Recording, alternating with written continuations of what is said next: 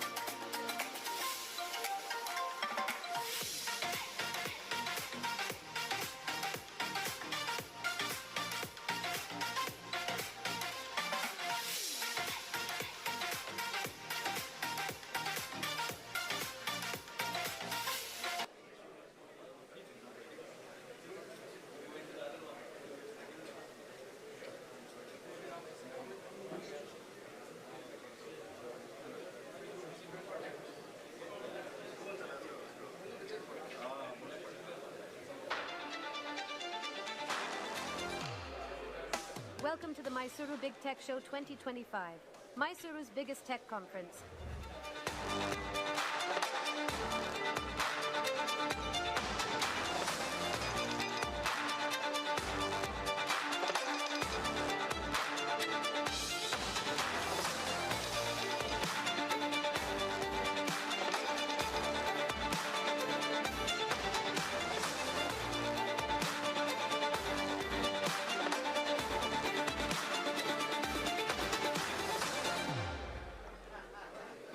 Good morning, ladies and gentlemen.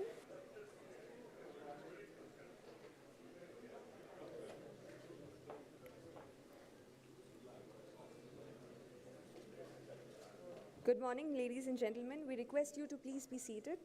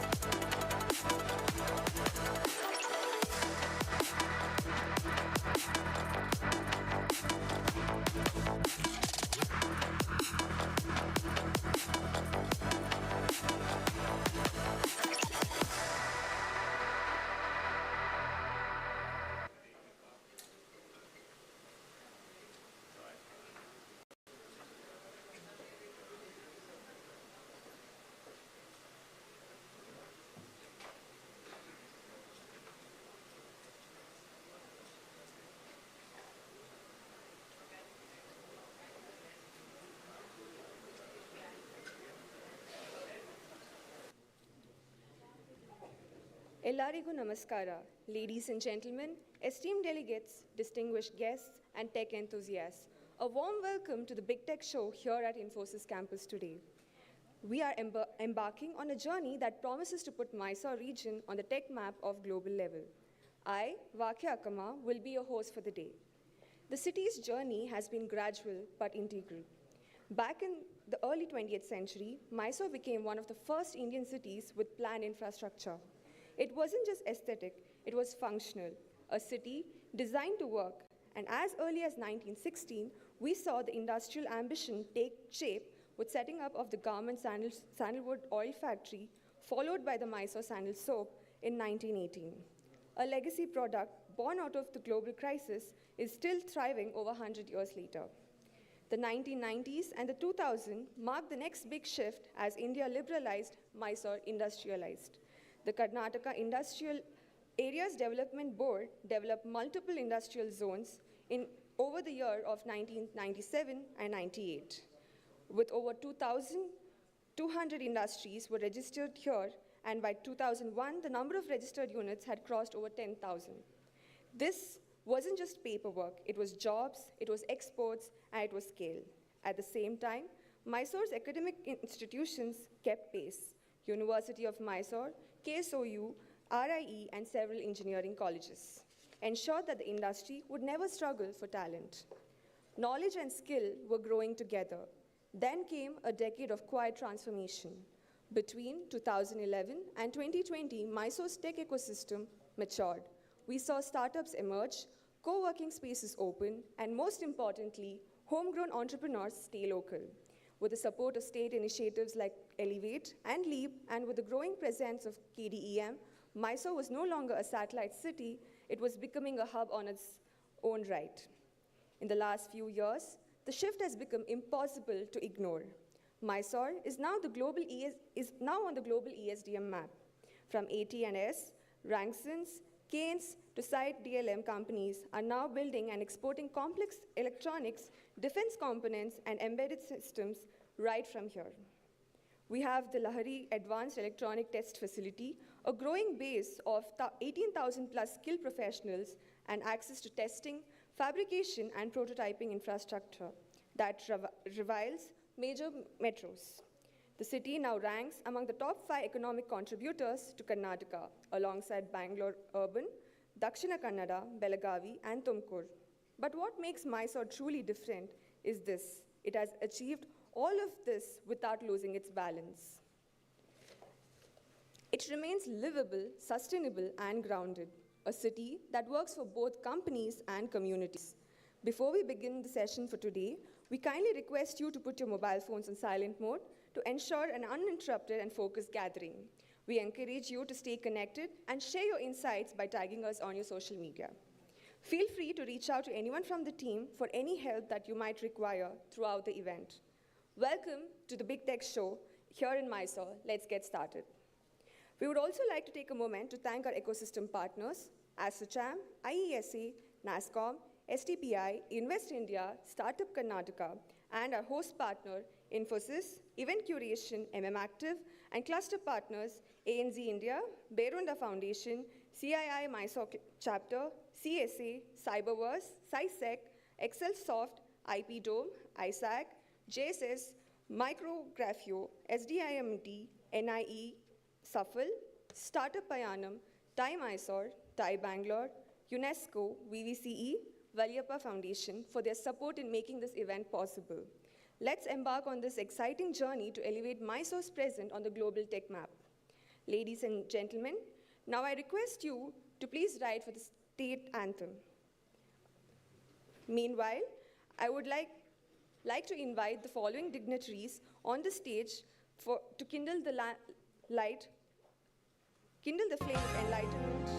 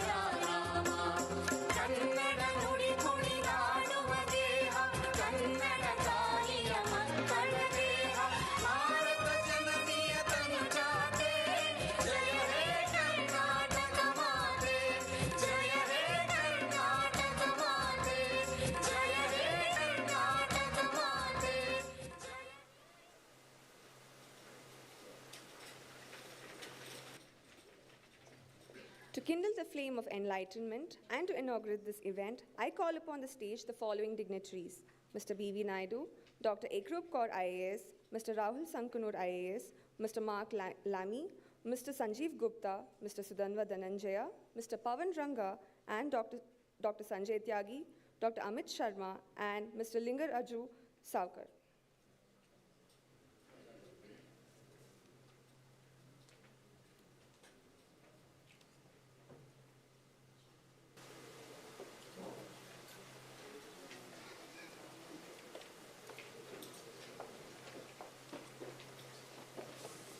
I also request Mr. Bhaskar Kalale and Mr. Raghu Panikar, Mr. Vinayak Hegde to come up on the stage.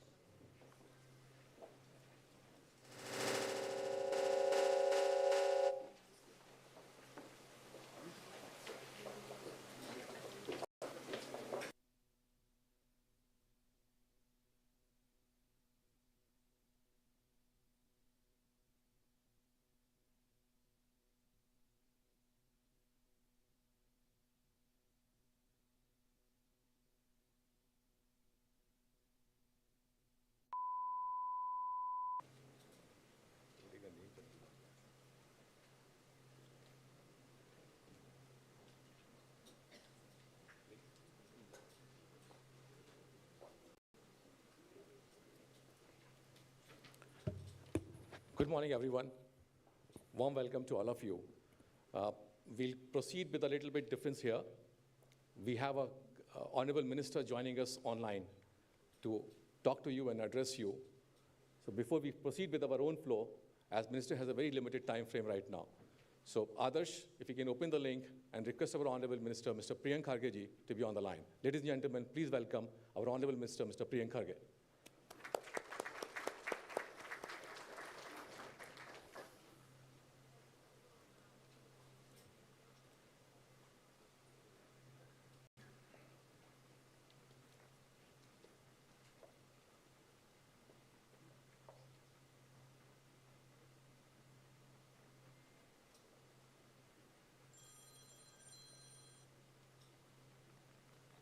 Yes, Adarsh. Sorry? Oh.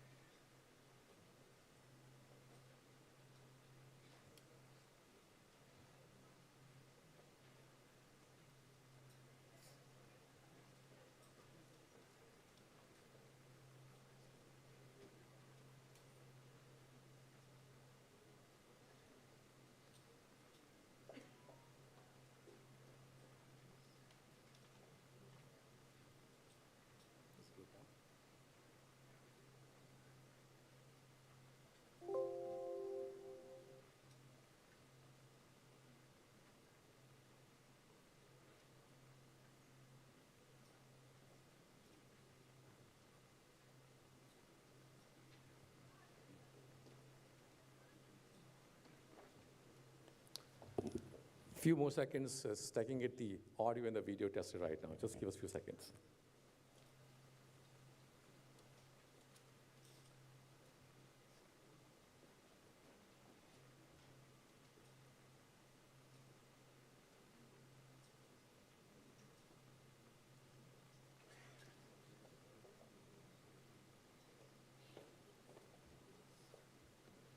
As we wait, I request the dignitaries to join in the lamp lighting.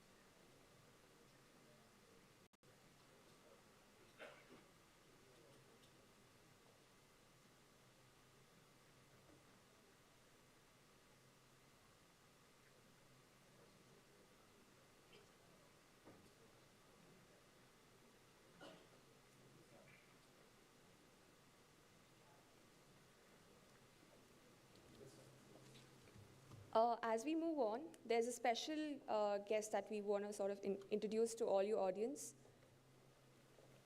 Over to the console.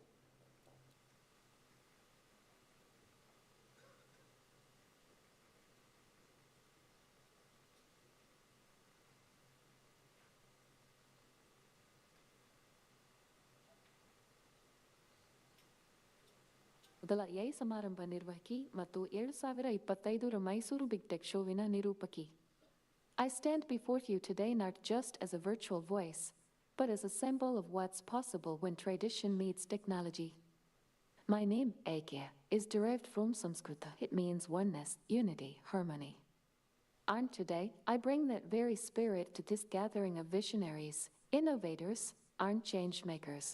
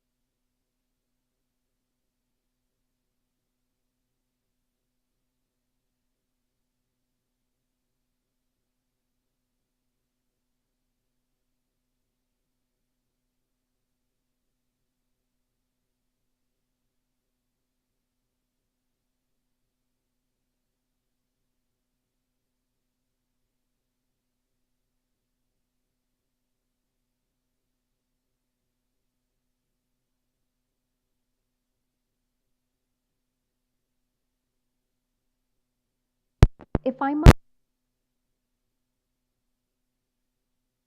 this city, from the grandeur of the Mysore Palace and the delightful taste of Mysore Park to the tranquil Chamundi Hills and the booming IT parks, name a sector and success has already been achieved the Mysore way. However, something that never ceases to surprise me is Mysure's evolution from a royal capital to that of a dynamic hub for tech. Mysore, traditionally known for its cultural heritage, has rapidly transformed into a dynamic technology and innovation hub in Karnataka. With a strong foundation in IT, electronic system design and manufacturing, ESDM, and emerging technologies, Mysore is poised to become a leading center for digital economy growth beyond Bengaluru. The region offers a unique blend of industrial infrastructure, skilled talent, and government support, making it an attractive destination for IT, ITES, and ESDM companies. The city's ability to integrate its rich cultural legacy with advanced technology makes it a hotspot for innovation and growth. Did you know that the sole manufacturer of indelible ink that the Election Commission uses for all elections in India is manufactured by a Mysore-based company, Mysore Paints and Varnish Limited? To say that what happens in Mysore creates ripples nationally and globally would not be an exaggeration. It is this unique power of the Mysore region that we are looking to harness and celebrate today. With that note, let's get going without any further delay. Before we begin the sessions for today, we kindly request that you put your mobile phones on silent mode to ensure an uninterrupted and focused gathering. We encourage you to stay connected and share your insights by tagging us on LinkedIn and Twitter. Feel free to reach out to anyone from our team for any help that you might require throughout the event. We would also like to take a moment to thank our startup ecosystem partners Dell Technologies, Intel Technologies, Associate Partner IBM, Host Partner Infosys, and our gifting partner Lamheno, Travel Partner Tone, Skilling Partner Rankbook, Banking Partner IDFC, and Media Partner Elets for their support in making this event possible. Let's embark on this exciting journey to elevate Mysure's presence on the global tech map.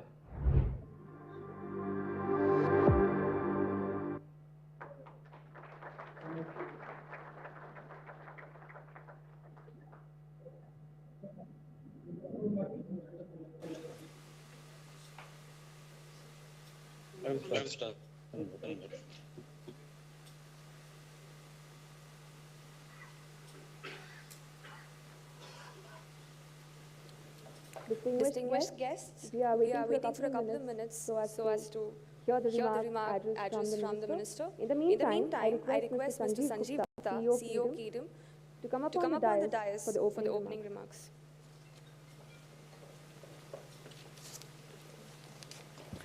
Very good morning and warm welcome. First of all, extremely sorry for the people who are standing there. This is like an amazing scene to see that the house is full and the guests are still standing. So sincere apology, first of all. We're not expecting that the turnout will be such a big, huge one in the big tech show of Mysuru. So apologies, but we'll find us chairs. We'll make sure some chairs are coming in place and we'll find a seat for you all.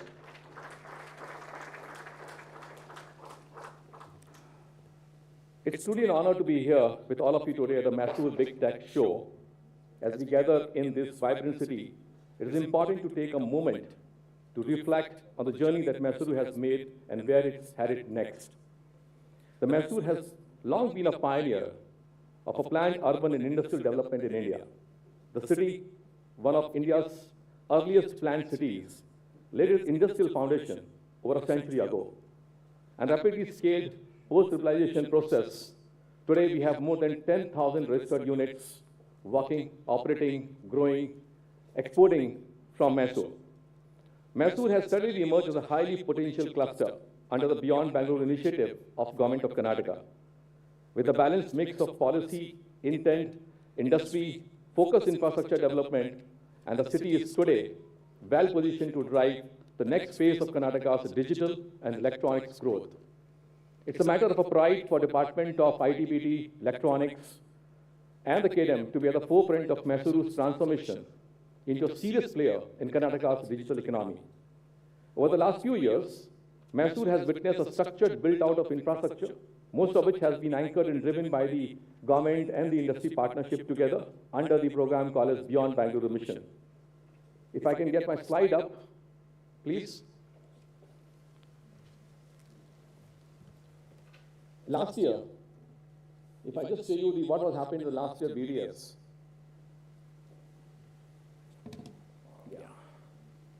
We have more than 700 registered delegates, and we have around 500 plus who actually finally turned up.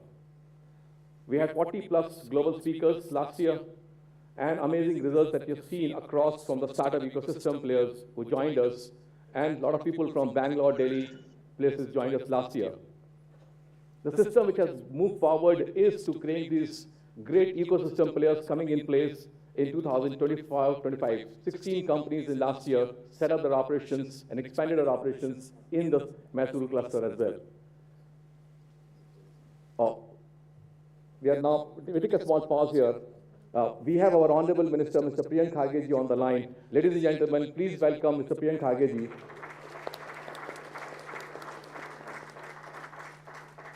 Sir, thank you so much for spending your time for the busy schedule, sir. We have a house full here, and the people are standing in the hall in Infosys campus. We request your kind words to promote the Beyond Bangalore and the Mysuru cluster. Sir, over to you. ಎಲ್ಲರಿಗೂ ನಮಸ್ಕಾರ. Am I audible? Yes, sir. ಎಲ್ಲರಿಗೂ ನಮಸ್ಕಾರ. Good morning to all distinguished guests, industry leaders, innovators, and friends. My most sincere apologies. I should have been there in Mysuru today with all of you, but unfortunately, I'm unable to do so because of a very important program that has been scheduled with the leader of opposition of Rajya Sabha and also the Minister for Environment here. So my apologies for that. But it's great to be here with all of you, although it's virtual. I know it's not the same as being present in person there. But one thing I would like to say is that the ecosystem called Mysuru is getting great momentum. And Mysuru, which is a city that stands not just as a cultural heart of India, but is also the rising star in India's technology landscape. And I think the city is at a very unique crossroads. And we have great potential to ensure that we will be able to accelerate in this region. I know I should not be saying this online, but I think one of the biggest factors working for Mysuru is the distance. So while it takes 1.5 hours to come from Kempegowda International Airport to Central Business District in Bengaluru, it takes almost the same time to get to Mysuru. So I think it's a great ecosystem that can be bred over there because it has the talent, it has the educational institutions, it has got great connectivity, and more importantly, it has the will of all the industry leaders there. So I think if we are able to capitalize on the talent pool that is available and the intent of the people there in the ecosystem, we'll be able to ensure that this will accelerate and propel the ecosystem to greater heights. And I think what is really heartening is when reports by Deloitte and NASSCOM say that Mysuru is one of the top 3 emerging tech hubs in India. I think that helps us market the region better. And like the KDM CEO was suggesting, Mysuru is now Karnataka's second largest IT export hub, and we recorded close to around 5,700 crores in exports in the last financial year. And we have over 50 national and global companies, including Infosys, Wipro, IBM, L&T, SBI. They've all chosen Mysuru just not as an alternative, but as a preferred destination for growth and innovation. And of course, the Beyond Bengaluru mission that we have will further accentuate our policies, further accentuate our intent to develop the Mysuru cluster at the national level.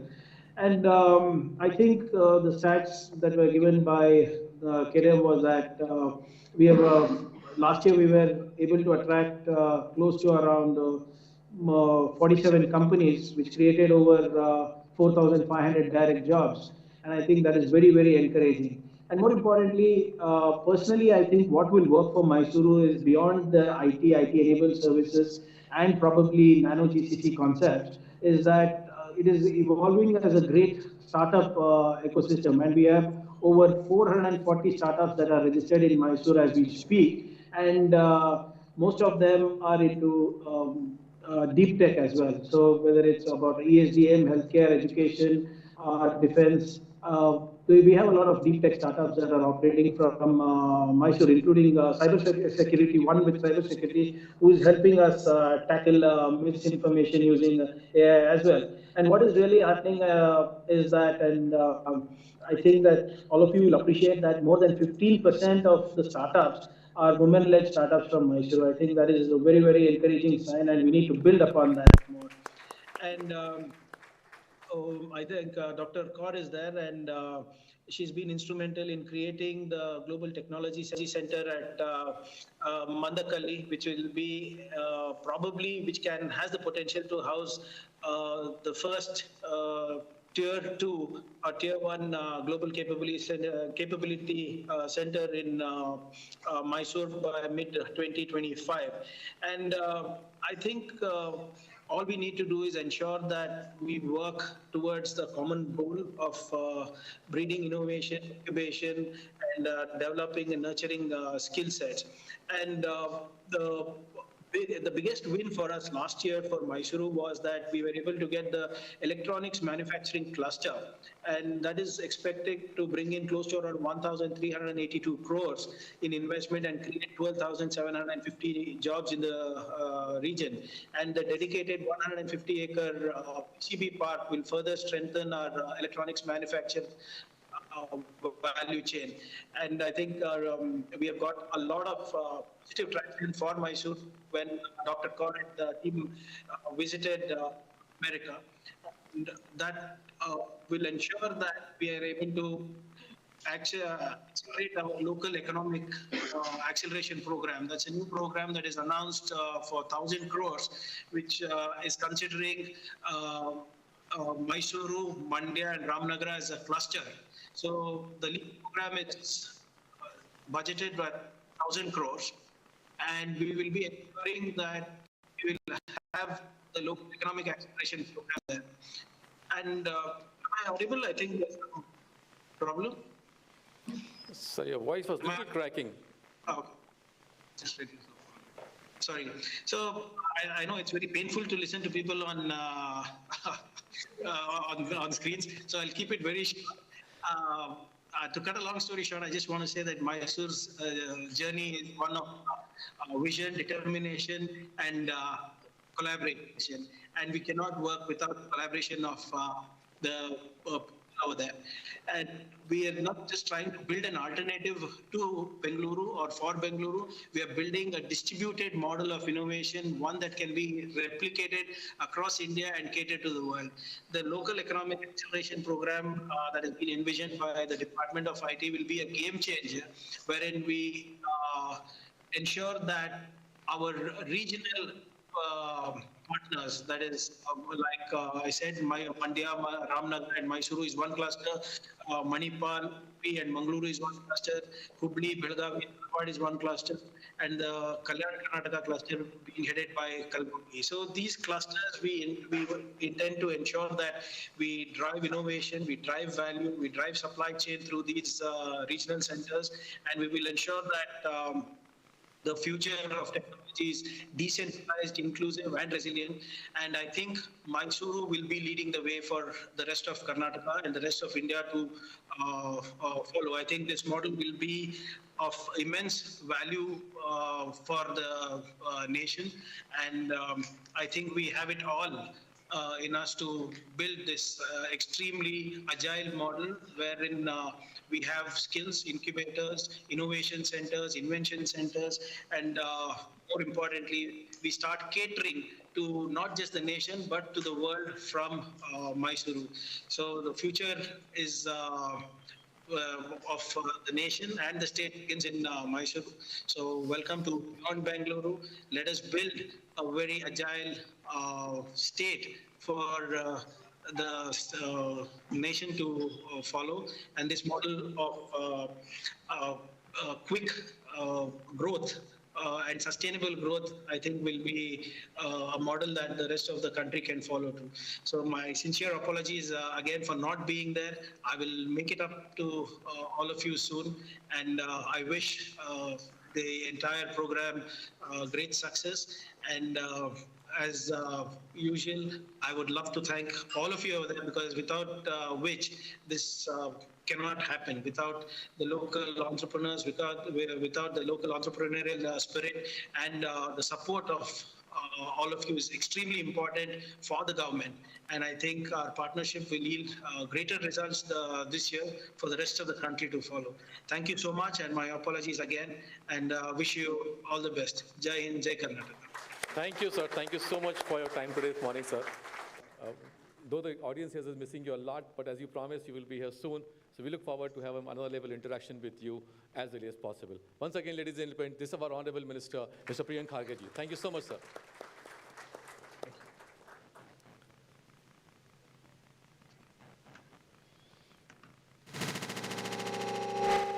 Yeah. So if we move on with the this was the Honorable Minister talking about of the PCB Park, talking about of the LEAP program, and etc. Ladies and gentlemen, I'm very happy to share that we have 1,100 plus registered for this BTS event first time. 1,000 plus registrations. You can see this, the crowd which is sitting in front of you today. Global speakers all across who are joining us today here. Sincere thank you for spending your time, sharing your knowledge, giving perspective towards the technology, giving perspective about the GCCs, as well as looking at the global alliances that can be brought in as a growth engine to here in the Mysuru cluster. I will be not doing it justice if I don't share a sincere thanks to the industry anchors who has been standing up tall with their full support and looking at how do we connect with the industry, how do we make sure that some of the inputs that we can go to the policy side that can be worked together. I think each and every single brick which has been put together here in the Mysuru cluster is credit goes to the industry anchors. Ladies and gentlemen, big hand applause for these people who have been volunteering themselves completely into this journey. Nonetheless, we have our partners, NASSCOM, ISA, ESCOM, Bhaskar, Ashok, thank you so much for being here. A tremendous support that we receive from all of you for making the clusters growing faster. Bhaskar has last time promised that we'll have a GCC council meeting here in Mysuru. He delivered. He's going to promise more for us, and I think that we will have to hear from you later in the day. Thank you so much. Warm welcome to the Consulate General here, the Secretary IDBD, our dear friends from the industry, from Mr. Lingaraju, Kindrel, Mr. Amit Sharma from here, and our industry anchors, and nonetheless, our chairman, Mr. B.V. Naidu. Thank you.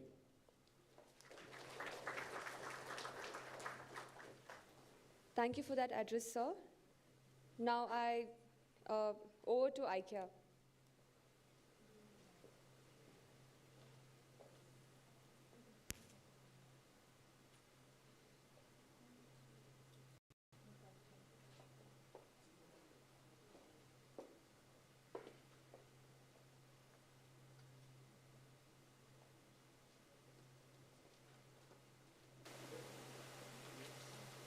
Businesses, innovation ecosystem where global enterprises, dynamic startups, and homegrown entrepreneurs co-create the future. But the journey of Mysuru is something that is much more rich, something that demands a native Mysorean to narrate it. An alumnus of SJCE and the Worcester Polytechnic Institute, he came back from teaching in the US to working for MNCs like Wipro to Kirloskar. A founder of several organizations and institutions like Excel Empathy Foundation, Excel Public School, Queen's School of Design, and many more, he was also a senior consultant to the World Bank and has been a member of several advisory committees, boards of studies, and academic councils of several universities. It is truly honor to invite to the stage Mr. Sudhanma Dhananjaya, founder of Excelsoft and the lead industry anchor for the Mysuru cluster, to share his thoughts on the genesis of electronics manufacturing in Mysuru. Over to you, sir.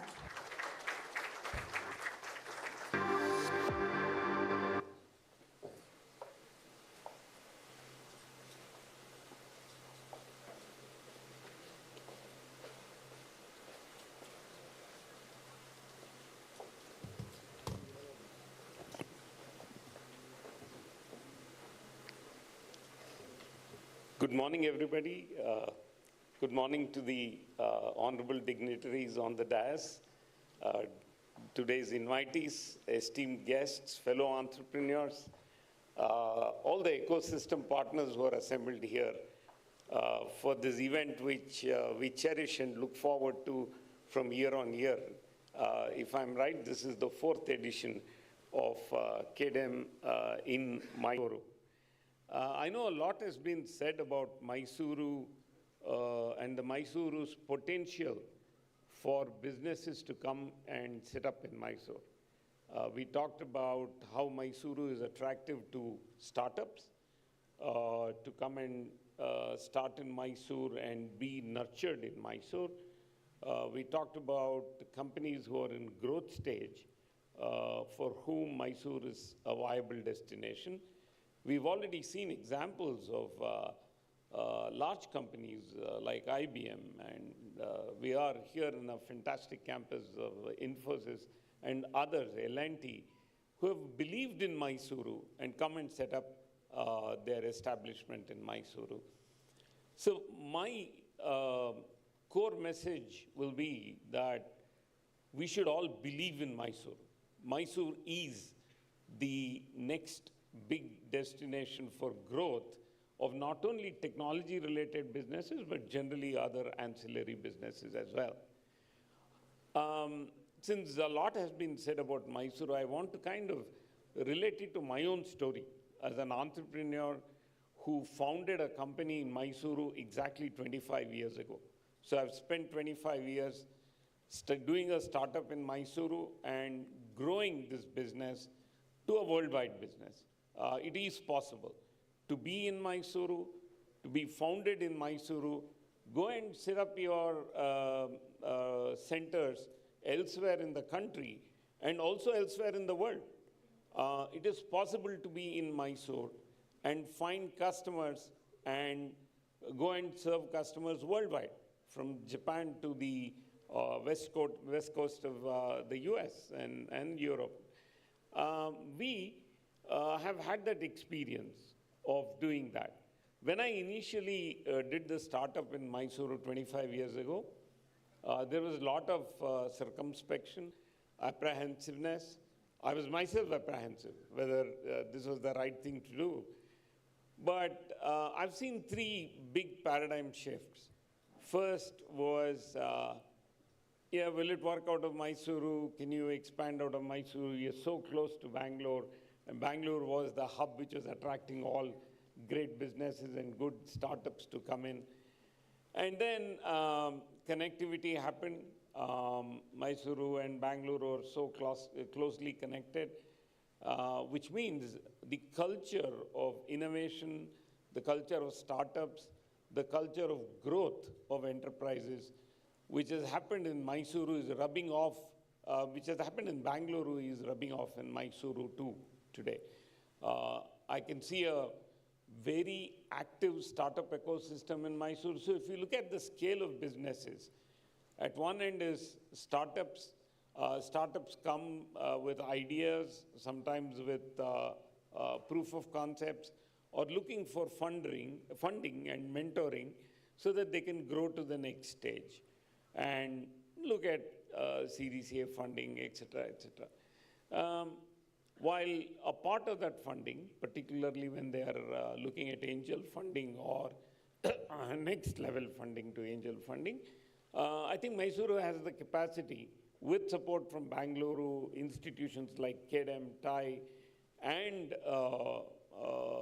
investors in Bangalore, who've started actively looking at Mysuru's businesses to invest in. When I started, that was not the paradigm. If I wanted to get funded for my business, I had to go to Bangalore, go visit many VCs and PEs, and seek, tell a story, tell them that Mysuru will become viable, and that we as a business can grow to be a global business. That was a story which was not easy to sell.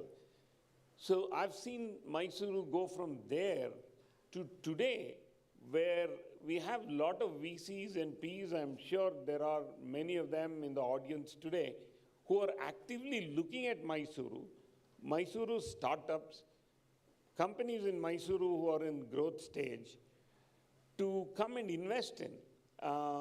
And that is a big shift I've seen. This is the fourth edition of KDM event in Mysuru that I have been part of. And I can already see a big transformation. I know in the very first KDM session, we were trying hard to get enough attendance.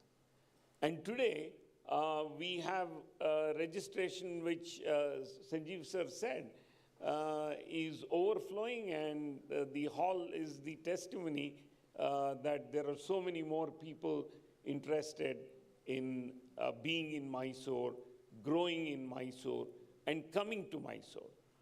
As a stakeholder in Mysore, being part of KDM, being part of TAI and other systems in Mysore, I deem it a privilege not only to speak to all of you today, but to leave you with one message. Come to Mysore, experience Mysore, grow in Mysore. Mysore offers such a conducive ecosystem, a great work-life balance, still a very green city. I think the authorities are doing everything they can to make sure that the urban planning and zoning going forward in Mysore will not be chaotic and will be a very livable city, and also will be a great city to grow your businesses. So please come to Mysore. Thank you very much for this opportunity, sir. Thank you all for coming. Thanks. Thank you for the address, sir. Now I'd like to call upon Mr. Bhaskar Kalale, President TAI Mysore, to address the gathering.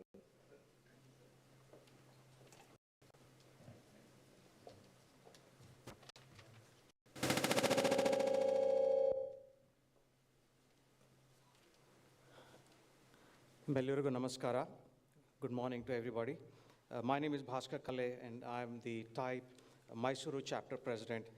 It's with great pleasure that I have the opportunity to address you all this morning. And before I begin, I echo what Sanjeev said just now, which is to also extend my heartfelt apology for all the people who are standing in the room today. In one way, it feels good that so many of you are here. On the other side, it also feels sad that you have to stand. But I assure you that as ecosystem partners with KDM, we have done everything that was possible to make sure that you're comfortable today, and whatever you hear throughout the day today is probably going to be worth your effort in standing and spending that energy in standing. I had a few things to talk about. I will not take too much of time, but I was also given a sheet of paper before I got onto the stage. So somehow I have to weave this into my regular speech that I had thought I would talk about. As they say in English, there is a proverb which says it takes a village to bring up a child. Same thing, an event of this kind or to build a cluster in Mysore is not possible without all of the ecosystem partners and all of the other organizations coming together. Be it educational institutions, be it research institutes like the CFTRI, DFRL, and the CPET or CPET, which is the Plastic Technology Center here in Mysore, and many of the other industries that have been set up by the erstwhile Maharaja of Mysore, and that's been continued by the state government. So educational institutions, research institutions, innovators, incubators, startups, and also the GCCs of the large companies, and the government policies and the policymakers. All of them have to come together to bring something of this nature to Mysore, and also to propel a city like Mysore to the next stage of its growth. I've lived in Mysore for now 14 years, right? So to create, and we have, all of us have tried very, very hard to make Mysore what it is today and to grow from where we are today. And I'm glad that for the first time, KDM has reached out to many of the ecosystem partners to bring together literally a village and to make something happen. It is a proud moment for all of us. Though we have talked about Mysuru's strengths for many years, it is for the first time that we are actually seeing all of the ecosystem partners coming together in a cohesive manner, and thanks to, as I said, KDM's efforts and Beyond Bengaluru initiative. We have institutes, educational institutions and institutes which do a lot of research. Research fuels, well, I should say, educational institutions and research institutions do research, and those research actually fuels the startups. The startups then drive the industry, and the industry drives the progress of the nation and, of course, of the region as well as the nation. So we expect that with all of the things that is happening in Mysore, there are, as earlier Sanjeev ji said, and my time is almost up. As Sanjeev ji said, there are 450 plus startups in Mysore. TiE Mysuru is very actively involved in nurturing and mentoring all of these startups in Mysore. So far, with 175 members in TiE Mysuru, we have mentored more than 80 startups in Mysore, and there are more than 40 mentors that are actively involved in mentoring startups. So I do believe that this is the time to be in Mysore, and if you are not in Mysore right now, I think you'll regret in about 3 years for having missed the bus. So please don't miss the bus. Come to Mysore. It has the right ecosystem. It has the right ecosystem partners for your establishment to be successful. Thank you very much. Jai Hind and Jai Karnataka. Thank you, sir. Now I'd like to call upon Mr. Vinayak Hegde, Vice President, Mysore Center Head, Infosys Mysore Campus.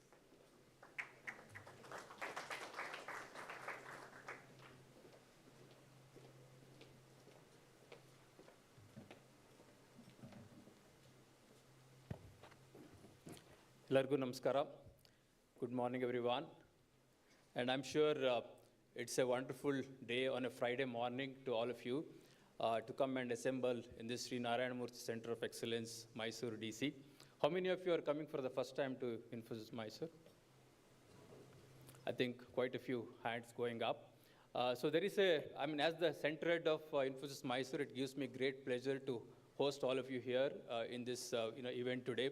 But apologies for having less number of seats and more participants. Definitely, I think next time onwards, we'll have to shift to the bigger auditorium for KDM event.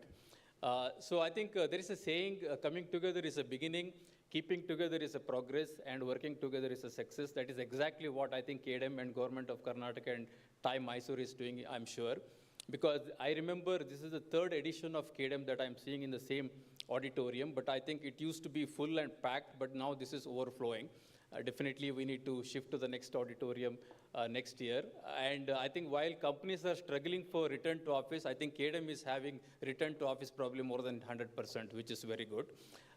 So I think that really shows what KDM is doing along with TiE Mysuru and the government of Karnataka supporting, and all the the local entrepreneurs, researchers, innovators, and all the entrepreneurs who are actually from Mysuru, who was expanding it to other cities and making it more global. So I think it is fantastic ecosystem, I would say, for all of us to come together and then talk about beyond Bengaluru and then how we can actually grow Mysuru. I think on this slide here, you can probably see some of the data points, what really is all about for Mysuru. I think Honorable Minister already talked about it, 5,700 crore in IT exports, being the second city now after Bengaluru.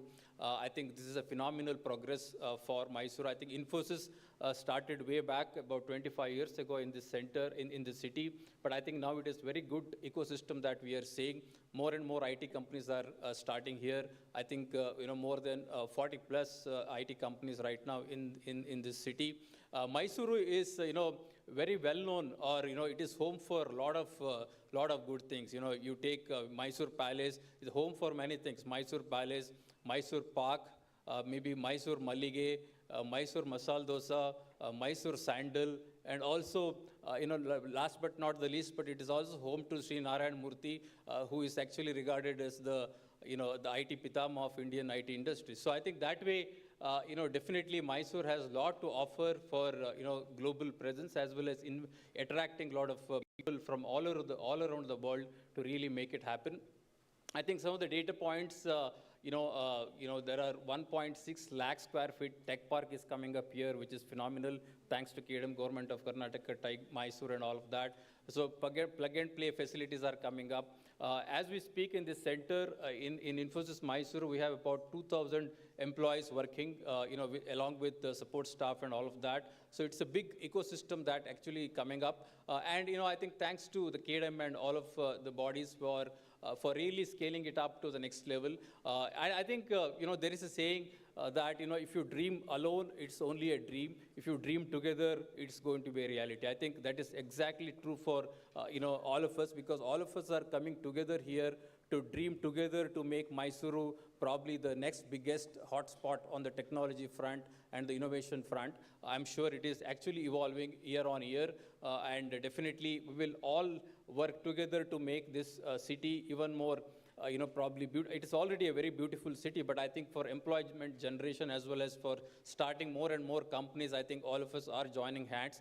Thanks to all of you who are coming here. And I think every year on year, the participation is really going up.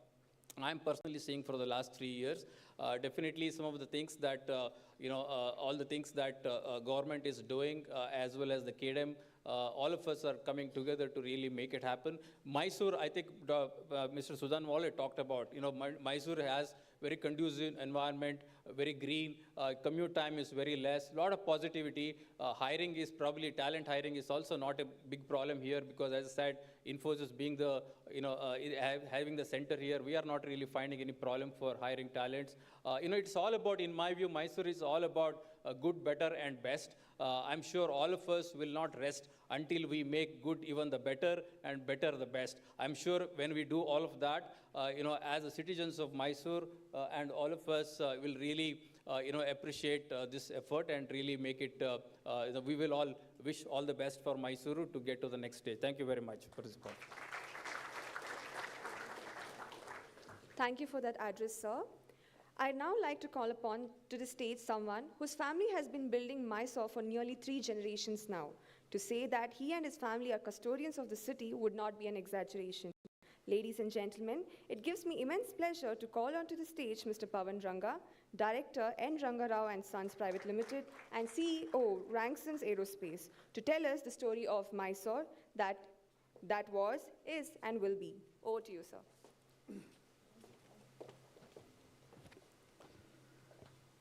All the dignitaries on the dais, friends, a lot of them already familiar faces, aspiring entrepreneurs, people who want to come into Mysore, very good morning.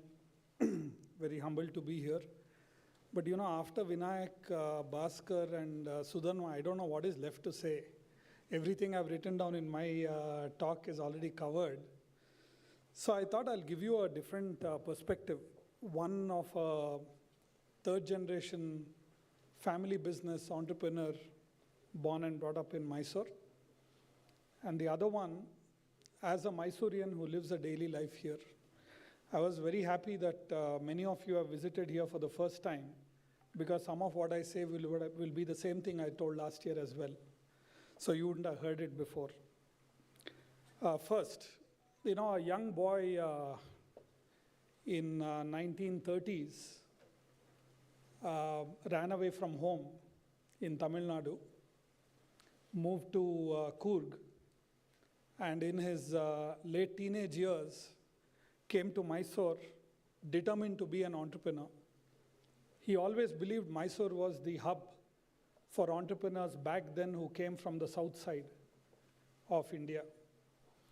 He tried out many different things, but finally came up with this wonderful product of agarbatti done in a very unique way.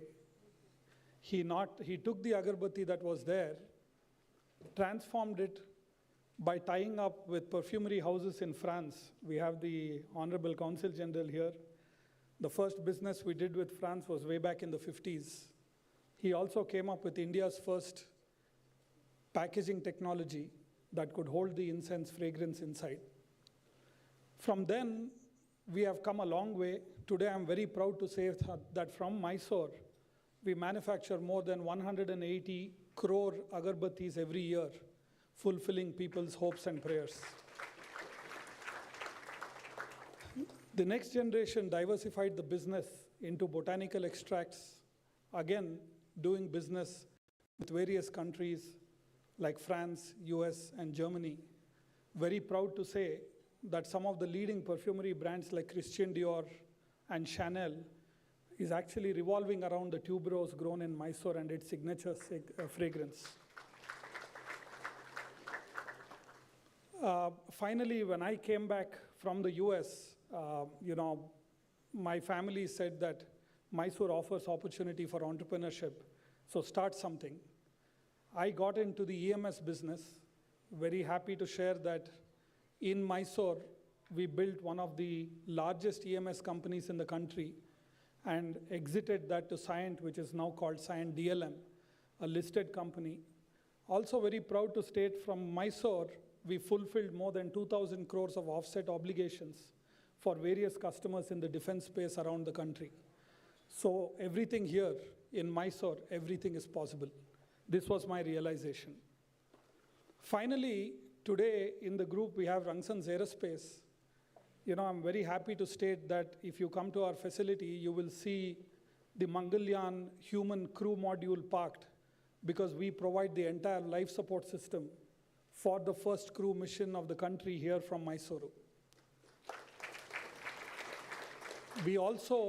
I'm also very proud to say that every Airbus aircraft, A320, A350, a lot of the Boeing platforms, Lockheed Martin's F-16, the structural parts, the key ducts and hoses are all built here, hardly 1 kilometer from here at Rangsans Aerospace in Mysuru. Why I'm sharing all this is the possibility, today we have a 6,000 people extended, what we call NR Parivar, here in Mysore. We have found people, attracted people from all over the country and beyond to come here, set up their shop and live their lives. We export to over 60 countries as a business group, all from Mysuru, and we are very proud of that.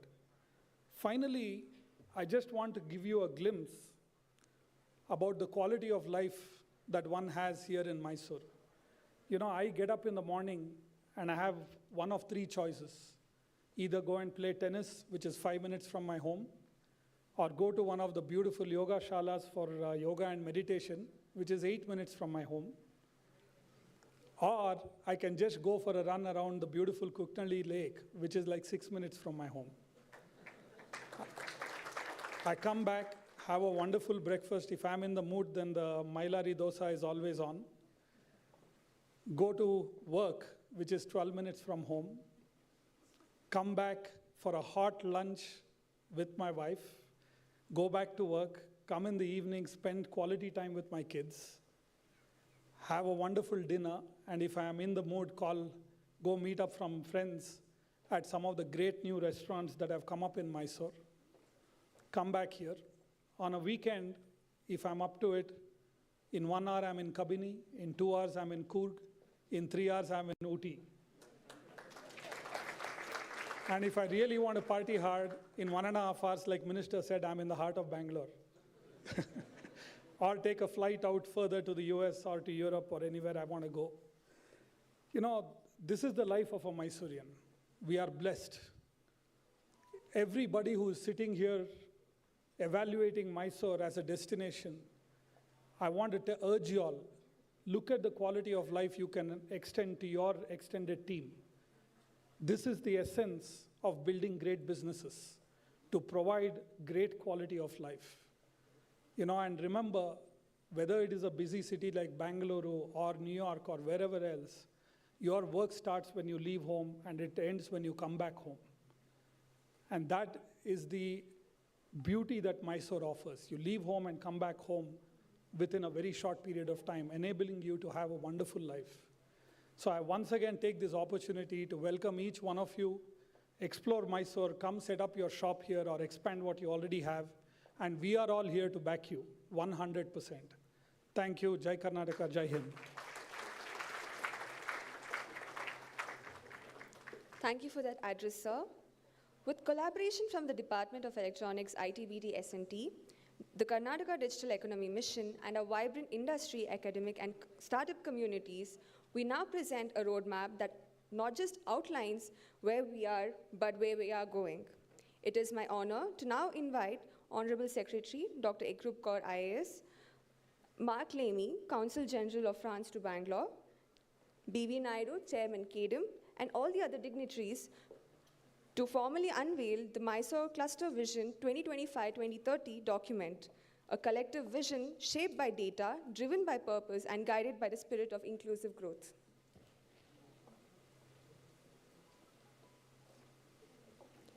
Let's welcome the launch with a round of applause.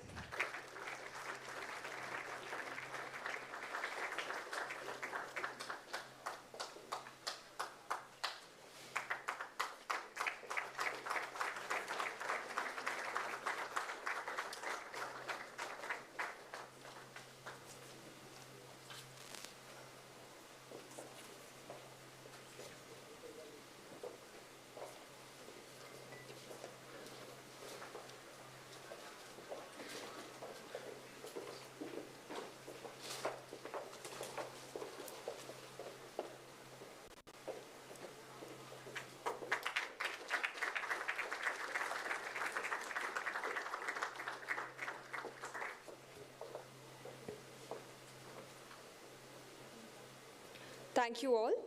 Our next speaker leads a global tech powerhouse, Kyndryl, the world's largest IT infrastructure service provider.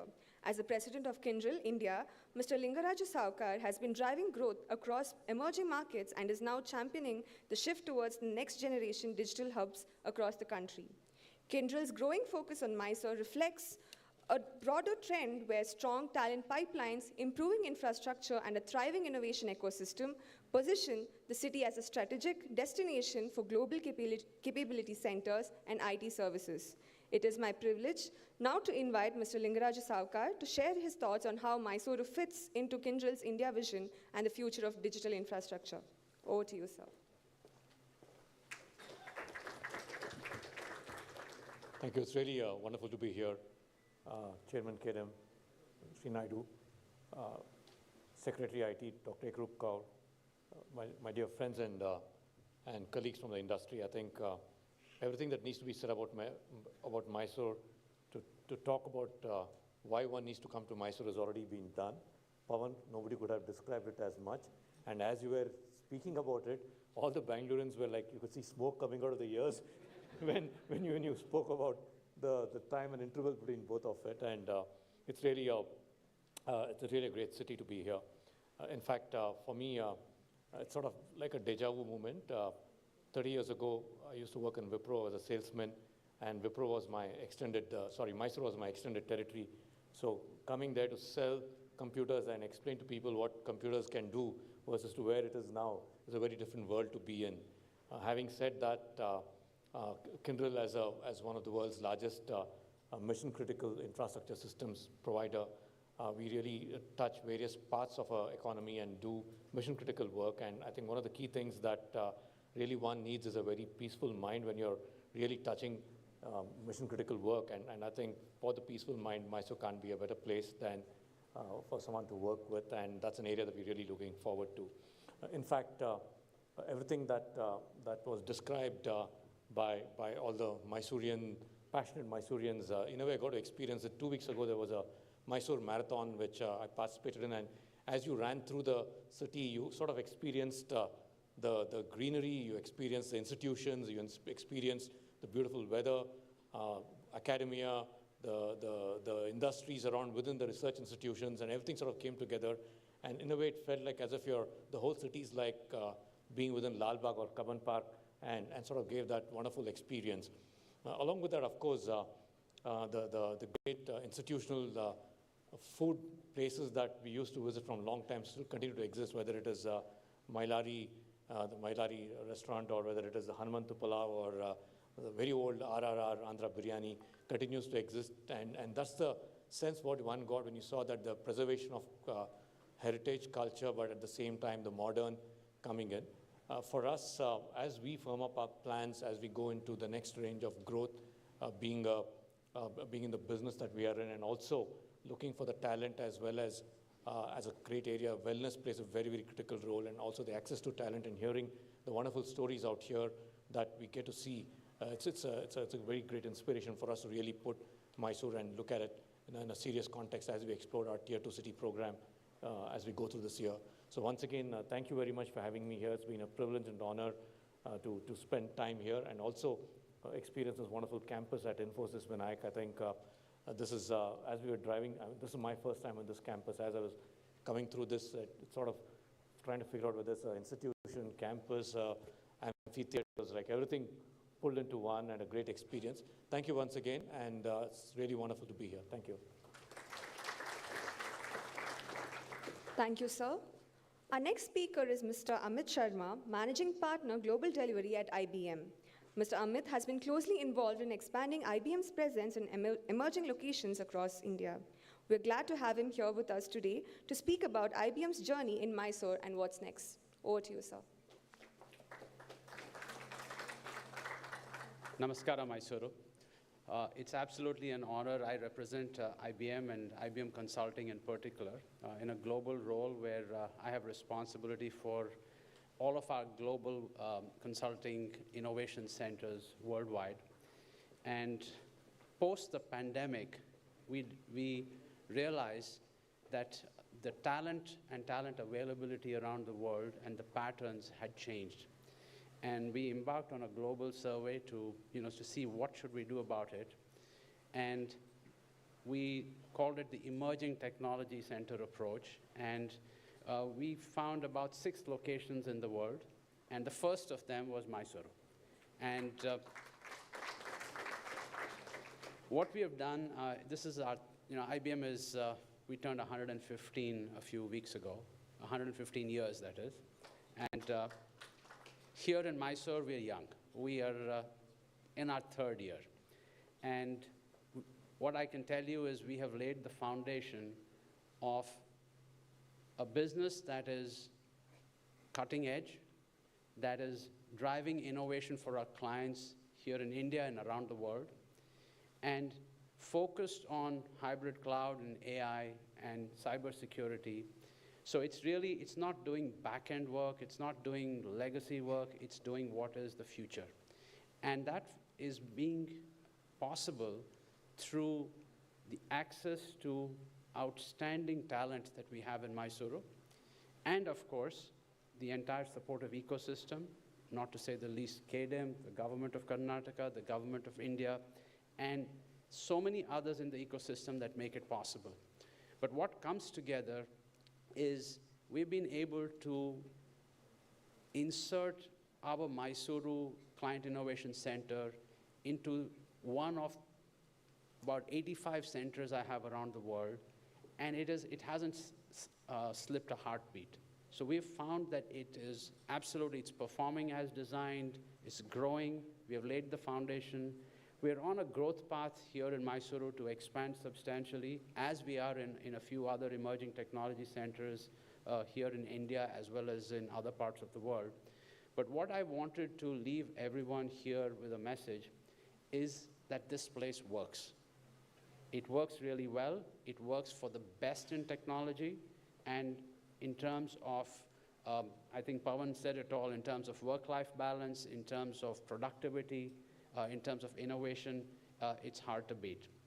Now, with it do come, we did have some challenges in terms of, attrition, because, lots of people potentially look at other bigger cities which are thought to be as, more lucrative destinations for employment. But the good news is we're already beginning to see returnees. So people who go there and figure out, there are some other big cities which are supposed to be fast-paced, but then, you spend 8 minutes or 12 minutes that Pawan mentioned at each traffic signal. So there is a difference to the quality of life that our employees and practitioners have. Now, I did want to just let everybody know that as we have this conference, my leadership team for our Global Emerging Technology Centers, our leadership in Mysore are all here. If you could just stand up, please. You can please network with them, and if you need any inputs or any first-hand information about how things went, what we went through in terms of our startup, if you will, I think we are in, I wouldn't say maturity, but we are in our adolescent years here in Mysore. I think you can get some first-hand insight, but I give you an assurance that from a technology and from a services and from a client innovation perspective, you simply cannot go wrong here. And to Sanjeev and team, I think a huge shout out because you've been along with us on all this journey.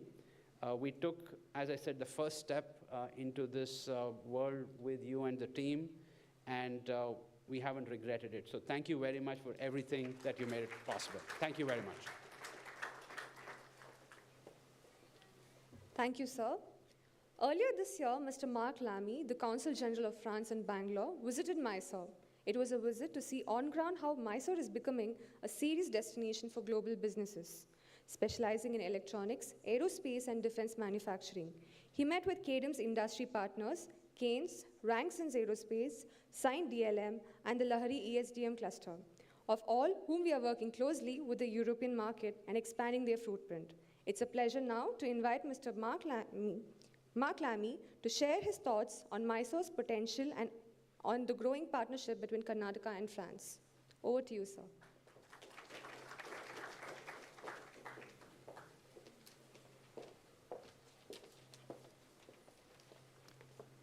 Secretary Group Corps,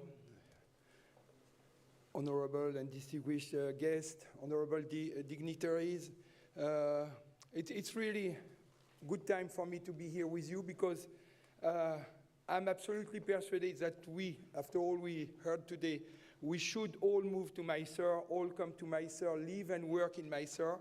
I came personally, I've been here only 7 months in this beautiful country and state of Karnataka, and I came here already 4 times, and my wish that I shared already with most of you is to bring our companies more and more here, even though we already have companies. And as chairman of Rongson Aerospace already said, we have a lot of business relation with companies locally working in Mysore. So France is here, and of course, many other countries that makes Mysore a local place with its own culture, but also very international place where it's good to live and good to work. So thank you for invitation. So as you mentioned, my last visit to Mysore was extremely rich. I visited several companies, including, of course, this beautiful campus of Infosys, Keynes Technology, Science, of course, and I mentioned Rongson Aerospace, and also some French companies. Yesterday, I was still with 2 new French companies that are working here. This visit confirms that Mysore is asserting itself as a rising hub for high-value strategic industries with a clear interest in developing new partnerships with French companies and international companies at large. These developments take place within the broader context of the France-India strategic partnership, and more specifically, the strong relation between France and Karnataka. This cooperation, driven by the collective effort of the entire Team France, from the French Tech India to the Indo-French Chamber of Commerce and Industry and Paris region, which signed a memorandum of understanding with the state of Karnataka in 2024, is a testament of our shared ambition to foster innovation, investment, and long-term collaboration. Today, as you may know, more than 200 French companies are established in Karnataka, making France a long-standing and trusted partner in the state's digital and industrial transformation. What we see here in Mysore is a dynamic ecosystem, a shared sense of purpose, and an unwavering spirit of innovation. With French companies like Schneider Electric already present, we are very confident that many more will join in building the future of aerospace, deep tech, and digital services. Looking ahead, the Indo-French Year of Innovation in 2026 will mark a major milestone in our two countries' cooperation. Technology and innovation will take center stage, and AI stands out as a cross-cutting priority. In this context, the recent French Tech India AI Summit in Bangalore, which shows the participation of KDEM, which I thank because we are now a long-term, if I could say, partner, was a great success. It built on the momentum of the AI Action Summit held in France and is now paving the way for the next gathering, which will take place here in India. The Indo-French partnership is not only about shared interests, it is about shared vision and mutual trust. The coming year of innovation will allow us to go one step further, and Mysore will be part of this momentum. Let me end by expressing my appreciation for the organizers of the Mysuru Big Tech Show and the Infosys team for hosting us on this beautiful campus. Merci à toutes et à tous. Thank you very much. Thank you, sir. Now I'd like to call upon Mr. Chetan Dikshit, GM KDIM, for the announcement of new companies. Over to you.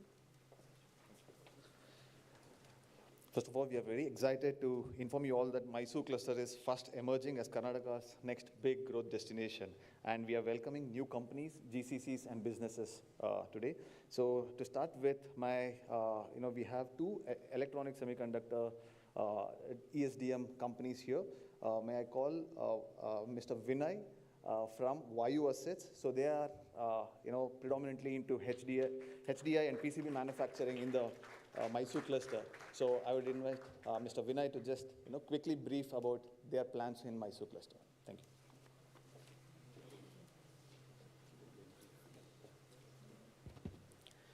ಎಲ್ಲರಿಗೂ ನಮಸ್ಕಾರ. My name is Vinay, and this is Mr. Satya Sai. Both of us are co-founders in a company called Vayu Assets Private Limited. We are very pleased to announce a 1,250 crore investment in this region to set up a PCB HDI manufacturing plant, not only for the domestic market, but also for the export market. And we plan to begin to start this immediately.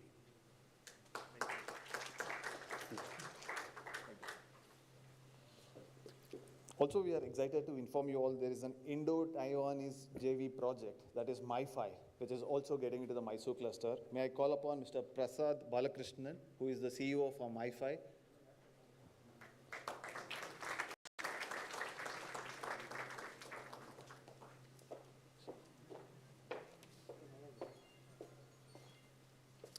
Good morning, good afternoon all. Great work by the KDM team here. Thanks for bringing me to Mysore. We have started as MiFi, the first India's indigenous designed memory SSDs and controllers. It's a big vision. We have a big R&D in Bangalore, and then had a chance to meet with KDM team, and they were trying to tell me what's there in Mysore. And then when Pawan talked, I was really, really happy that there are much better things happening in Mysore, because it takes more than 3 minutes for me to get out of my house in Bangalore. He can get home for lunch. So the intent is to basically get to GTC, set up a 200 odd R&D facility, and then probably expand it into the actual NAND controller designs and all of those things in the PCB side of things. Hopefully we should have a good relationship. I wish KDM and the people of Mysore here the best of luck. God bless. Bye. Thank you, sir. Now it's exciting to announce there are two GCCs who are landing in the region of Mysuru cluster. So may I call upon Dimple and team from the McLaren Strategic Solutions. They are a GCC based, a unique, they are exploring a nano GCC model. May I call upon Dimple. Ma'am, we also have a request that, they wanted to share the LOI formally to the department, Dimple, maybe you can just.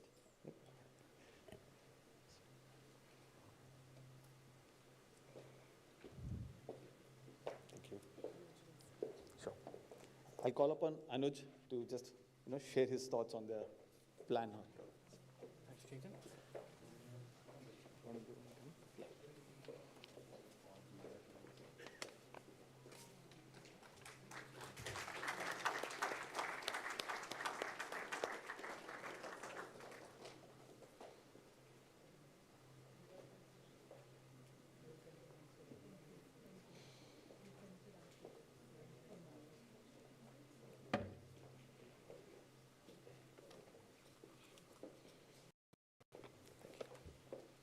Over to Anuj. Thank you, Kadam, for this amazing opportunity. We've met with Sanjeev and team just a couple of months back, where Sanjeev had talked about this broader vision that Kadam has to bring IT beyond Bangalore. The opportunity that unfolded for us to expand, basically using the Nano GCC concept for the global customer base that we bring in, was simply too good to ignore. And the speed with which Kadam moved is a breath of fresh air, and we look forward to starting 2 GCCs starting with Mysore, moving on to a couple of other locations. And the vision that we have is in 18 to 24 months, we'd have GCCs that would have the impact of 50,000 people, but definitely using a host of technologies. Thank you. Thank you, Anuj. Moving on, ma'am, we are also happy to inform there is a transport and a logistic supply chain GCC. For that, we have Mr. Sudhakar here, who is the India head, and they do also want to share the LOI to the department formally, and then I'll request Mr. Sudhakar to just share his plan for the Mysore and the India GCC. So this is the Forward Air and the Omni Logistics, which is right now in the form of merger, and it's going to be one entity that will be based out of Mysore.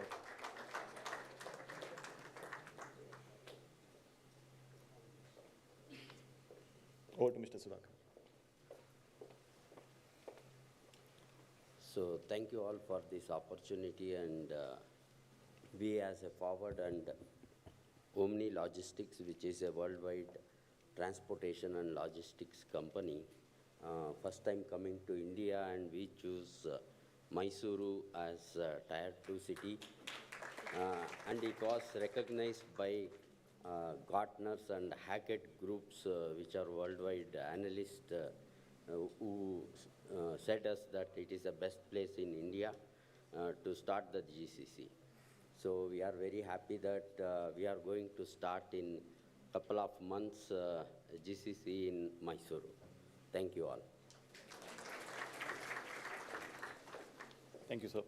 Moving forward, we are also excited to inform Pothiraj Group, which is one of the oldest and the legacy group of Mysore, now coming out with an incubation center on cybersecurity. And may I call upon Mr. Balaji, who leads Pothiraj Group, to just share his plan and vision for the Mysore.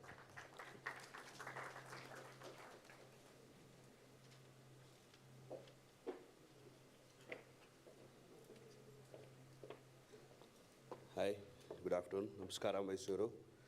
I warmly welcome you all to the prestigious Mysuru Big Tech Show. So we're actually building South India Angel Network, creating a startup investment ecosystem of South India in Bangalore. As part of the initiative, we're establishing a startup incubator and accelerator along with investment network.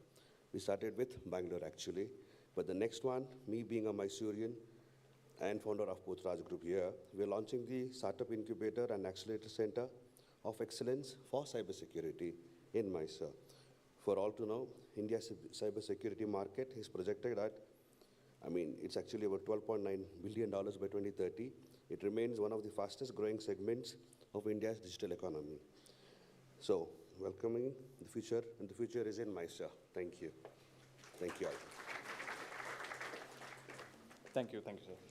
And we are also excited to announce and inform, the Scient Group is expanding their EMS facility in Mysore, and they have also secured almost 20 acres of land for this.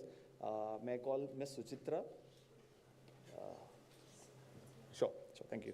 And at the last, I'm also again happy to inform you all that the JSS group of institution is collaborated with Surrey and Swasna University for the Grant Research and Innovation Center for Semiconductor Technology. So that's going to come up very soon here in Mysore. So this is for the information for the larger audience here. Thank you. Thank you all.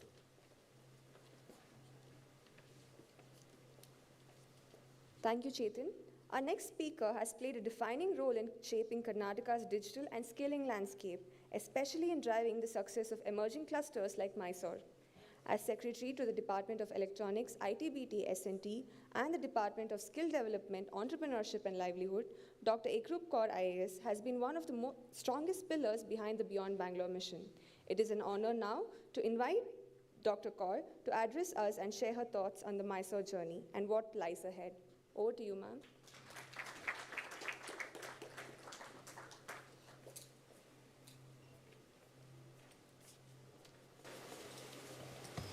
Ellarigu namaskara. A very good afternoon to everyone. I think we are running behind schedule, and part of the reason is that I also got delayed in getting here.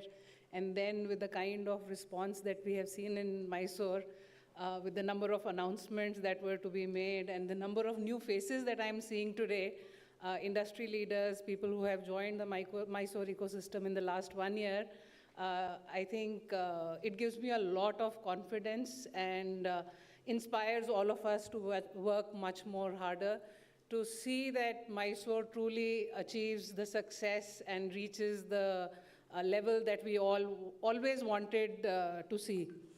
Mysore certainly has been at the forefront when it comes to emerging clusters, not just in Karnataka, but in India. And while a lot has been already said about where Mysore is and what is the kind of statistics, I thought I'll just share a couple of thoughts on what the state government is trying to do and how we are trying to promote Mysore to next level. So one of the important things which was, in fact, last year we have come out with 4 new policies. And if you look at each one of the policies, the common thread between all the policies which give industry incentives is that there is a special place for clusters beyond Bangalore. One of our flagship and right now the most important segment that we are working on is the GCC segment. Looking at the industry estimates that another 500 new GCCs are expected, 1,000 actually, and we are looking at 500 in Karnataka over the next 4 to 5 years. In our GCC policy, we have given a very, very special emphasis to clusters beyond Bangalore. And a whole lot of financial and other ecosystem incentives have been built into the policy to see that we enable the growth which Mysore can potentially see. So through the policy, we have not only given financial incentives, but as I said, ecosystem support in terms of skilling, in terms of setting centers of excellence, and we have already made a beginning in that direction. In fact, very shortly, I think in another week or 10 days, the announcement will happen. We are setting up 2 new TBIs in Mysore, one which will be focused on cyber security and AI, and the other would be focused on agri-tech.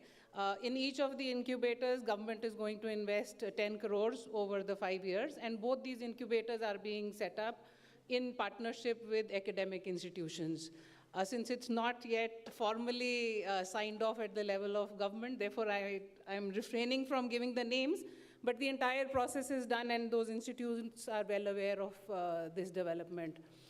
So besides the GCC policy, we also came out with a biotech policy, with a space tech policy, and a cyber security policy. We all know that Mysore has over the years shaped up as a very strong cyber security hub.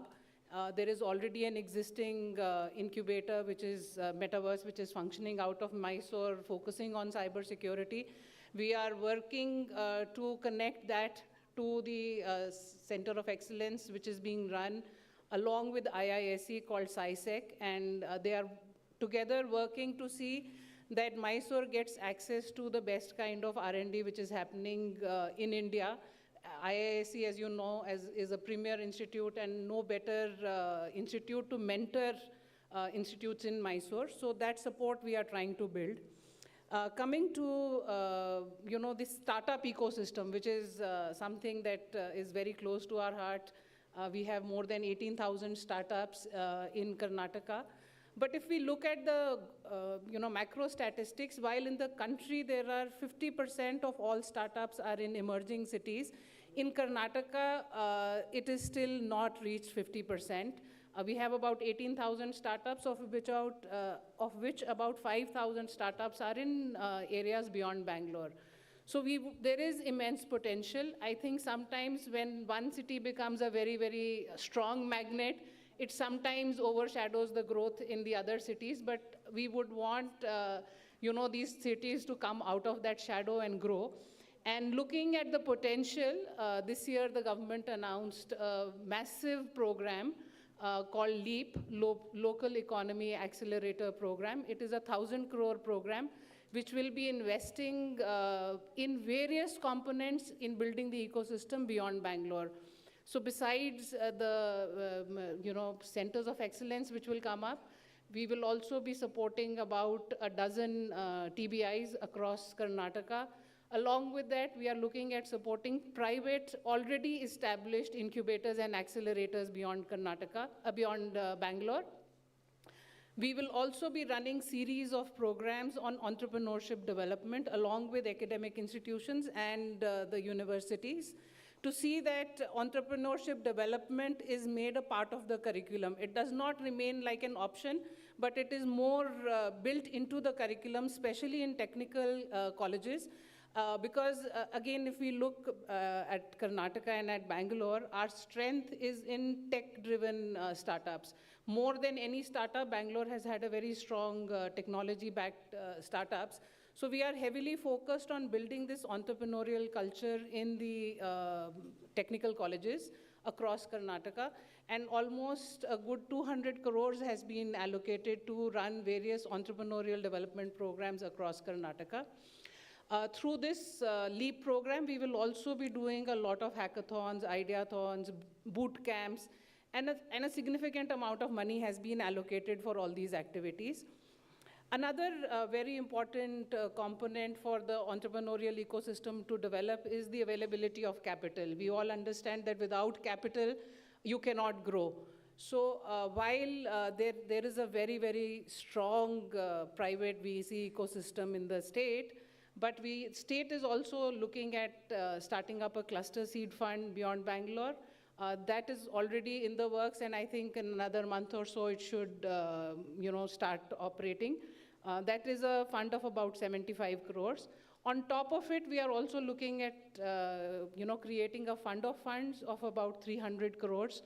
So that will again focus on startups beyond Bangalore. This fund would be totally dedicated to non-Bangalore based startups.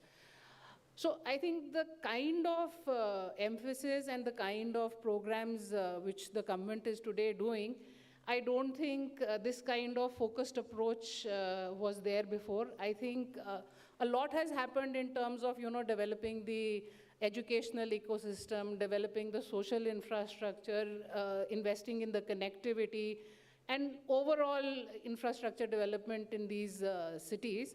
But the final push in terms of very focused programs which are only targeted for bringing industry, for bringing nurturing startups, that push is now being given, and I think this is the best time for companies, for individuals, for entrepreneurs to look at Mysuru and other clusters that are being groomed by the state government and with the support of KDEM. I think on social infrastructure, the pitch which Mr. Pavan made, it was a very, very strong pitch, and I was telling him that he should do this more often in Bangalore for us so that we can get more companies from Bangalore to move to Mysore. I would just like to share one or two anecdotal incidents. We had gone for a road show to US. We were there for about 15 days, just got back last week. And while everyone knows Bangalore, but it was heartwarming to see that many people whom we met were very aware of our Beyond Bangalore initiative, and there was a lot of interest that people showed in understanding what is happening beyond Bangalore. Especially Mysore. Mysore has a legacy. Mysore, it was the erstwhile Mysore state actually. So a lot of interest in Mysore. We made a very strong pitch to Kindrel. Mr. Saukar is here, and I was telling him also. And their senior leadership in US did show a lot of interest in exploring Mysore as an option in addition to Bangalore. Similarly, a lot of other companies have also shown interest. So I think the time is right for Mysore to really catapult and move on to the next level. In electronics and ESDM sector, if we see, there has been a lot of development. We have already significant number of both homegrown as well as large companies which are present in Mysore in the manufacturing segment. Going forward, we have a very good pipeline of companies which are now exploring Mysore. They are already in talks with us, and many of them are at a fairly mature level and would be announcing their investments very soon. So both the EMC cluster, which is being developed with the support of Government of India, and the PCB cluster, which the state announced with special incentives and special support in terms of common infrastructure, I think will bring a lot of new companies to Mysore. So most of these actually businesses and their decisions should fructify in days and weeks to come. What I'm talking of ESDM sector in particular, a lot is already on the anvil, and it is not a matter of like years or months. It is only in the next few days and weeks we are going to see. In fact, there are some potential investors already sitting in the audience who took this opportunity to come to Mysore, to see Mysore and witness for themselves the kind of work which is happening. So just to sum it up, I think from the state's perspective, nothing is right now more important than developing the ecosystem beyond Bangalore. And all our energies are focused on it. And we would be really, keen to see this development happening and would be eager to support anyone who comes forward or would like to explore, invest, or collaborate with the emerging tech clusters. With that, I would like to compliment KDEM. Tremendous response, and I think the response is also a testimony to the kind of attention which Mysore is getting. A lot of good announcements, and the roadmap which they have shared, I think it sets out the mandate and the job for us very clearly. So we are all geared to work with the industry, work with the entrepreneurs, and really see a lot of good things happening in Mysore. I wish everyone all the very best. And a big cheer and a big thanks to all the industry leaders and champions from Mysore who have really helped us build this momentum. Thank you so much. Thank you, ma'am. Up next, we have a speaker who is quietly making a big impact across Karnataka's tech and hardware landscape. Dr. Sanjay Tyagi, Jurisdictional Director, STPI Bangalore, also oversees centers in Mysore, Mangalore, Davangere, and Hubli. In the past 9 months, he has ramped up STPI's efforts in incubation, centers of excellence, and export facilitation across the state. Under his leadership, STPI Bangalore has launched COEs like the IoT Open Lab and Efficiency Augmentation COE, driving innovation in areas like smart manufacturing, automation, and Industry 4.0. Please join me in welcoming Dr. Tyagi.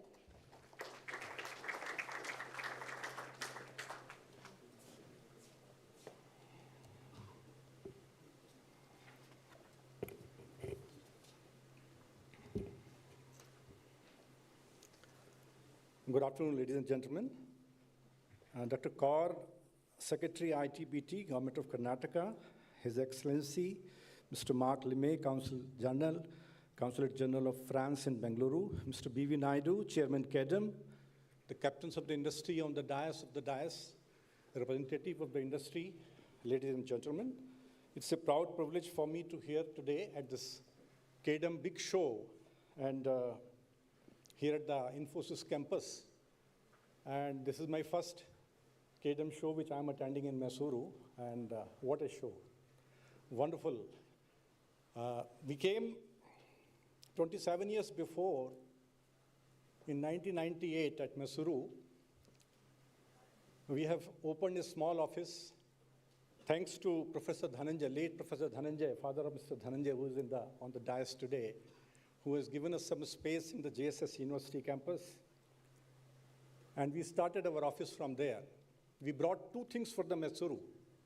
We brought International Gateway, which provided them the internet connectivity, which was not there. And we brought the foreign trade policy of the Government of India, which provided abundance of the incentives, fiscal incentives to the IT industry, which included the corporate income tax holiday, and so on and so forth. The impact of the foreign trade policy of Government of India had shown the impact in the time, and I can vouch for this, that any industry sitting under this roof, and including this roof, have enjoyed the benefit of this scheme in last 27 years. When I enter into this Infosys campus, we felt that the hard work of the 27 years have resulted into something. And this center of excellence, which has been created by the Infosys, it is the testimony that if we commit to a place like Mysuru and bring good policies, that any secondary cities can flourish like this. We always say that we are partner in progress with the state government, and under the leadership of the Honorable Secretary IT, Dr. Kaur, we are all progressing leaps and bounds in terms of the growth of the IT, ITS, and the ESDM industry in the state of Karnataka. You all will be glad to know that this state contributes 44% of the entire export which is happening from the country.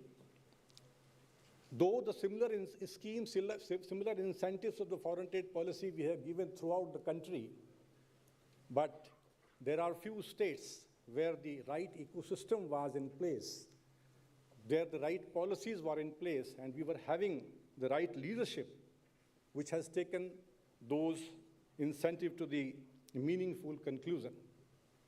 And that's how the growth of the IT industry has happened in Mysuru. We have some 50 companies under the STPI umbrella, which is exporting from the city of Mysuru, which is contributing, as Honorable Minister have already told you the figures, more than 6,000 crore worth of the export is happening. 15,000 direct jobs have been created, and 30,000 indirect jobs have been created in the city of the Mysuru. So that is the outcome of the efforts which we have made in the last 27 years. There are many, the majority of the companies which is registered with us are the MSME companies. 70% of the companies are MSME, which contributes 30% of the export from the state of Karnataka, and the 30% of the large and multinational GCC, which contributes 70% of the export from the state of Karnataka. And the figure is universal in the country. And that is why we feel that it is very, very important to do something for the acceleration of these MSME, which are contributing to the employment for the last 25 years, which has proved to the international world that they are capable of handling the international projects.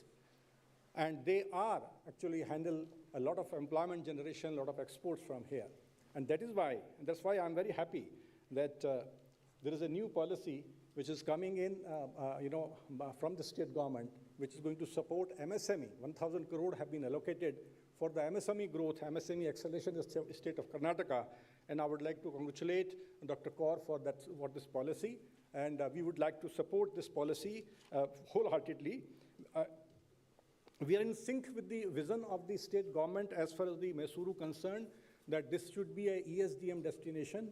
We are in process in EMC, Electronic Manufacturing Cluster 1.0 scheme, which is being implemented by STPI under the Ministry of Electronics and Information Technology, Government of India.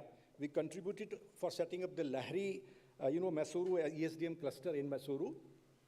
And in the EMC 2.0, I'm very glad to inform you that Mysuru EMC Kochanhalli Mysuru project have been approved by the Government of India on 14th November 2024.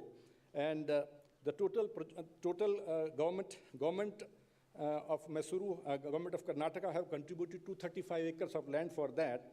110 crores will be coming from the central grant, and the total project cost will be 221 crores. And once it will be implemented, probably from the anchor unit, the investment will be of the order of the 1591 crores. So that will definitely change the entire paradigm of the city of the Mysuru, and whatever the dreams we have seen for the growth of the industry in the state of Mysuru, in the city of the Mysuru, that will happen.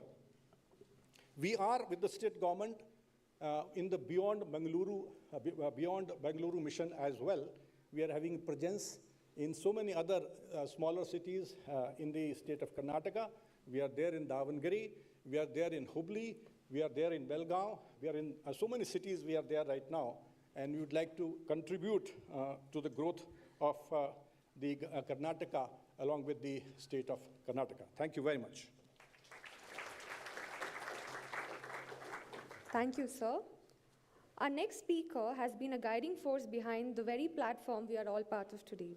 Mr. B.V. Naidu, Chairman of Karnataka Digital Economy Mission, has been instrumental in shaping the strategic directions of the Beyond Bangalore initiative and in building strong future-ready clusters like Mysuru, Hubli, Dharwad, Belgavi, and Mangalore. It is my pleasure now to invite Mr. Naidu, Chairman of KDM, to share his thoughts on the journey so far and what lies ahead for Mysore.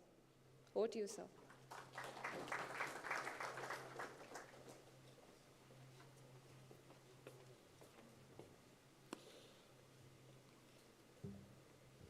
Dignitaries on the dais, and ladies and gentlemen, and all the industry leaders and people who are aspiring to do something in Mysore.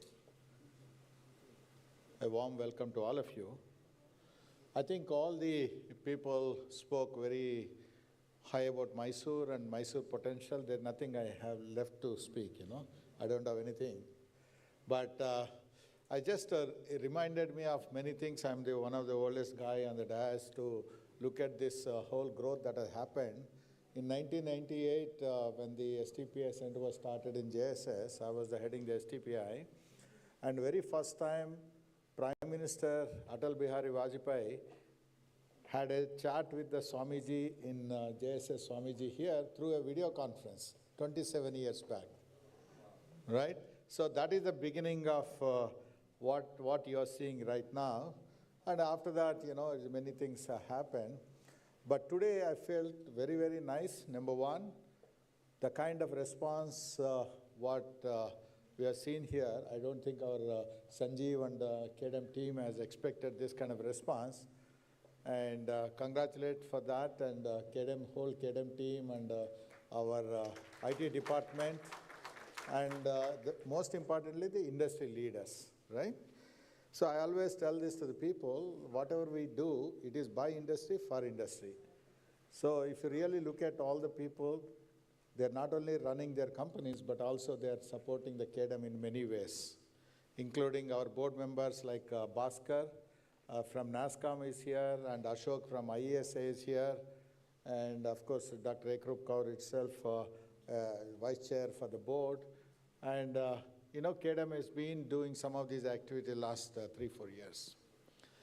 The second thing, what I felt nice about the whole thing is the real snowball effect has started. The snowball effect, whenever it goes, now it rolls. As and when it rolls, it goes bigger and bigger and bigger. That is what is happening, will be happening in Mysore.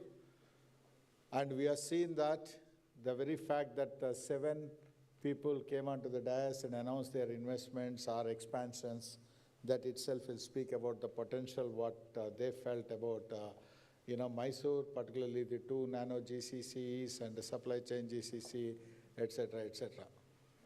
Now, I have one request for each one of the people who are on the dais, which I always do that. And our Lingaraj, Kendall, we have been requesting him. Every event he participates. And next event, we'll make sure that he will come only after his announcement, Kendall announcement here.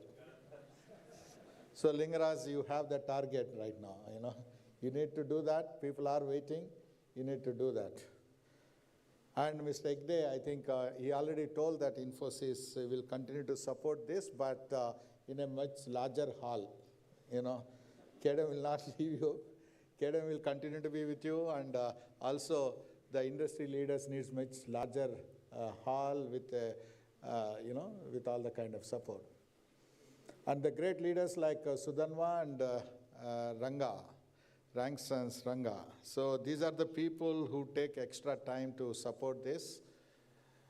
And you also need to continue to do this. And also the very reason why there are 33 companies, people keep coming, We have Sudhir, from KDM team and who goes and disturb the Dr. Sudanva as well as Pawan Ranga to talk to those people, showcase what Mysore.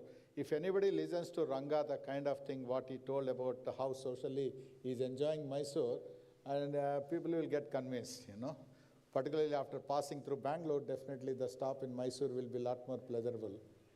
So please continue to do that. And Dr. Tyagi and Dr. Ekrup, there are two things which I keep telling everywhere, all the COEs, all the TBIs, whatever new announcements, new investment, others, grants that you are going to support, that has to be in the, beyond Bangalore clusters.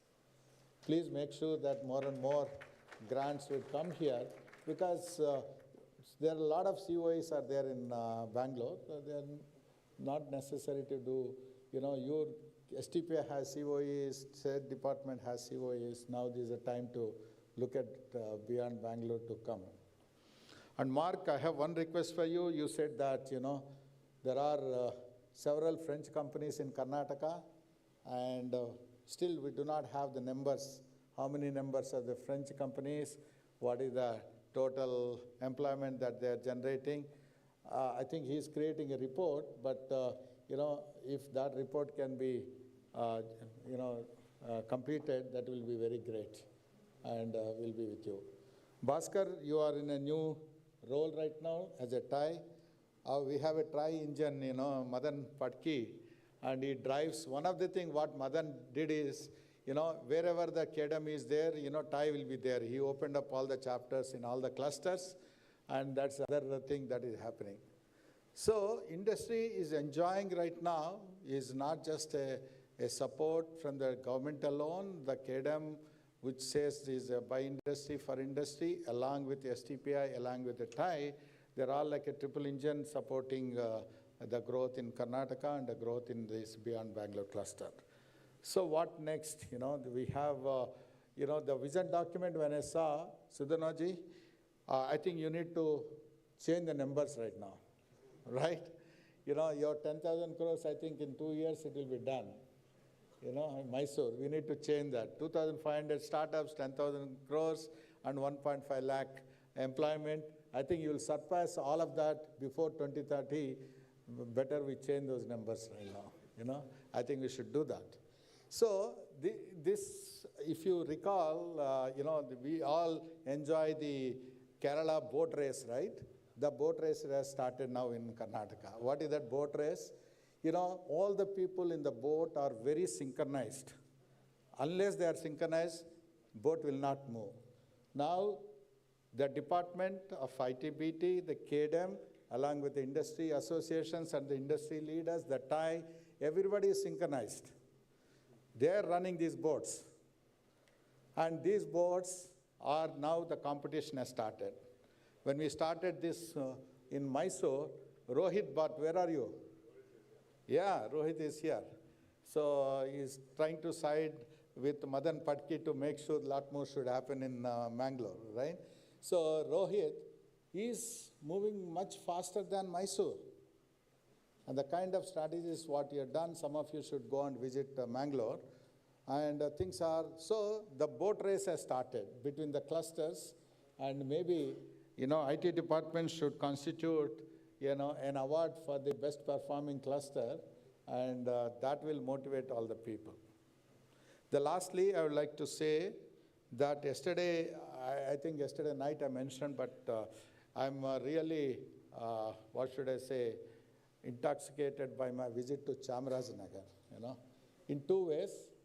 Primarily, I went there to see our trust activities, which is doing elderly care activities in the villages. Since I'm going, I requested Dr. Ramana Reddy also to join, because he also likes some of the social activities. I've shown those activities. I felt very nice in a village, elderly people at 25, 70 plus people, ladies and 70 plus gents, 25, another 25, they're all enjoying a 2-hour session by our trust to take care of the well-being. It's very well done. After that, since we have gone all the way, we went and saw the R process. I think, is somebody there, R process? Santanalli, in a small village, 20 kilometers away from Chamarajanagar, he is running a 350-seater, the data annotation work, all young people, 350. What is most satisfying are, is 80% of those employees are the girls, right?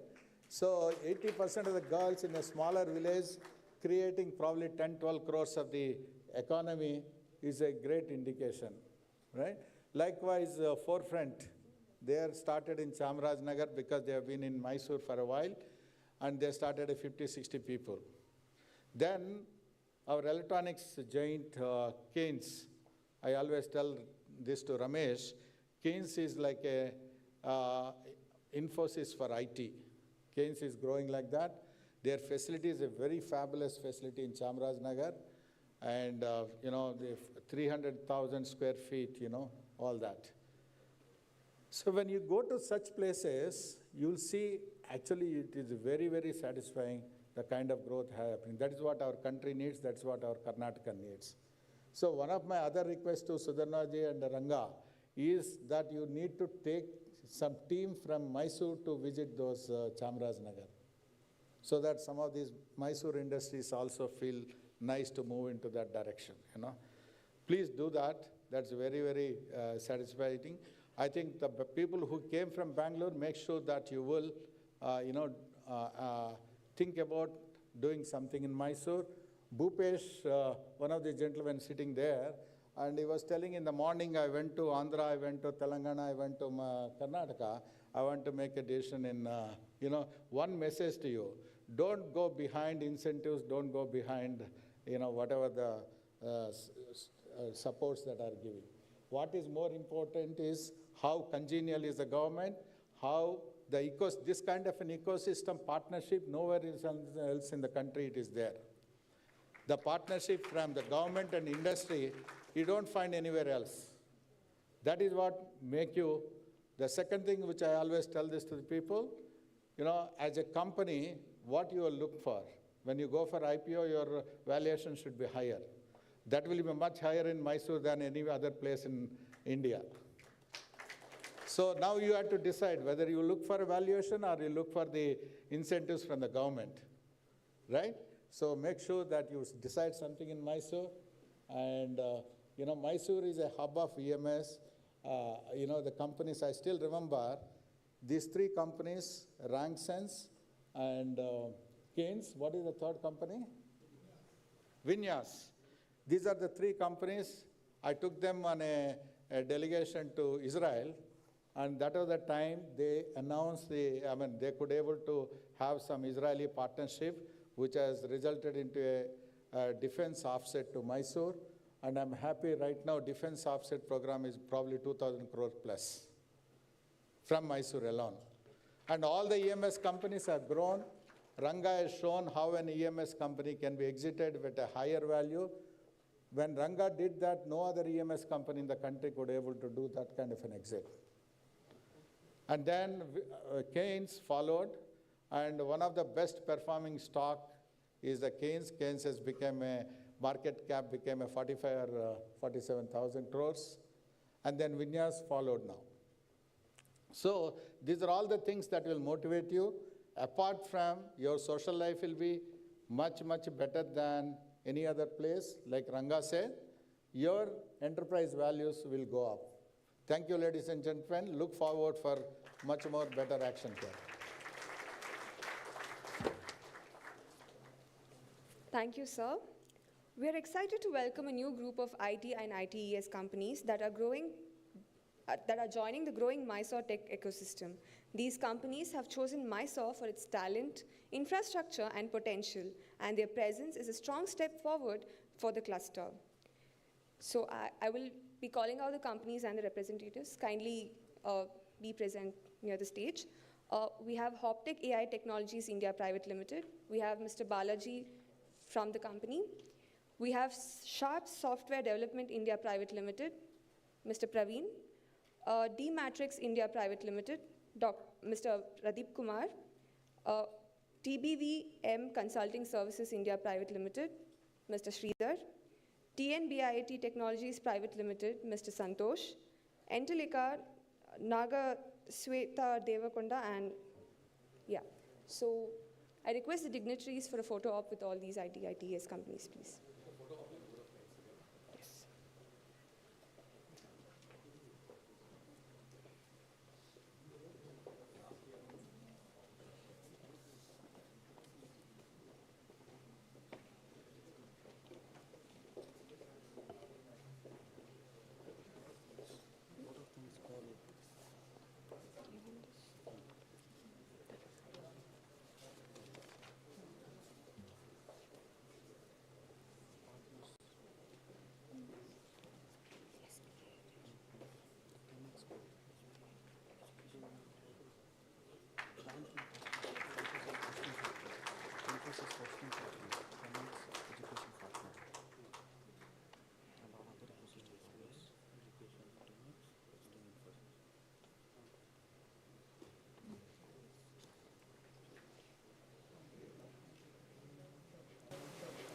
Thank you all.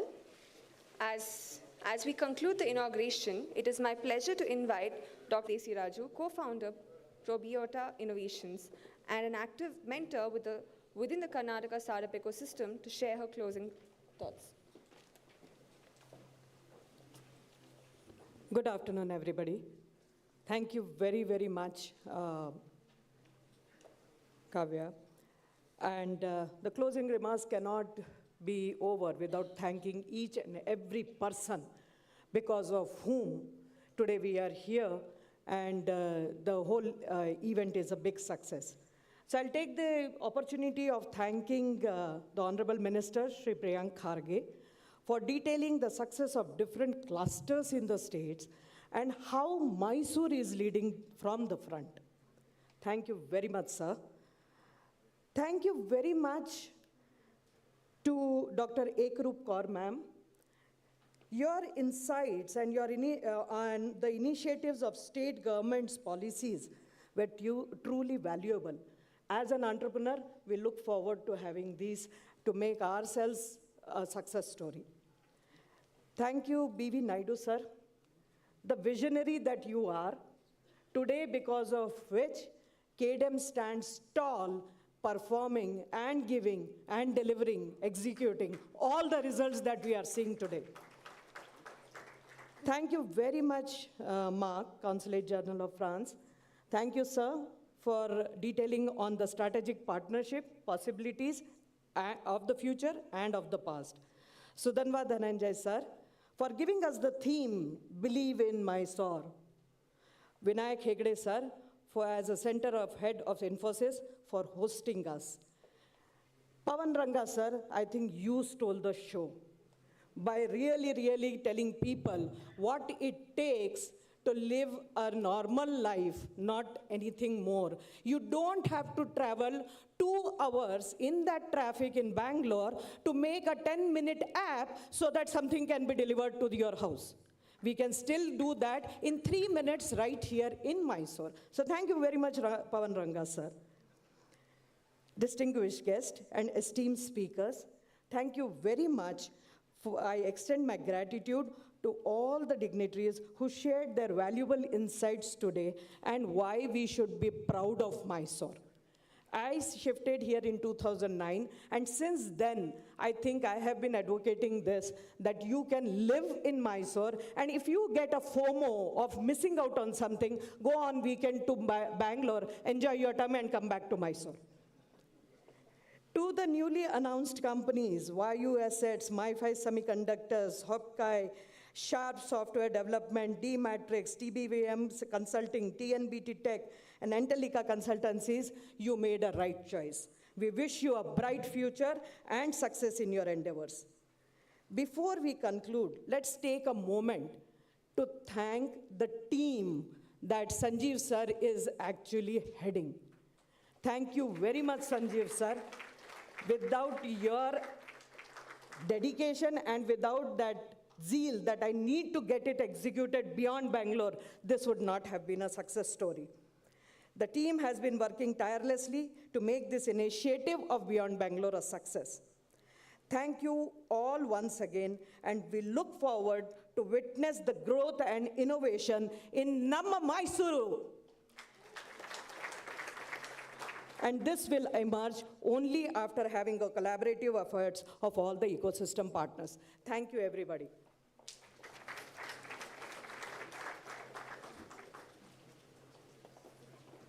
Mementos. Thank you, ma'am. I request Mr. Sanjeev Gupta to present mementos to our dignitaries on the dais. Dr. Ikrup Kaur, IAS.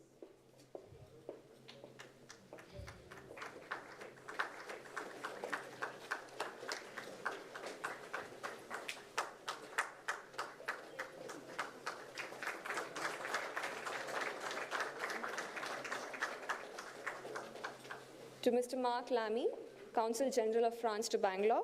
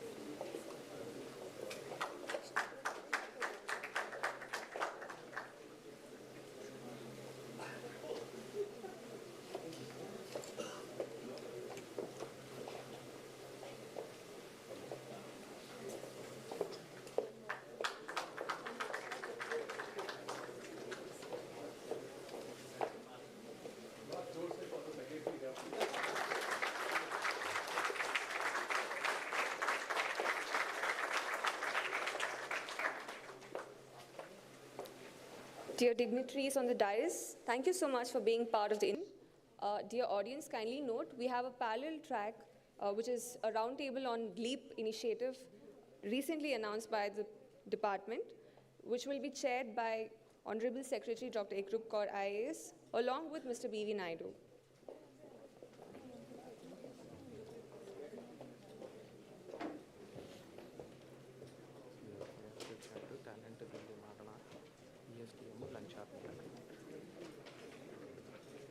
Talent magnet fireside ಚಾತಿದ್ದೀರಾ ನೀತಿ ಇಲ್ಲೇ ಇದ್ದಾರೆ announce ಮಾಡಿ ಅದನ್ನು ಇವಾಗ ಮಾಡಿಬಿಡೋಣ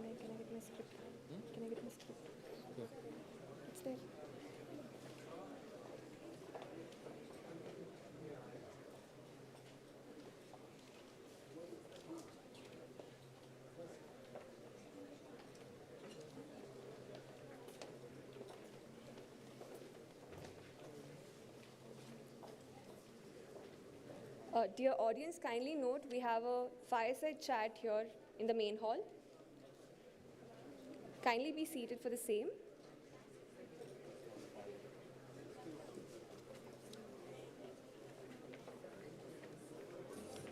In the meantime, we would also like to extend our special gratitude to our banking partner SBI for their continued support for the event, our educational partner 10X International School, and our host partner Infosys.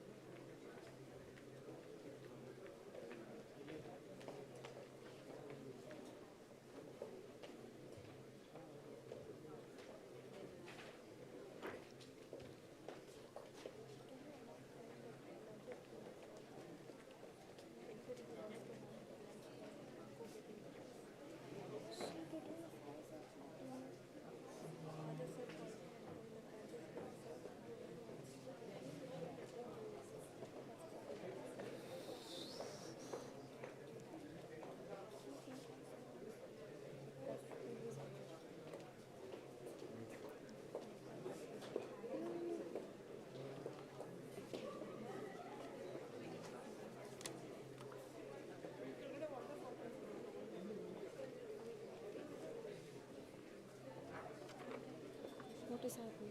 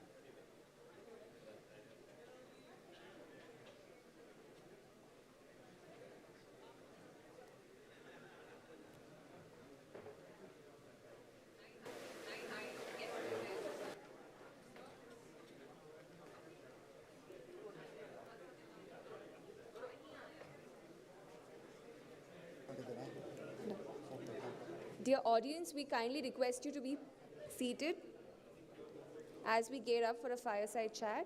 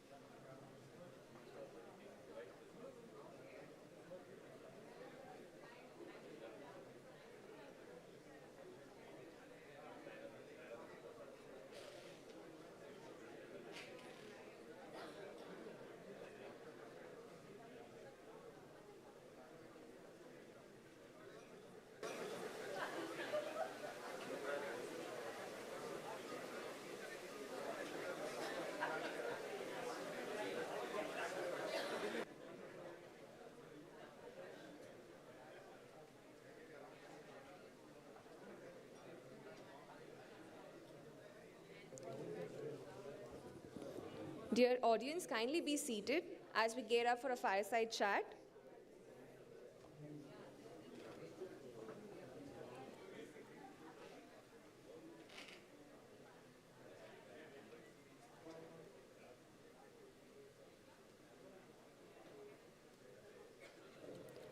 As Mysuru evolves into a tech and innovation hub, one big question that stands out: how do we build an ecosystem that attracts both investments and great talent?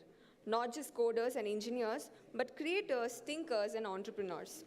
This fireside chat titled The Talent Magnet: Building Ecosystem That Attracts Capital and Creativity brings together two people who've been working closely with talent in very real and on-the-ground ways. Please welcome Ms. Neeti Sharma, CEO of Team Lease.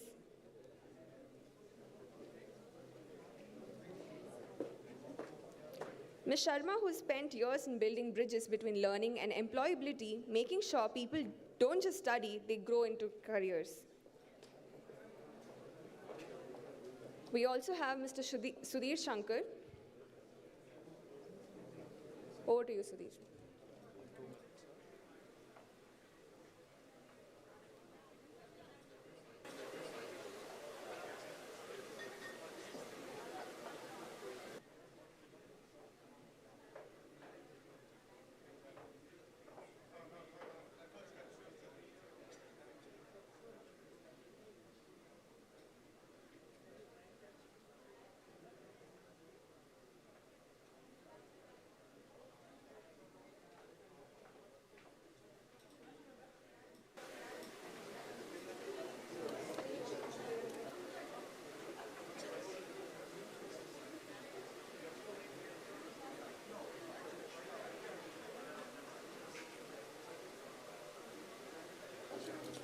We also have Mrs. Aishwarya DKS Hegde, Secretary of NEF, whose work in Mysore's education landscape is helping young minds prepare for what's next with the right skills and support. And guiding this conversation is someone who knows Mysore ecosystem deeply, Mr. Sudhir Shankar, Head Mysore Cluster KDEM, and someone who's been connecting the dots between industry, academia, and policy. Over to you, Sudhir.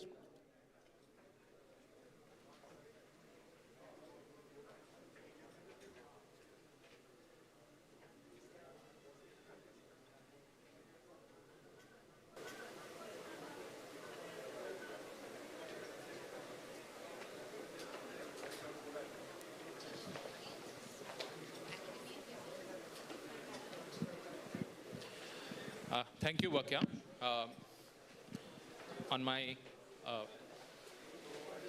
I would like to thank both Nidhi and Aishwarya for having considered our invite and be present today. As we all know, talent is the cornerstone for the industry, especially in the IT industry. The whole industry runs and survives only because of talent. And especially when we are looking at an industry like cybersecurity, electronics manufacturing, which are primarily creative in nature. You know, it's only when you have innovative thinking, people who have got this creative ability to put together things, develop and design products, only then we will stand out in the global industry in terms of our novelty, in terms of our capability and original thinking. Now, while the journey of getting into an IT industry from a service point of view is good in getting jobs, sustaining employments, but how do we keep the lead is what is going to define the future for us. So this is where KDEM as an organization, we started putting our minds together along with the department on how do we develop this ecosystem in beyond Bengaluru. While Bengaluru is something where all the ecosystems have organically grown over last 3 decades, how do we create this in a place where none exists? So this is something which we thought we should debate, ideate, and also work with people on both the demand and supply side. So that has been the genesis of the thought of why we have to do talent and position a city, a town, a taluk as a talent magnet for an area. So that is the background of today's discussion. And Aishwarya, you come from the academic industry, and especially somebody who is operating from beyond Bangalore regions like Ramnagar and Kanakpura. What has been your experience, especially when we are looking at achieving this kind of an aspiration? You know, it's all nice when we want to say that we want to create impact, we want to change the world, change the landscape at a taluk level.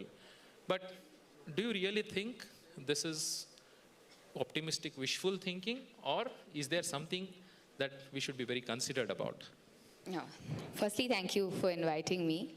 It's my first time in the Infosys campus. I've always heard about it, but never got to see it. Thanks to you for that. A very good evening to everyone present here. That's a wonderful question, Sudhi, that you asked me. But honestly, to answer to that, I don't think it's a choice. It's not a choice today to develop in our Tier 2, Tier 3 cities or bring in skill development. It's no choice. We have to do it. How do we do it is the question in front of us. And being in academics or being in institution running, whether it's schools or colleges over the last few years now, what I've realized that Tier 2, Tier 3 children don't lack talent. Talent is available everywhere. What they lack is a lot of visibility. Visibility in terms of exposure, right? It's not like in a city like Bangalore where they're continuously interacting with industry people or sitting in a cafe to see what business deals are happening, to understand what is the job iteration that's happening in the industry. The exposure is not that high. So what we need to give them is probably not talent, to nurture the talent in the right way by exposing them and showing them that visibility. There is also a problem of underconfidence that exists in these students, maybe because of the bias, the pressure of the society to say that, yes, you don't come from a mainstream city. How do we remove that shadow out of their head? How do we bring in that mindset shift is the question in front of us. I honestly don't see a big gap in the skill difference because the hunger is more, the commitment is more, the value for the opportunity given is much more. And I'm not saying this on the top grounds. I have run government schools in Kanakpura, in various constituencies, where I see how much a student values what they're getting, much more than what the value is in Bangalore, right? Even with a few cities, our aim in education has been to stop migration for education to another part. Once the migration of education stops from a rural area to an urban area, then the ecosystem starts falling in place, is what I believe as an academician or an educationalist, as people call me. So which is why we're trying to see how to strengthen schooling so high, even at a rural level, which I think our government is also looking at in a very strong way. So when your basic primary to middle school education is very high, the confidence in you grows, and then you have a good, confident individual into a higher education, that automatically improves. But I know it's very hard and also very costly to wait for the next 10 years to develop our pre-primary, then go to secondary, then come to high school. So we have to do bridge gapping somewhere. My biggest way to do the bridge gapping would be creating personality development classes than technical development classes for a lot of these individuals, where they start believing in their personality and a confidence builds in them that yes, they can. And I must also say that we are in a beautiful era of education today, where it's not about answering the questions. Today, AI has brought us to education where it's all about asking the right question and analyzing what you have, right? Before, it was not just thinking, it was also doing what you're thinking. But things have changed now. So considering this era, I think it is possible of what we are envisioning, much faster than what was happening till yesterday. So bringing in the bridging of talent, making students not to have the fear to ask the right questions, even on their mobile phone, is what we should start moving towards. Today, even if you ask a young student in an engineering college, okay, what are you doing with ChatGPT today? They're probably saying they're writing their leave letters or trying to get their prompts of their project. But are they asking different questions which no one else has asked? Are they trying to think about solving a problem and not sustaining a problem? These are shifts that is required, and I don't think a lot of us are working on that. I have a lot of my corporate friends sitting down in front of me. My request to them is also, when you do training, before you take your people in, as much as it is important to build in a technical training, a cultural training is also equally important. Today, I'm sure all of us are facing a big problem for iteration. Stability is not there in good talent. Shift of talent is happening. Why? Because we've not worked on a lot in building the culture of the organization so strong that you have safe, open spaces to express yourself and tell them where your weaknesses are and how do you grow to your strengths. I don't think those opportunities are given enough in our industries today also, which also is the reason for the fear. So if we can relook at that and say it's not just a talent that matters, but it's also a personality of who's working in our institution matters. So let's look into that. I think we can bring in changes, and all our talent, even in the Tier 2, Tier 3 city, will beautifully fit in those places if we start putting in that effort. And definitely there is a huge role to play from our institution side also, which we are trying to do, I think. Recently, VTU has given us, in Karnataka, has given us a status where 8th semester and 7th semester students can be sent for full-time internship. It was not there till last year. Only autonomous institutions were allowed. Now even VTU institutions are allowed. Mysore itself has about 18 engineering college, 40,000 graduates passing out every day. So out of the 40,000, even 4,000 get internship in their final year. They will be more equipped to take up a job. So opportunities are happening. Things are changing. How much do we grab that opportunity and give it to the right person at the right time is the question in front of us. I think great insights. I'll have to congratulate you. Especially, the mindset shift that you talk about on how we can look at creating spaces safe for employees to talk about their weaknesses with confidence and safety is, I think, something at the core of what we are looking at, a lack of confidence, and how do we address that.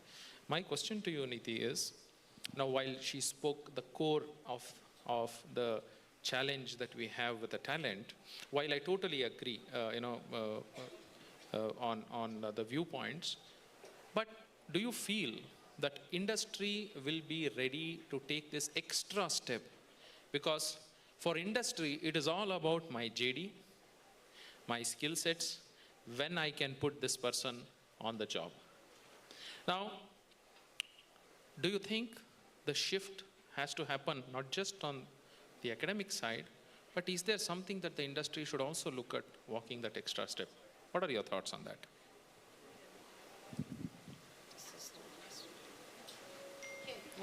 I think I got it. You can just switch it on. Thank you. Thanks, Sudhir. Good afternoon, everyone. I'll be a little biased on the industry side because that's what I'm representing today. There has always been this whole conversation about industry academia not collaborating, thousands and thousands of youth looking for employment, but industry says, I don't get the right person, I don't get the right talent. This is not a problem today. This has been in existence forever. I think the gap is narrowing a little bit. And how, I'll tell you. To your question, is industry receptive? I would say absolutely yes. I think more often than not, industry is more than willing to take the first or the second step to prepare the workforce for their future requirement. Right? Like Aishwarya indicated about apprenticeships or internships, as a nation, we have a total of about 500,000 internships or apprenticeships that are actually getting paid stipend, which is almost above minimum wages of each of the states. It's not a small number. Imagine 5 lakh kids learning on the job, earning while doing, and these need not be just the STEM graduates. There are lots of, let's say, commerce students, art students, science students, obviously, engineering students. If you just look at the spread, I think industry is more than willing to take the first step. Karnataka government actually has a great scheme where they are actually reimbursing organizations if they are willing to take apprentices or internships, which are above the national average. I think it's a great move, which also enables MSMEs and SMEs to open their doors, which has been a problem statement. So to your point, you mentioned industry mostly looks at JD and then let me get my right person. I think it's also about sustaining themselves. Right? How do they make their own money? And we're not talking of large margins in India. We know the margins of each of the industries. We have to also sustain the business. So where do I get help from? If I get the right talent, can I handhold them? Right? Like she said, technically, I don't think we have a challenge. A challenge is fitment, behavior. If I talk about interns or students who are coming in today into the labor workforce, the first challenge that they face is, I will have to wake up early morning every day and go to office the same time. That's not a choice. I started my career, I don't want to tell you my age, but that was decades ago. But, that was a given. It was probably a given till 5 years ago before the pandemic hit us. Now it's not a given anymore. Right? Why should I have to get up and go, dress up and go to office? It's hygiene. Right? It's not a choice. We have to ensure that they learn these things. Now, these are things that we don't learn in schools, we don't learn in colleges. We actually learn when we hit the ground running and say, oh God, now every morning I have to battle now. You know, we heard about the whole Bangalore, Mysore, traffic, beautiful city, Mysore. Obviously, I think it's great to reach wherever in 5-10 minutes time. When I moved to Bangalore 20 years ago, I think Bangalore was like that. So you know, I still think Bangalore's far better than many other cities in the country. But I think that's the given. We have to make the students aware that these are the basic requirements. Industry is more than willing to do it. I don't see a challenge. Like I called out, apprenticeship, internship schemes are there. States are reimbursing organizations. I think, so that's the first step, right? But having said that, even without the internship and the apprenticeship programs that people kind of enroll for, most first jobs are a learn on the job sort of a thing. Because we all learn, we all figure out what needs to be done, what need not be done. We do take a lot of freshers in our jobs. I mean, let's say at my organization, we give about 15 to 20,000 kids jobs every month. Okay, it's a high volume. I would guarantee you 50% of them are first-time job seekers. But that first-time job is their learning, is the way they have to build their career. But obviously, a lot of awareness, hand-holding, opportunities have to be given to students in the tier 2, tier 3 cities. You mentioned about Bangalore, you know, being formed 30 years ago. You know, I think some data crunching that we were doing, about 10% of Bangalore workforce is from Mysore district. 13%. 13%, okay. So if you are able to give the same opportunity within their district, not everyone will be wanting to migrate to Bangalore. A lot of people have migrated to other larger cities because the amount of opportunities in their home districts have been lesser. All of us will be very happy staying in Mysore, working in Mysore, even at the, you know, if you're talking about 40 hours, 50 hours, 60 hours of work, I don't think anyone is running away from that. I think the challenge is how do I survive and sustain myself for growth in the future. Industry is, I think, equally invested, and we heard even the secretary mention this, that the kind of collaboration we see in the state, I think we've seen that, you know, pretty well, and that is growing immensely. If we are able to bring in industries from Mysore cluster and maybe other clusters, MSMEs, SMEs, and enable them to also handhold work with academia, I don't see it's going to be very difficult in the future. The gap will remain. I don't think we'll ever reach a idyllic situation. But that's what, you know, institutions are for, and that's what industry is for. We have to just learn how to collaborate and work with each other. Also, to add to ma'am's point, I think few years ago, as an institution, our demand to supply was met. And as an industry, our demand to supply was more than it was met, right? It's only now that the crisis have come in where the industry is also suffering with bad talent, and our institutions are also suffering with bad placements, right? So today, there is a need where both of them have to align. If not, each of them will have a big disadvantage with each other. I'll just add to what she's saying, okay? She mentioned, I'm being very honest, even though a lot of my friends... I'm just adding to what you're saying. You mentioned bad talent, okay? Actually, it's about where I place the person, what they want to do, and what skill sets they bring in. As against, there is a job, let me place that person there, right? And that's where the whole attrition challenges and all those things kick in. The fitment challenge. The fitment is the most important thing in anything that we do. Now, obviously, as institutions, placement officers have a great, you know, what do I call, pressure in placing the students. Industry wants to take somebody, so saying, chalo, let's take them. But at some point, we have to stop that and say, I'll do the right alignment, get the right person for the right job. We see success when we actually do that science and math before we take the person in. Yeah. Now, this is where I come to the next point of discussion. When we start talking about fitment, you know, generally, for us being, you know, Mysore, close to Bangalore, we have two challenges. One challenge is we are close to Bangalore. The second challenge is we are close to Bangalore. So being close to Bangalore is that, you know, we can always convince somebody to come to Mysore. The second challenge is how do we make sure that people from Mysore are not going to Bangalore? So on the contrary, from a cultural point of view as well, when somebody looks at comparing Bangalore, it's a uneven comparison, unfair comparison. So when we are talking about creating ecosystems where none exists, I feel there is a benchmarking that we need to do where then is an apple to apple comparison. So now when we are talking about creating an ecosystem in say Kanakpura, Chamarajanagar,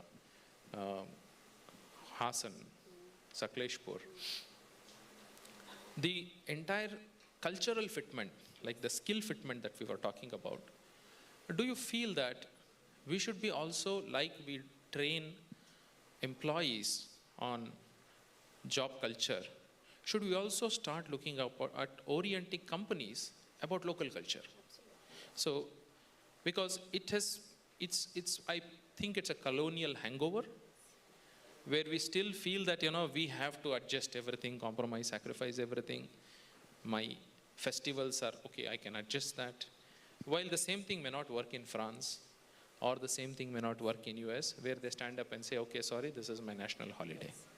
So, do you feel that if we have to make this initiative success, where we have to bring companies, should we also have an orientation program where we tell that, okay, the local Marama Jatra is very important.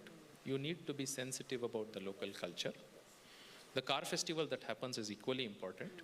So now you need to map your calendar of your company being sensitive to the local cultures. So this cultural fitment of the employer, do you see that it's going to be resistive, or will the companies be open to the idea of exploring at least a couple of them? Yeah. So let me give you an example, or take an example of GCCs. We've been talking about it since morning. And Bangalore has the highest, or Karnataka state has the highest number of GCCs in the country. When they're setting in the first office in India, the understanding is whatever I'm doing in my country will be able to replicate in India. When we start talking to them and tell them, saying, hey, it's not going to work. There are certain things that may matter more to people locally as against what would probably matter to you. So I think that alignment and that awareness is very important, both ways. Because while we are saying that here the car festival is very important, but when, let's say we heard about new GCCs being set up in Mysuru, for the candidates, for the students or the job applicants who are looking for jobs in these GCCs, it will be equally important for them to understand what's important for the parent organization in the parent country where they come from. So I think it is a two-way process. We will have to obviously align the organizations, but we'll also have to align the job seeker. And why are they coming to India? They're coming to India because they're getting good talent, high value, at probably a slightly lower rate. It's not as low as what it used to be 2 decades ago, but the value and the volume of talent we bring, in India and in Karnataka is obviously much higher than other countries. That's the reason why GCCs, GBSs, ODCs are being set up in India. So what is it that we can offer to them as employers, and the kind of employees we bring to the table is alignment and fitment to their culture. And of course, the organizations have to necessarily align to the sensitivities of the local culture and, the holidays and all of those things, yes. I think it's mandatory for these global organizations to localize themselves. Why do I say this? Not even a global product works well, and in Indian context, if it's not Indianized to India, right? Name the best products that have come from around the world. Each one has had a different packaging for India. Each one has had a different taste for India. Each one has had a cultural change when they came to India, whether it's Pepsi, whether it's Coke, whether it's KFC, whether it's McDonald's. You name the big brands of the world. So when they are doing it, obviously there is a reason for it. So as a consumer, when you're doing it, here it's not just a consumer analysis. You're not coming here only to, make sure your consumer feels happy. Our people are equally part of the ecosystem as you create that system, no? So understanding and respecting this culture is a huge part of a success of a company, is what I understand. And I feel we have to be sensitive, we have to be adoptive, we have to see what these cultural changes in these local areas make a difference to people's life, because at the end of the day, we're humans. And humans have a certain way of familiarity that helps them to accelerate their work faster, right? There might be surprises here by then, but familiarity is that's going to keep them moving. But if you're not going to give that familiarity to them, then their attraction or their commitment to your job starts reducing. Forget anything else. I think it's human psychology also, right? Whether it's humans abroad, whether it's humans in India, we all have a certain type of way. That is missing, and I think just because when you move from one country to another, India is also equally global. But why are we biased and looked at as an inferior to come here is the question, because their demands have been fulfilled only by us. If they could find talent somewhere else, why would they come here? So I think we look at companies like this more as a treasure, and ourselves as where we don't have the treasure, where we have a lot of expectation gaps also on each side. So like ma'am said, yes, there is adaptability changes that have to happen from both sides. There is also expectation mapping that we'll have to do from both ends. The end of the company as well as the employee's perspective also, which I think we fail to do. In fact, even a prominent time or a prominent session is not involved in companies today when I sit in few meetings to see how this cultural mapping is happening. But a lot of expectation is thrown on in form of JDs. Also, I want to say it's not an era where you give a JD to a person and the person should follow the JD, right? You're expecting much more than that. Today, you want employees where you don't want to tell them what to do, but they have to come to you and say, maybe this is what has to be done. This is the expectation of all of us employers sitting on the other side, right?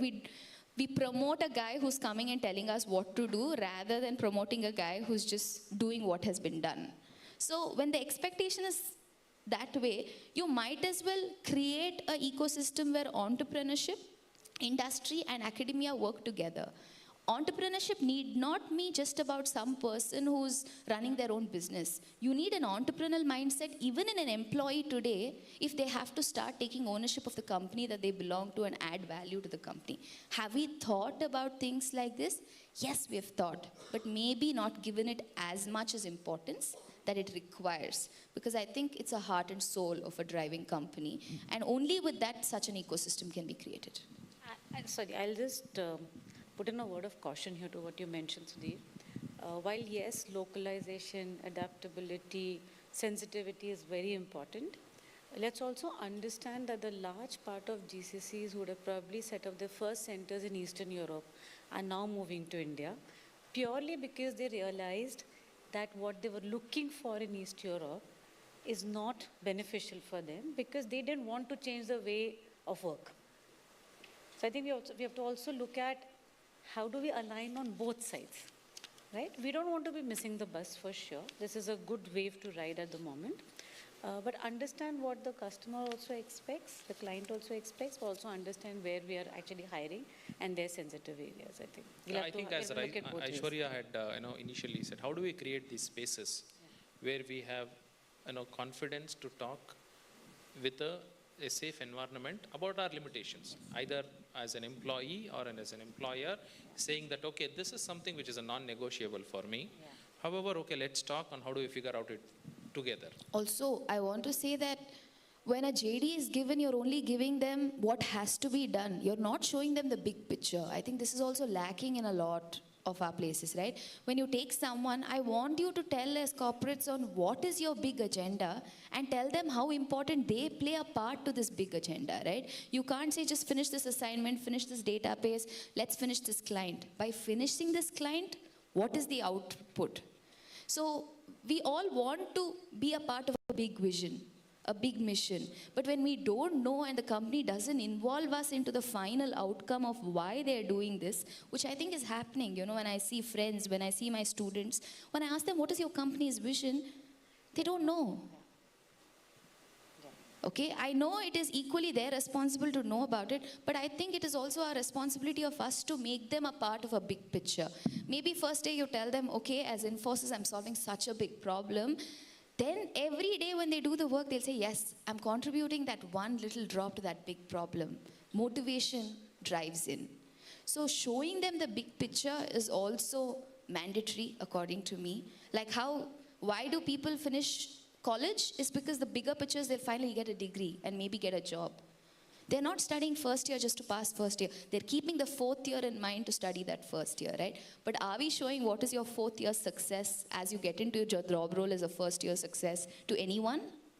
Or the fourth year hike. or the whatever you would like it. But yeah, that's something that's missing, I think. Yeah, and I think aspirations are different for each one of us. Motivation, differs as well. What would be motivating for me may not be motivating for her or for you. So as employers, we have to also identify what works best for me. And she's absolutely right. If we don't show the long-term roadmap to our team members, then they're just doing that one day at a time. Right? We want them to look at the Agreed. long-term view. Now, before we conclude, one from an operational point of view. Now, let's say there are 5 companies who are ready to bite the bullet, take the first step, take the leap of faith. What would you see as an operational challenge to house them in academic institutions? Is the business environment conducive enough? Are we to look at a policy rejig or a realignment? Or do you really feel the education industry or the ecosystem of education industry is ready to host them in their campus? I don't know if it's the readiness only of the institution. Like, I run an engineering college myself. I have a lot of companies coming in trying to work part-time. I'm trying to create excellence centers with various companies. We've created labs. But what I see is, yes, education institutes have become much more flexible in the way of their working in order to accommodate this. But we also expect some kind of flexibility from the corporate side also, right? When companies came to me, I will not name the companies, but they said there are 9 students. I will not take the 12th one. But what if 2 more people are interested because we've given the campus? Can't they come in? That flexibility and to help us map the talent is also very important. Today, when companies come to me, I'm speaking to a number of companies as I speak to you today, they tell me saying that, Aishwarya, so many hours of work is given for internship, but so many hours of work you have to just leave it to us and not allow anyone else to do it. The fact that you're a part of my ecosystem means we get to know what is good and bad within our ecosystem. Obviously, sit down to see what is our advantage on both sides and play to that advantage, right? Rigidity is the biggest factor with which such things are not happening. Otherwise, I think as an institution, it's much easier to spend lakhs of rupees on placement training. Instead, get an industry there and show your student that this is your future. So start working towards it. It's definitely financially more viable, if you ask me, right? Because we are spending. If you see a institution today, the cost of placement training is only getting higher day by day, but the result and the outcome of that placement training is not happening. So I think this is a good way to do it by having contracts with companies of 4 years. From the first year, train those students only for that company.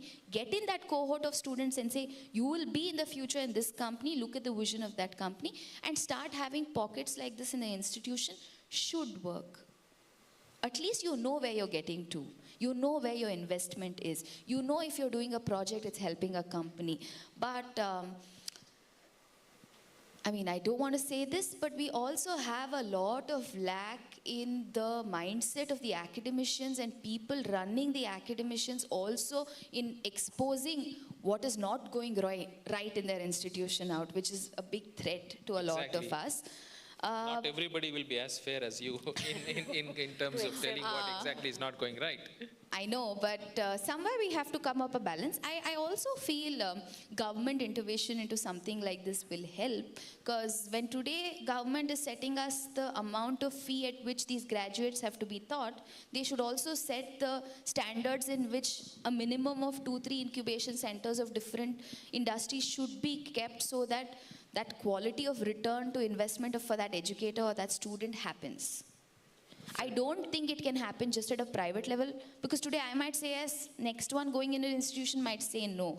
But also a mapping should be done of the available infrastructure of each of these institutions, because I know a lot of institutions are suffering without classrooms. But there are institutions which has acres of land but don't know what to do with it. So mandatory rules and regulations on why a certain area should be given, or before you give your UGCSE status or your autonomous status next year, if this can be put in the NAC and the NBA accreditation of a lot of institutions, if the industry can work together and work with an agency like that, it is possible.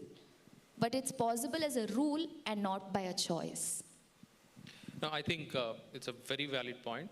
Probably, something if it is slapped as a rule may not really be followed, but if we can look at cultivating that as a best practice, industry best practice, people will follow by willingness, by choice rather than by force. So We need a lot of, small cohorts which have worked very well. So the moment, say my college, Global Academy of Technology, tomorrow I open an industry and I make sure 90% of my FCD students are placed very well, I'm sure the next college next to me is going to see what are you doing and call the same company or call another company and do it. You just need a few successful stories to come out. yeah, that's exactly where we are looking up to. So we will look up to setting up this first model, or a hypothesis validation kind of a exercise, and probably take it forward. And probably by next year, Big Tech Show will have a lot more to talk about it. So I sincerely thank both of you for sparing time and having a wonderful conversation. I thoroughly enjoyed the discussion. I'm pretty sure the inputs that we have received today, we will work to make it materialize in the form of an actionable report in days to come, and a policy outcome as well. And probably look at doing a demo unit somewhere. So thank you, Neeta, as well as Aishwarya, for joining. Thank you very much. And I hand it over to Vakya. Thank you for the opportunity. Dear panelists, thank you so much for being part of this panel. We request you to stay back. Sudhir, if you can present the mementos to the panelists.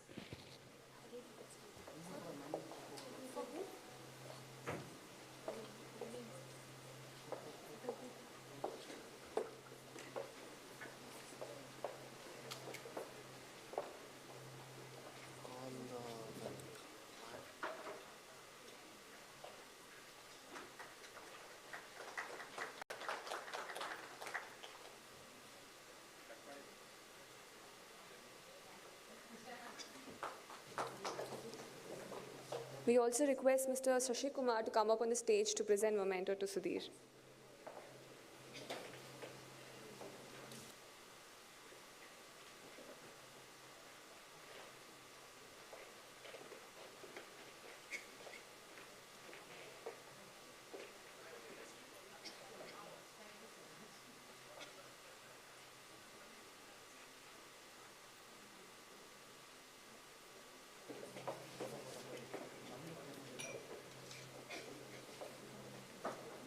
Thank you, dear panelists.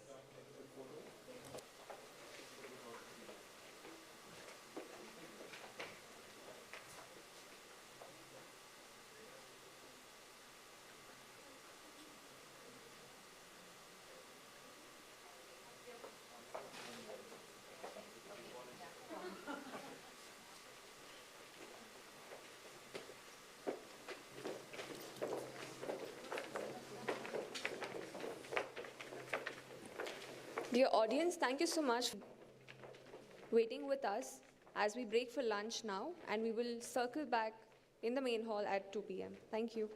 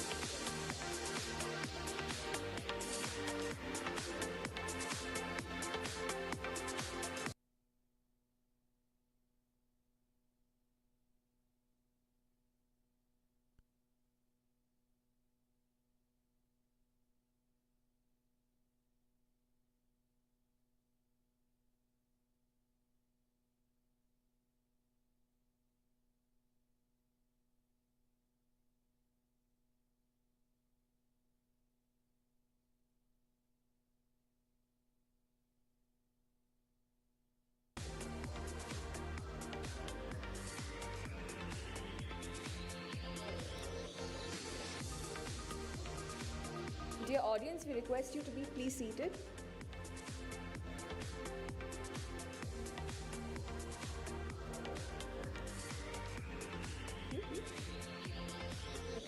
Dear audience, we request you to please be seated.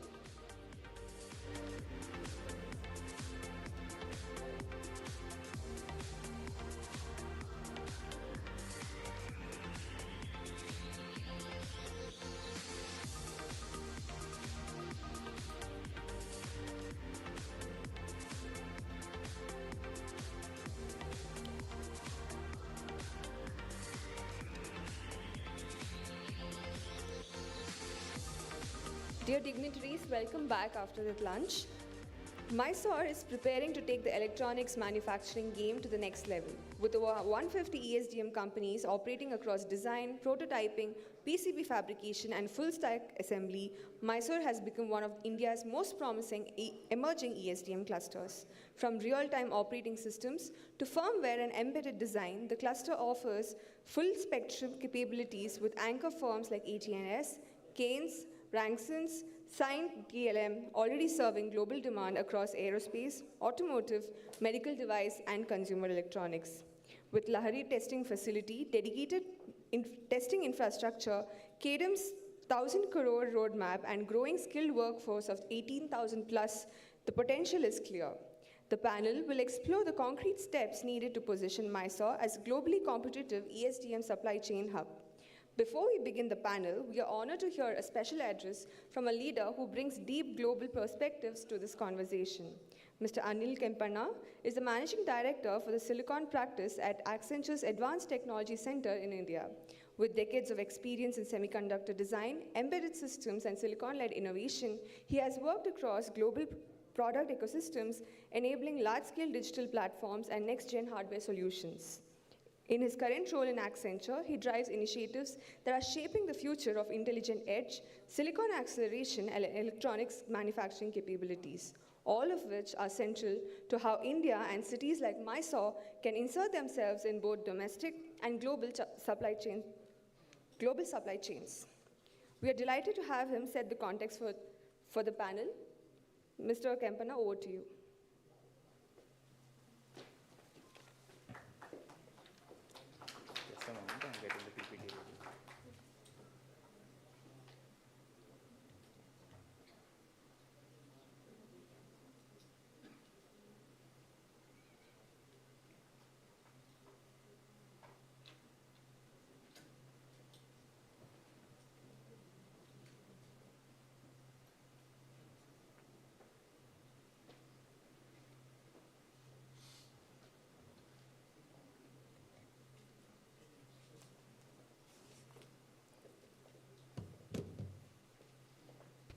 Hello. Thank you. Thanks, Kedem, for the wonderful opportunity. It's always difficult to come after lunch and wake myself up and wake the people around here. So I'll try my best to get this thing activated with whatever little energy I have, right? So why am I here? I'm here because for two reasons. One, passionately, I truly believe, as telling Mr. B.V. Naidu has given so much to the industry, saying that I want to give back to the industry. In fact, I just came across, what happened? I came across by accident that this event was happening. You won't believe it. I said, I'm coming, right? So it's a personal passion, and it's not just about talking about my passion, but we have created a committee, and with Sanjeev, we have actually worked, beyond Bengaluru as a committee, trying to make this happen, right? For at least 4-5 years ago. With that said, second reason why am I here? One of the things that I truly believe is we're talking of ESDM, we're talking about talent, but fundamentally, what is happening in the world out there is the fact that AI is becoming like, it's the walk of life, it's the way you live, the way you talk, the way you think, right? Now, why am I bringing that to this angle, right? The reason I'm bringing this is because at Accenture, there is a learning platform, And I thought it'll be good for me to share, not necessarily as Accenture, but it's a beautiful platform wherein it's where India can leverage to scale with speed, and how effectively it can be done with AI. And whatever you learn today is not good enough of just learning the subject matter expertise. I come from a semiconductor background, but today, you won't believe it, at the age of 55, I'm learning AI, I'm learning prompts, I'm learning agents, I'm learning what is MOP, right? Because this is super important in our lives, because if we don't get our youngsters and people like you and me who have been in the industry trained with what is happening, it's not going to be relevant to what is needed in the future, okay? So that's the pretext. How do I go?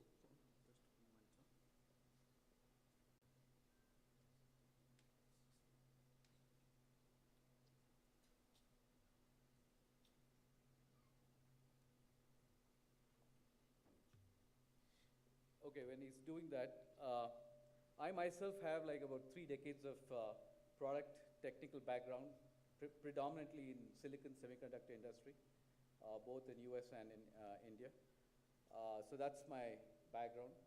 And today I'm here talking about how to skill and how to come up with a way of using the, how much is it, about 37, 40 crores worth of youth in our India. How do we get them trained? And if you have to get so much of people trained into the future, then what is the mechanisms that are needed to make it happen? If we can just get me going on this. Done? What is happening? Screen is not duplicated. They can show.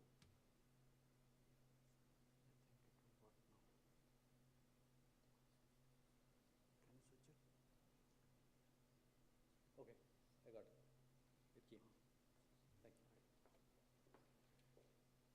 So, anyways, I'll just move fast. The key challenges faced by any organizations today is, one, you need to have the clarity. What is it that you want to get skilled with, right? Then you need the agility to get skilled. Like I'm telling you, at the age of 55, I'm trying to get myself skilled. I can't wait. So you need to be agile, right? Need for relevance. That's super important. What is it that you're skilled in, why is it important, and how is it going to help you, right?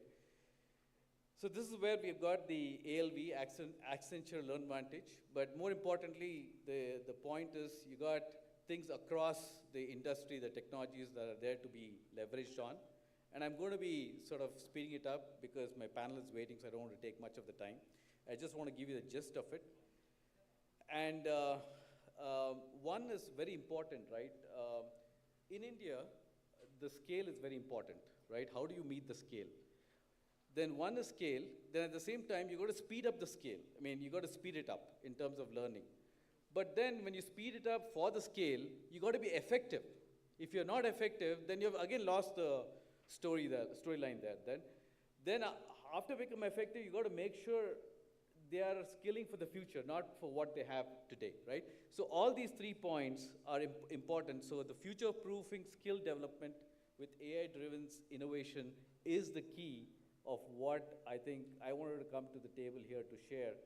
That is creating a disruption worldwide, and India should really leapfrog on making this happen, right? This is just a chart about an example of what we are doing in the semiconductor space and what is happening in this as to help skill, especially in India, semiconductors become a big thing, and how this is connecting all the way on the top, right from your bottommost silicon to all the way up to your the systems to the cloud. Everywhere there's going to be AI, right? And if be it ESDM, be it anything you want to do, if you don't understand how do you work with the agents, how do you prompt, what is the MOP, how do you work the agentic AI, you're going to be lost. Okay, simple as that. And just a quick video, just a 40-second video. I hope it plays.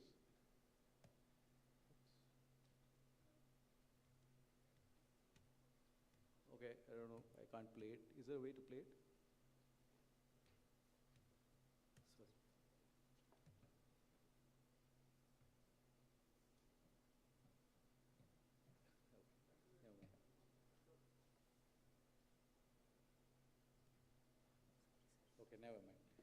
So there's a nice video to talk about what is the platform and all this stuff, but nevertheless, I think I just want to leave you with this. Skill development is across technologies with speed and scale. That's one message that I want to leave you with, right? And it's super relevant for India. Second, once we have the speed and scale, effective learning via AI-based platforms, because it's not like a person can keep on, it's not like classroom training, right? You got to have the Alka, whatever that lady who showed up in the earlier of the session, like that, together with the human capabilities, how the trainings are being imparted effectively, right? Now, the type of training, the content, the subject matter content needs to be AI-driven innovation, right? I have learned semiconductors, but what I've learned is not good enough today, right? I have to know how do I bring in the AI piece of it? How do I write agents? How do I write my prompts? How do I get all these things into the flows to make the things happen? And that is the relevant thing for the future, right? So that is the third point I want to leave you with. So with this, Ashok, please bring your team along. So we want to get into the panel discussion. Thank you.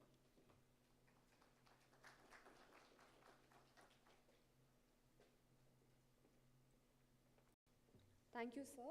I now request Mr. Ashok Chandak to present memento to the speaker.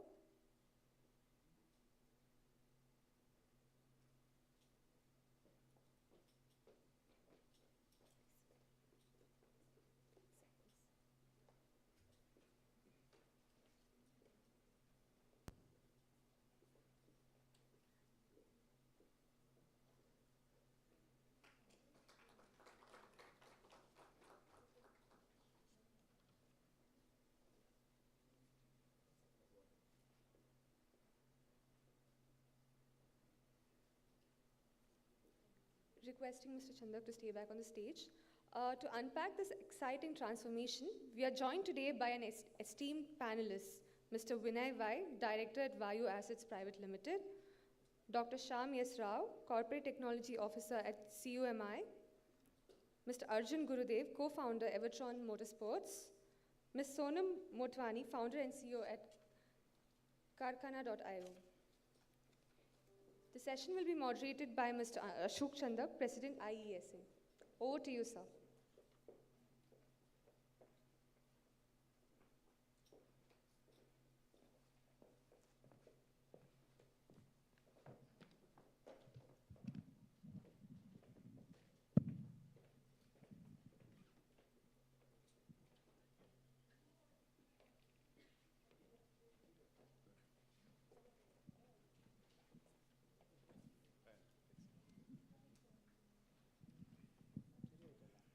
Hi, good afternoon, everyone. Good afternoon, I said. Thank you. Just a wake-up call. Thank you. But nothing new, actually. It's very usual tactic. So I think we're a bit delayed, actually. It doesn't matter. Pretty interesting topic because the ESDM, which is Electronic System Design Manufacturing, but essentially electronic semiconductors, these are the buzzwords. Like everybody talks about it, just like a Bollywood movie. So everybody keep talking about it. And I think you would be surprised at home also, or in your gully or roads. Even the old age people now talk about, hey, semiconductors, electronics. So this is a very important topic actually for many countries. And you can see like even President Trump is saying, no, electronics manufacturing, bring to US, make in US. Obviously, we are also running Make in India program. And now today plan is Make in Mysuru. So we have to see how do we do that more. And the point is there's a huge opportunity. I mean, as per the report which is done by IESA, India Electronics Semiconductor Association, we're at about $150 billion of electronics market in the country now. And it should increase to $400 billion plus $100 billion of semiconductors. So that's about $500 billion as an industry by 2030. So there's a huge scope. Somebody has to fill it. Who can fill it maximum? Can we make Mysuru to fill that maximum coffer? That's a plan actually, and we will figure out from our esteemed panelists. Those are from complete end-to-end ecosystem. We have a pretty balanced, very powerful panel actually. And we'll figure out now in a while as how this opportunity can be harnessed further. remember, the goal is $400 billion for the country, and how do we maximize from Mysore? And I don't want to repeat morning session. You have heard a lot of things actually, what's happening in Mysore, all those things. Most important topic which to be taken into account is the conducive government policies. And not only question of policies of the central government, but also multiple states, including Karnataka. And also that ease of doing business, which every state is talking about now. And a lot of interest by Indian and global players to expand those activities in multiple regions. And there is huge potential. And we will dwell into that more details further. So first of all, let me start with the materials point of view actually. Because in the complete end-to-end system, we have to look at the materials, we have to look at the various components, PCBs, we have to look at the product creations, then the manufacturing, box build, and also skilling. These are the 5 topics we are going to cover right now. So from materials perspective, we have Dr. Shamrao, who comes from Carborender Universal, part of the Murugappa group. So what's your view on the advanced materials perspective, how this is important for electronics and what can be done in Mysore?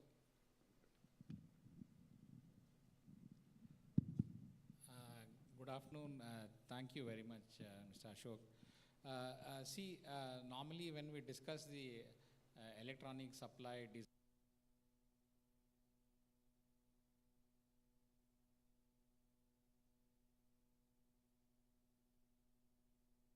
to manufacture, design, and improve upon existing what is available in the market. So here actually, if you come to semiconductors, most of the semiconductors, one is the silicon is one material which is fully imported today. And the other options are all advanced ceramics, silicon carbide, aluminum oxide. Again, these are imported. So unless, we start manufacturing these materials here in-house, and Mysuru is one very good option, we will not be able to really improve upon the existing versions of semiconductors available in the world market. And innovation only comes by, I call it the late mover advantage. Even a late mover has an advantage actually. He has the advantage of the latest technology, and he can manufacture the substrates or the base materials for the semiconductors and vacuum electronics and so on using the latest technology. Someone in the West who has already invested in capital and money in the older technology, he may not be able to move to the new technology so easily. So we must remember this point, this late mover advantage, and actually ensure that we do an end-to-end manufacturing and not just outsource supply and design, OSAT, or outsourced supply and testing, which is what most of the semiconductor opportunities, semiconductor factories in India are trying to do, the OSAT, what they call. The OSAT actually misses out on trying to do the innovation on the materials part. And I would emphasize on this, and we should go all the way to it. We have the talent, we have the knowledge, they're highly educated people, and currently, the current situation with the Western world, most of the youngsters are going to stay back in our country. The opportunities in the West are continuously dwindling. So I think with this kind of a talent landscape, we should be able to focus on this. And fortunately, Mr. Ashok, normally these materials are made in low humidity areas like Bangalore, Mysuru and all that. Mysuru is very conducive to manufacture this. This is also one more point I must say. All over the world, the advanced ceramics are manufactured in low humidity areas only. Thank you very much. Great, thanks. That's very interesting perspective, and also considering the right now China is already tightening supply of some of the materials, particularly the rare earth materials, which is creating a trouble. So I think there is a opportunity for India as well. Somewhere it has to be done, and as we initially mentioned, why not Mysore, or can it be Mysore? Going forward, actually, from the electronics, any product perspective, most important thing is the component and the PCB. And recently, Government of India also came out with a policy called Electronic Component Manufacturing Scheme, providing a lot of incentives over there. And many states are coming out with additional top-up on that, actually. So that helps to create this system. And most important part in that is the PCB particularly. So I want to come to Vinay from the Vayu Assets. What's your view on the PCB perspective, actually? How this could be realized in Mysuru, considering that we have the PCB cluster which is coming up. There are a couple of PCB manufacturers already available. How fast can we leverage and accelerate this topic? Okay. First of all, Mr. Ashok, thank you for inviting me to this esteemed panel. Today, I hope to learn from all of you and also contribute towards the... Can you hear me now? Okay. Okay. Ashok, thank you for inviting me to this esteemed panel. I hope to learn a lot from this panel today and also contribute to the ESDM facility in Mysuru. So regarding PCBs, regarding PCBs are a fundamental part of any electronic device. So why is it that since India is a consumer of a lot of electronics, where most of the electronics is imported, especially the high-end, why don't we make PCBs which are more sophisticated and high-end in design? This is something that the policymakers should have addressed about 3-4 years ago. But now I think they are in realization that this is the time, because today everybody talks about the China Plus One policy. But I think that is an old cliche. We need to be talking about India to many. And this is why we need to be manufacturing in India for the world. So when it comes to the PCB ecosystem, we have a lot of technology that is imported today. And the know-how, the skilling is not existent at all. So we need to have a policy and also system support from the stakeholders to make sure that we can manufacture PCBs, especially the high-density interconnects, the IC substrates, the chiplets. So there's a lot of work, there's a lot of innovation that can happen in India. I mean, India, you have a lot of GCCs where they do a lot of R&D in semiconductor field. So why don't we also establish something on the PCB side so that we can move forward in the country? Great, thank you. Now,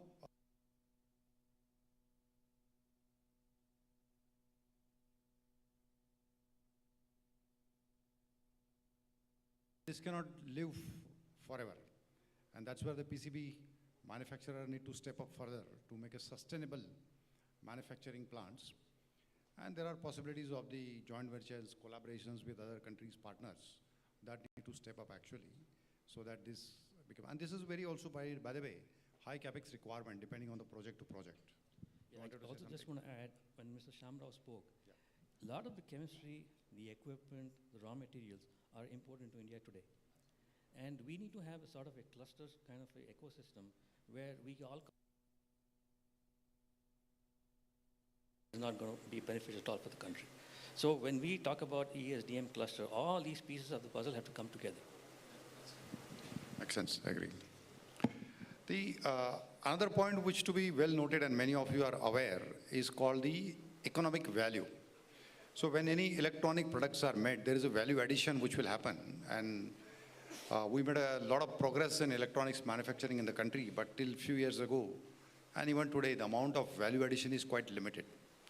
And one of the challenges which India faces is we are still importing a lot of components, PCBs, even in semiconductors, everything, and we do assembly, which used to be about 10% value addition 3 years ago. Last year, it was about 18%. Based on the work we do with MIT, this is what the number is coming out. Our plan is how can we go to 35, 40% and all those. But within that value addition, most important topic to increase value addition is a product creation or a product design. Can India become a product nation? Because if you are creating a product, thus you realize and retain most of the economic value. And I want to bring our next panelist, Arjun, to give us some perspective. What is this product creation topic is, whether India can get into product creation, how can we create our own brands, how can we retain the economic value in the country? Thank you and good afternoon, everyone. It might be a surprise to most people to see the company that I'm representing today is something called Evotron Motorsports, and what's that got to do with ESDM and how do we bring in production into this? But just as a background, I think it's important to understand that creating a product or creating a solution or creating a system involves a lot of key elements that span across any industry, and they remain largely consistent. So I think it's with that aspect that I'm here to talk about how we build upon this. So we started off to create what I would call India's first electric racing league. And very quickly we realized that it was not about creating the league, it was about innovating with a lot of products. As you might be aware, a lot of things that happen on the track is what actually comes down onto the road. So for example, seat belts, they've saved so many lives. It was an invention that happened on the track. Similarly, when you're building any product, it doesn't matter which stream, which sector, which vertical, you need to think about what the future applications are and how you can roll it out to a larger scale. So from that perspective, the first thing to identify is to identify what you're trying to build and where and how it will work. The second thing, I think a couple of my panelists, co-panelists touched upon it, is about the ecosystem. A product doesn't create itself. You need the right supply chain systems, you need the right academia involved, you need the right research involved, you need the materials to be available, and you need to create this whole ecosystem. So having an ecosystem, and today we're talking about a place like Mysuru that brings all of this together, right? We've got a heritage in Mysuru in terms of the legacy of academia, the new companies that have been set up, and the support of the government to take this forward. So that's a very important thing again, and this is, like somebody mentioned in the morning's discussion, being at the right place at the right time. This, I think, is a situation where we should not be saying, why did I miss the bus? The FOMO of missing the bus should not be there, and Mysuru currently offers this ecosystem today, and we need to be looking at how we can use that ecosystem. That's the second one. Third one is, I think people have said it many times, I would again reiterate it, it's about failing and failing fast. No product is built clearly, perfectly the first time, right? So a lot of people, it's very rare. You'd find a very rare situation where you find a perfect product on the first attempt. You'd have built first, second, third, 4 iterations, 5 iterations, and you can't be wasting time on each iteration. You need to be looking at it, you need to be failing and failing fast, and learn from that failing, learn from that experience, apply that experience to the next set of products that you're going to build, and take that forward. That's the third important point. And from that perspective, again, you need to find ecosystems where that will allow you to experiment with that and try to make you figure out whether your product works or not in that particular space. So building a product, that's another important aspect of how you can build that. Lastly, coming together to build any product, it's not a one-man's job or a one-woman's job. It needs to have a bunch of people together. Building a team is extremely important. And building that team is a combination of having people who have studied, who are capable of doing different things, and bringing them all together and leading them to create what product you want. So these 4 aspects jointly will help you create a great product.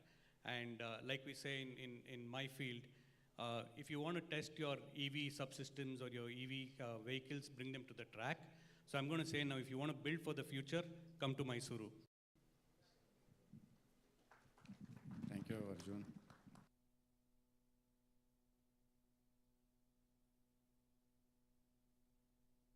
Design the product, finally, end of the day, a box should be ready. So I'm not saying the cartoon box actually. The product has to be manufactured, tested, and then properly put into the right box for shipment. So this manufacturing remains one of the important topic, and from the government and public perspective, the manufacturing is the most important word, because it is synonymous to getting bulk of the investment. If there is a manufacturing plant, you get investments.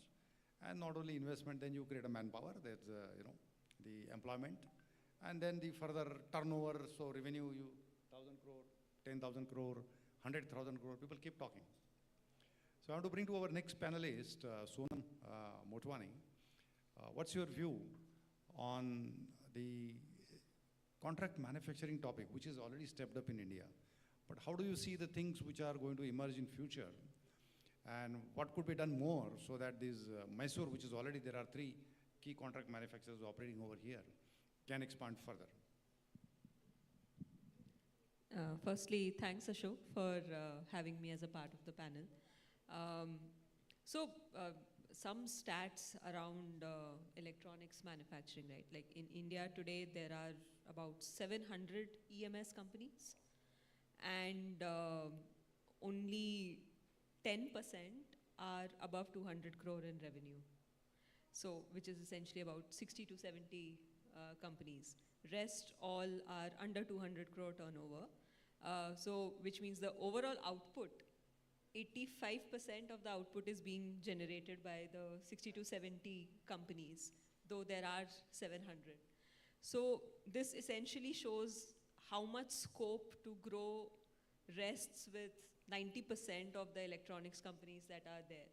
And out of this 700, there are about 8 to 10 in Mysore today. So, when we look at the gap that has to be filled, there is a long way to go. And most of the large companies that have scaled to thousands of crores of revenue today, they have taken, I mean, some would have taken 10 years, some would have taken 20 years to get to the growth that they have. But if we think about how would the remaining 90% of the companies grow from where they are today, there are few factors that they need to be investing in. PCBA only can lead to a certain growth, but where our country is lacking today, especially when we have to offer solutions to OEMs globally, is a complete product, which is not just EMS, but how do you add to the entire box build ecosystem, integration of electronics with mechanical and tying together that supply chain. And given that, you know, Mysore is such a hotbed of manufacturing, or becoming one, with its proximity to not just the cluster that exists here, but clusters everywhere else, I think it is at a prime time to get all of that capability also to the companies that are already here and the new companies who are looking to make investments. So as Karkhana.io, so far we have operated as an integrator where we have tied together different types of manufacturing processes to make box builds possible. But when it comes to electronics manufacturing, we are also a new kid on the block. But one thing that we see would, you know, help us do it differently and grow faster is the ability to tie together mechanical manufacturing ecosystem with electronics manufacturing ecosystem and offer a complete box build solution. And I think that's how, that could be one of the roadmap for the remaining 90% of the electronics companies in the country as well. Secondly, I mean, you spoke about design. In India, we have very few ODMs. There might be ODMs in the high volume manufacturing space, but there are so many product categories, be it in automotive electronics, be it in medical devices, be it in electric mobility, which are low to medium volume, but high margin businesses. And those are the categories where we have a huge gap where true ODMs can be built. Now, with all the limelight on manufacturing, I think it is also the right time for the companies to remodel themselves to attract A-class design talent. And if they're able to do that, I think this is the right time then to move towards building more ODM companies from India that could attract more manufacturing happening here. Thank you. I think that's a very interesting point, actually. India is still lacking the ODM companies. There are very few, handful we can count. Some of the EMS companies started to claim that they are also becoming ODM now, but very few products. I'm not here to dispute with them whatever they want to claim. Considering that I have been also extensively traveling to Taiwan, like from 25 years ago, and that's where the ODM ecosystem has born, actually. There are a lot of ODMs, those came out of Taiwan, and that ecosystem is quite different. And this is one of the topics even ISA today, by the way, we are discussing with government, as how do we create a right policy framework so that ODMs find a sustainable business model in the country. Now, one of the important topic remains is as we expand the manufacturing ecosystem, the design services ecosystem, everything, you need people. You need the people, those who have got the right skill sets.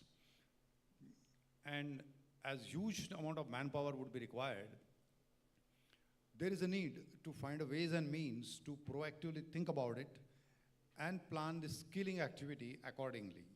So I want to bring Anil as what's your view and thought? We saw your presentation actually, but now specifically, considering the ESDM part and particularly Mysore and Karnataka, what can we do more and better in terms of generating the skilled manpower, so that as one end we have ambition to expand our manufacturing footprint, but parallelly we need people to do that job actually. Thanks, Ashok. I think today it's about Mysuru, and I talked to you earlier in my presentation about what is skilling, why is it important, what is the platform, things like that. But specifically, let's bring it home to beyond Bengaluru and why we are here, right?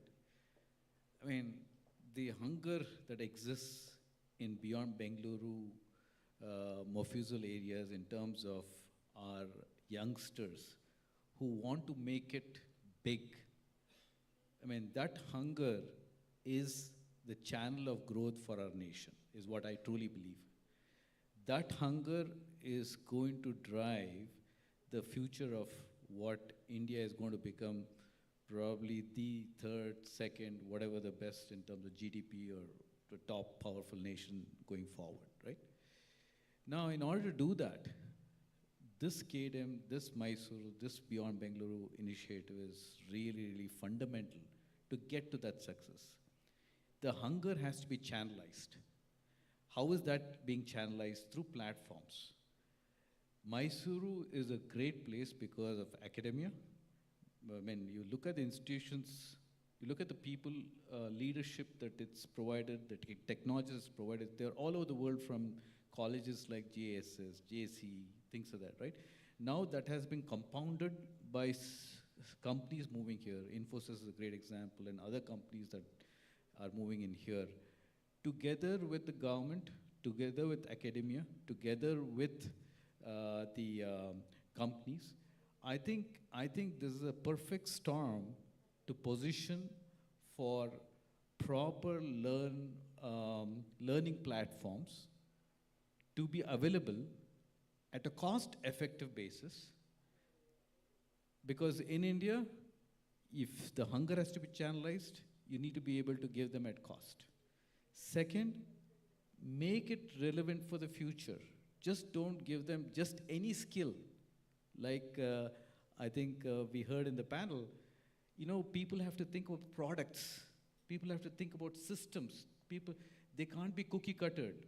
They can't just mug up something in the books and come back and say they will fail. So how do you get them to be industry ready, right? If you are to build a platform, I mean, and if what Sonam was talking about, 90% is the opportunity, right, Sonam? I mean, just think about the people, the capabilities, the capacity of people trained that you need to have to support that market segment. Huge potential, but without the right platform, it's not going to happen. Without the right mindset, it's not going to happen. Without the right curriculum in terms of how do you get them industry ready, it's not going to happen, right? To get all of this, the good news is there are platforms, there are these AI-initiated platforms like I just shared with you, and those are all available. I think we need to leverage that, and Mysuru couldn't have been a better place to start from. Thank you. Thanks, Anil. So yeah, indeed, skilling is very important topic everywhere, but also particularly in our industry, because our base is still very small, and we have big ambition in terms of expanding to the larger scale. Let me get to the second part now. So I will come to you, Dr. Shamrao, particularly on the material we discussed. So can you give us some perspective? Which are the 2 or 3 materials where the processing, which is more important, and we may not have a technology, but we can acquire, or a joint ventures, where you think the opportunities could be for India, and then obviously something is India, then Mysuru can jump in. Thank you, Ashok. See, actually, a lot of the electronic assembly and even semiconductors basically requires insulating materials, electrically insulating materials. And electrical insulation actually requires a tremendous amount of cleanliness. See, even if there's a dust particle, there can be a short circuiting, So that kind of a mindset in manufacturing is something which we need to inculcate here. And there are a lot of small technology companies worldwide with whom we can collaborate and shortcut the entire learning process and establish it at scale. So very, very important to establish the manufacturing at scale, looking at the future requirements of data centers, graphical processing units, and so on, so that we on a per unit cost will be competitive not only today but also 10 years from now. So the technology which we are going to establish to have all these processes should be looking ahead and having a possibility to have a modular type of a setup, so that there can be changes can be made in a much more agile way. And Sonam, when you were speaking, I was just coming back to this large-scale, high-tech subcontracting. I think, see, most of my experience now, because we are exporting a lot of products, is that the customer would like to audit not only the main supplier but also the subcontractor. And that's where a knowledge team like yours. See, there is one way to just subcontract somewhere, but subcontract to a knowledge subcontractor, knowledge-based subcontractor, who is capable of adapting to future technologies, is what the Western world is looking for. Because they also know that every company cannot manufacture everything end-to-end. It doesn't make sense also. I think Carborundum, for example, would like to work and explore some possibilities with yours. This is just off the cuff I'm saying. But I think, high quality, high technology subcontracting. See, generally the word subcontracting we use, something is gotten, made and brought back. And it has to be a seamless, Kaushik is also here in the audience, it has to be a seamless quality control. There's nothing like, again you send it back to us at our gate, we'll check something and we'll say whether it's okay or not. See, it cannot be like that. It has to be, if you make something and give it back to Carborundum, it need not be checked at all. That should be the standard. I'm sure you guys are getting to that, but what I was trying to highlight is that there is a huge possibility in the electronic manufacturing for high technology knowledge teams subcontracting. And we should make an advert. And just, the word box that has been used every now and then, I just want to say, whenever I walk around into the customer's place in Western Europe or America, I have a habit of walking through their stores, just to see how many boxes are mine, how many boxes my competitors. And I tell you, the competitors' boxes, the print and everything is so fantastic, compared to ours. See, we don't give importance to the boxing. I'm sorry, this is a trivial topic here, but why can't we package our product world-class packaging, so that, even on the store shelf, it looks world-class. See, we make a world-class product, Kaushik, but we box it in some corrugated thing made by another subcontractor, plywood, which is actually not up to the standard. So I think there are a lot of possibilities to work together. Yeah. Thanks, Shamrao. Thank you. So I want to come back to you, Vinay, once again. Other than PCBs, let's say, which components you think are low-hanging fruits, which could be done in Mysuru or, let's say, Karnataka? What's your view? I think to answer your question, a lot of the components, the low-hanging fruit, there are a lot of manufacturers in India who are already doing that, based on what I understand. But when it comes to components such as integrated chips, the silicon wafer, the switching, those are things that we need to focus on, because we need to focus on the high-end value chain, because a lot of the low-hanging fruit, they've already been picked. And just to pick up on Mr. Shamrao's point on insulation, in the PCB field, insulation is a very big thing. Yeah. And when we talked about insulation, what we call as a core, which is an insulating material made out of FR4, for example, or ceramic or any other material. Now, as far as we manufacturing that is something we need to develop in India. Also the prepegs. We don't have good quality prepegs. Okay, we'll take a practical example. Test boards for semiconductors. Now, a test board for a semiconductor is a very, very sophisticated PCB. You're talking layers of copper anywhere between 40 layers to 100 layers in about 4 mm of the PCB thickness. This is the kind of technology, this is the kind of know-how we need to emphasize building within India, I think. Great. Sonam, I have one more point for you. Let's say we do these all EMS, contract manufacturing activity, and as the market size goes increasing, there is a huge demand. How are we placed with regards to the overall supply chain? What can be done more to tidy up the entire supply chain for that? Because there are so many components and diversified materials and equipments on PCB boxes and a very nice, glamorous box he wants actually. What can we do there? So I think here it is worth going category by category.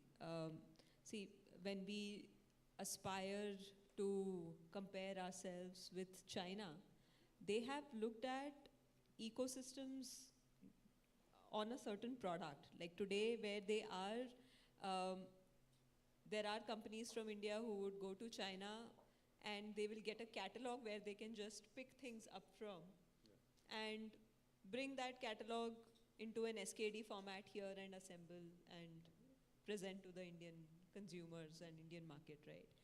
Now, for that to happen, I don't think it has happened in a piecemeal format. When you look at a complete industry or a certain product category in any industry, whatever is needed, be it your plastic parts, be it your metal parts, be it the kind of components. Now, even in electronics, there are different capabilities. If we are talking about security systems, there are capabilities on biometric side, there are capabilities on optics side, there would be digital screens, because now most of the products that we use are becoming more touch enabled, right? So for any particular product to become indigenized, the entire gamut of technologies, all the pieces need to be thought of. And of course, all of that adds up to the kind of packaging and experience for the user that we create there needs to be thought through. So a good way to tie the supply chain would be to holistically look at what all goes into a certain product and then develop the supply chain for that complete product in a region. I mean, instead of thinking that, hey, EMS standalone is something that needs to grow. So, so that is my thought, that unless we look at it from the perspective of building products here, we would otherwise remain doing service for companies outside, right? So this is the approach that can help scale the entire Very good insights and maybe useful for some of the companies here. Arjun, one point for you. Product creations and other things are happening, but considering your experience on particularly, I used to call this as a suitcase marketing, because 15 years ago, some of our companies, they used to go to China, somebody will open the suitcase, show multiple phones, multiple products, you select, and then come back. Similar thing happening right now, a lot of TV brands you see in the market actually, it's a suitcase marketing. How can we get away from that so that we have real value addition which is structured in the country? Yeah, I think here what I would like to say is when you build a product, I think Dr. Shamrao mentioned you need to build a product that passes all quality certifications. It's different. It could be different in many different ways, right? But focus on quality is something that comes across first. For a lot of people who buy a product, you would have taken a few years ago, oh, China product, I don't want it. But that's changing today. You will also realize when Hyundai came to India first, decades ago, right? Oh, Korean product, I don't want it. But today nobody talks about Hyundai as a Korean product. So from that perspective, there's a very small story that I would like to say. Sony was originally Sony West and Sony East. Sony East was Japan and Sony West was US. So when the first contract happened between Sony West, which was Sony America versus back to Sony Japan, they gave a contract for a million Walkmans. You remember the old cassette players, the Walkman. And the contract stated 2 parts per million, 2 ppm failure rate, acceptance level and all of that. I don't know how many of you know this story, but Sony Japan actually sent 1 million and 2 Walkmans to the US. And the US said, why have you sent me 2 extra? I said, you asked for 2 failed parts. They said, no, we said 2 parts can fail. They said, Sony Japan said, no, our parts don't fail. You wanted 2 failed parts, here's 2 parts. So it's important to focus on quality. That's interesting actually, and I think we're getting there. Because if you look at a lot of, and we have heard in Mysuru, there was a offset program related manufacturing that demonstrate that for a we are doing a quality manufacturing. We have seen the companies like Apple, Samsung, and others, they are increasing the big time the manufacturing activity. So that's the quality I think we are reaching over there, that progressing. I think our time is already over, but the display shows me 35 minutes, so I'm going to take another 35 minutes now. So because organizer has not triggered us, they did not say stop. I can see 35, so I will continue. So maybe 1 minute for you, last, Anil, joke apart. What is one last point from you on skilling? One or two crisp things which we could do in Mysuru, for example, to build the skilled manpower for the nation. No, thanks, Ashok. In fact, I do have only very crisp one point. With whatever we are hearing here from the panelists, be it the on-the-track EVM motors, be it the production that someone wants to do, be it the material science, right, or be it the PCBs, the one fundamental thing that we need to start doing even more is to get to the depth, not just the breadth. Because what we are lacking in today in India is how many people can take a technology, take anything, PCB, how many experts can you find? Like look at China, look at Taiwan, look at other countries who are in manufacturing. They have the depth. They have done 20 years, 30 years in just assembling that damn PCB. We need to inculcate that culture if we truly want to succeed going forward. Thank you, Ashok. Great, thank you. Thank you very much, everyone. And we had a very good discussion, a lot of inputs from our fellow panelists, very thought-provoking points as well as some good word of wisdom. One thing I want to highlight to the audience here is there is a lot of interest from the global community to come to India or join hand with us. So whenever we do international meetings or any roundtables or visits, I think recently you went to US and Taiwan and all those, Ajay, you were talking, I was talking to you. So there are a lot of global companies, those are interested to come to India, but obviously they cannot do on their own everything because setting up the operations in a different country is altogether a different ball game. So they would need some technology partner or they may need a joint venture partner. Those opportunities does exist. So anybody who is interested to set up the design or manufacturing activity in the ESDM space, please feel free to contact KEDM or ISA. And we are here actually with the lot of long list of available possible partners from outside of India as well. And some kind of collaborations can be done. You can work and discuss. I mean, we don't charge commission, so don't worry about it. That is not a marketing activity. This is more of a nation building activity and a Karnataka and Mysuru building activity. Whoever is having an interest, please feel free to reach out to KEDM or ISA, and then we take it forward actually and get you some kind of a good global partners. Those can provide technology, process, know-how, because we are still lacking on that, particularly on the sunrise sector of ESDM. With that, thank you very much, all of you. Thanks a lot. Thank you, dear panelists. And thanks to the audience as well. Thank you. I think questions we are avoiding in view of time, but if you allow, I think it's up to you. One question. Maybe just one question. Okay, she has said yes, go ahead. Yeah, I'm Sabarishan, charter member of TAI Mysuru.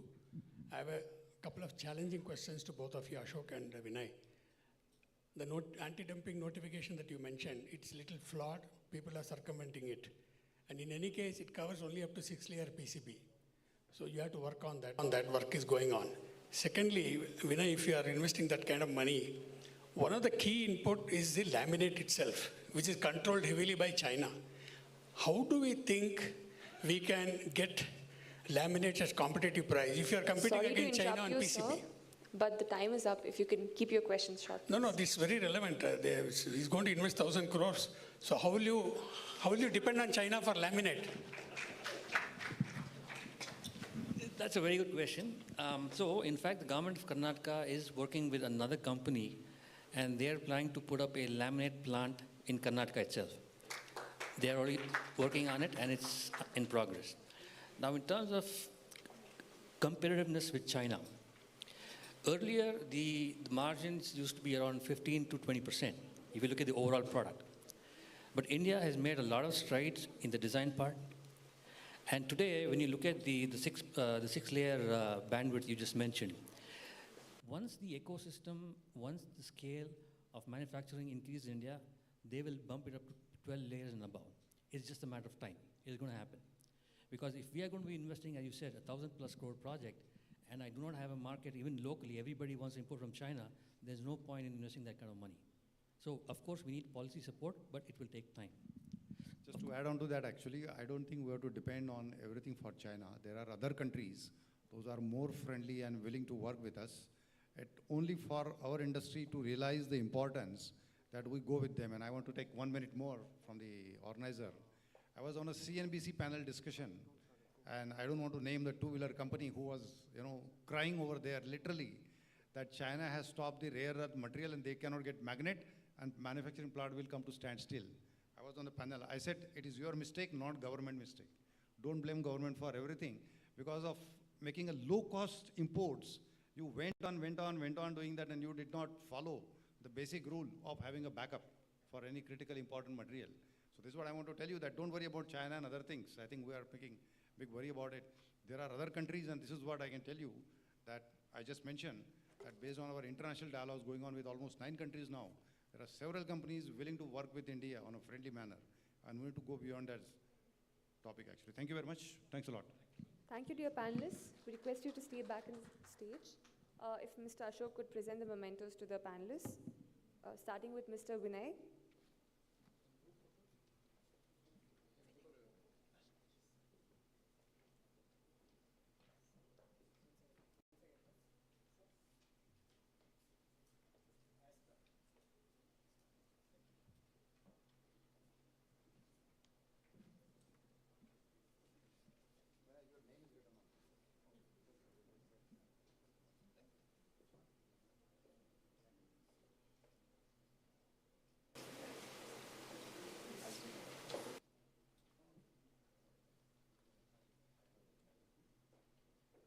Dr. Shan.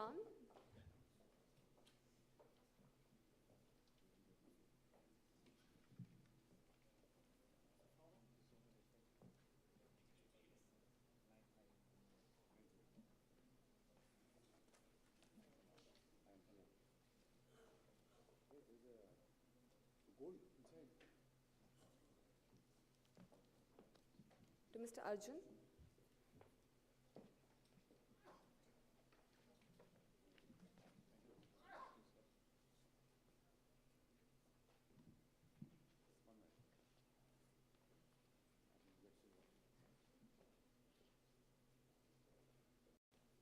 And to Ms. Sonam.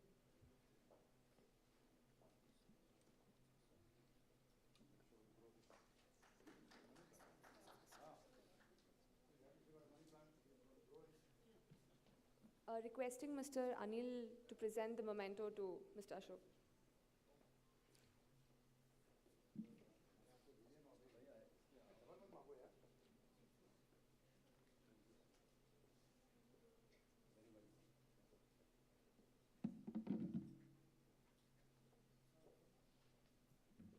Thank you, dear panelists.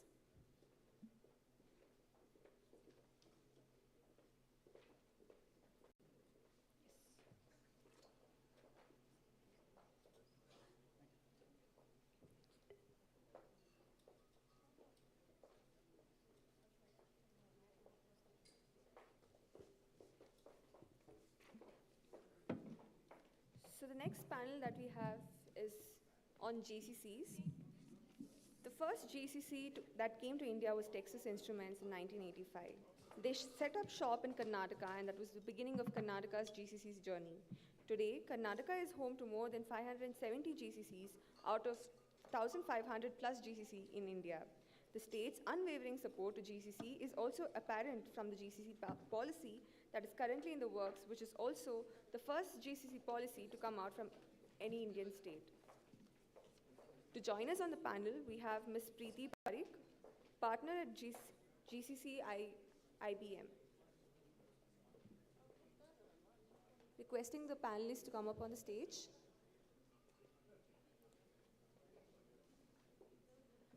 Mr. Sudhakar Sarore, Finance Director, Global Shared Services, Omni Logistics. Mr. Anuj Pillai, CEO, McLaren Strategic Solutions. Ms. Neeti Sharma, CEO, Team Lease. Mr. Adnan Furniturewala, Associate Director, Brand Strategy and Partnerships, Zinov. And Mr. Bhaskar Verma, Regional Director, Karnataka, Tamil Nadu, and Kerala at NASSCOM will be moderating this session. Over to you, sir.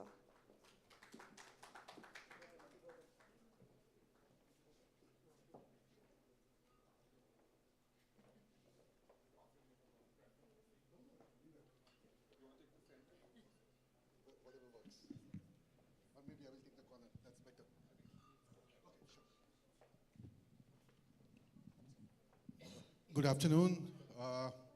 Difficult time. I know it was a very heavy session before that and now GCC. But before I start, how many of you heard about the terminology GCC? Please raise your hand. Oh, not bad. Who has given the name of GCC? Any idea? Proudly, I can say it's NASSCOM. So we have given this name of Global Capability Center. And I know, Anuj, you have to catch a flight, so we will start with you. But before that, if I talk about GCC and few things, I was hearing since morning the plenary, and over the lunch I was talking to Mr. Naidu. One thing, it's a word of caution, which I want to share with each one of you. Even in the morning session, people were talking about Bangalore infrastructure, Bangalore traffic. Mysuru is far better than Bangalore. But are we competing with Bangalore? That is my first question. Are we making life easier of our neighboring states? Because I work pan-India, I work in multiple states. And when you are building the narrative, that plays a very, very important role. Please think about that. We are in Mysuru, and I really like the hashtag which Sanjeev and his team has put in there, do it the Mysuru way. So we will do it in the Mysuru way, but we will not cannibalize Bangalore. So that's my request. The other piece, before I go to Anuj, I have made a promise which Sanjeev also talked about, but I have also requested last year when I was here, and my request was can you speak to 3 of your friends outside Mysuru and talk about Mysuru? I hope you have also made your promise and you have spoken about Mysuru. So this is how I think we can grow Mysuru in Mysuru way. So Anuj, first I will start with you. While we have heard fantastic things about Mysuru and the emerging hub, KDM is working towards it, NASSCOM is working towards it. But what are the typical challenges you see? Because sometimes it's also important while we talk about all the good things, but you are planning to set up something in Mysuru. So when you were evaluating how you have seen Mysuru, what are those good and the challenging stuff which we can work together and help Mysuru to grow much faster pace? Thanks, Bhaskar, for that question, and thanks everyone for the opportunity. Before I get into the challenges, I think I should definitely call out what really brought us to Mysuru. Yesterday, during one of our conversations with Sanjeev, he introduced Mysuru as the happiest place in India. And it took me a little time to understand what that means. And this morning, we heard, hey, within 10 minutes, I have 3 options to go do my workouts. Within 10 minutes, I can go have a home lunch and be back at home without having to worry about traffic. The quality of life is definitely something that stands out. It's a city that is green, wants to remain green. The talent pool that we found here is absolutely off the charts. So a lot of good things, right? At the same time, when you want to create real value, especially with GCCs, right? I do see a confluence of 3 factors that needs to come together. First and foremost, the opportunity, right? We can only build when there is an opportunity. And with all the conversations that we heard this morning, we could see there is ample opportunity for us to grow way beyond Bangalore. There are, and this is something that I can also personally vouch for, because when we looked at Mysuru as one of the locations, I did go back and talk to some of my customers. Would you be open to come into a tier 2 city? And And interestingly, I heard this morning also, many people have already heard about Mysuru, and there is an open mentality towards talent that's coming in from Tier 2. Of course, I don't want to go into why Tier 2. It's all obvious. There's no rat race. There is definitely higher quality of talent who simply don't have the right opportunity. So the bar is set pretty high. But at the same time, with the opportunity comes the two challenges. First and foremost, talent upliftment, right? So you look at traditional skills that are required are no longer going to be the ones that's going to drive tomorrow's capabilities. We heard just in the previous conversation about ESDM, and when you look at companies, how they have circumvented or surpassed the talent gap, it's by using not by creating people, by using technology. Intel is a great example. Right? The EDM gap was covered. Intel now has its own custom silicon, right? And they were able to cover that gap by using Gen AI to do RTL generation. So those are the opportunities that we can tap onto to basically take advantage of these new emerging capabilities and uplifting the talent so that they become the center that can create these next generation services. So that's the first part that I would go after. The second aspect, and I strongly believe is, true value, true greatness is never created by one. And we talked about the need of the ecosystem, especially partnership with the academic ecosystem. Of course, there was a conversation that was earlier on, which was very spirited about the collaboration between corporates and educational institutions. And I've seen this model thrive quite well, especially when there is value created on both sides. Right? It should not be a pipeline to create talent for the corporate. There should be something for the educational institutions in return. I've seen this model work quite effectively. Like, for instance, not to name anybody else, but CSAIL and SAIL, the Stanford AI Labs and the MIT CSAIL. The value I see there is when researchers, academic institutions are able to get fundamental problems to work on. And these are not run-of-the-mill, low-margin capabilities that we talked about product development, right? The product development happens when you solve tough problems. So when you're able to bring these tough problems in the context of those research opportunities, and maybe even chip in with funding on those, there's definitely motivation all the way from your lead researchers and your academia circles all the way down to the budding talent that's coming in from these universities. But this requires a stronger partnership. It requires a firm commitment from a broader ecosystem. It can never be done by one. And I believe we have the right footing, the right mindset, and the right mentality to make that all happen. No, fantastic point, Anuj, and I can't agree more on this because the kind of ecosystem what I keep on coming to Mysuru and what we have seen and what we have heard, and the progress from last year to this year, that plays a very, very important role. So fantastically put in.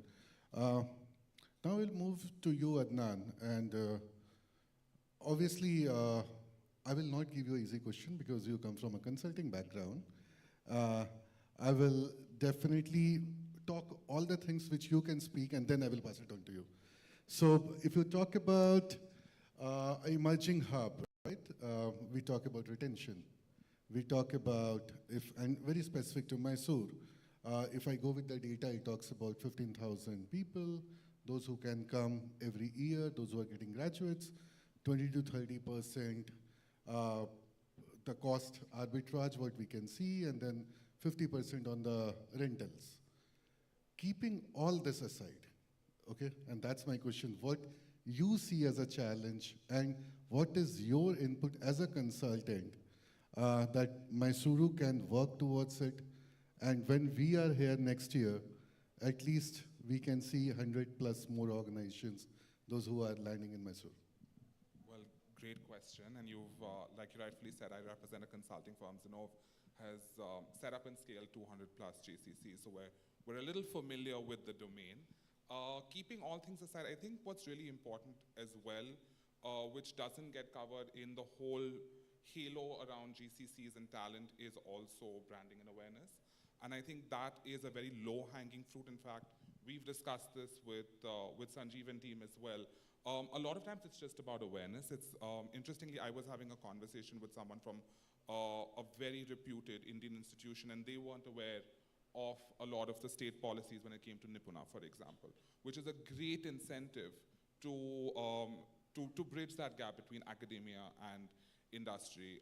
I think also in terms of awareness of what the city offers, I think it's also important when you talk about marketing and branding, and I think someone was on the ESDM panel was talking about not going wide but going deep. I think we also need to be very clear about what are those USPs and not try to pander to the entire GCC ecosystem. And like you had started your conversation with, you're not driving the pie out from an established hub.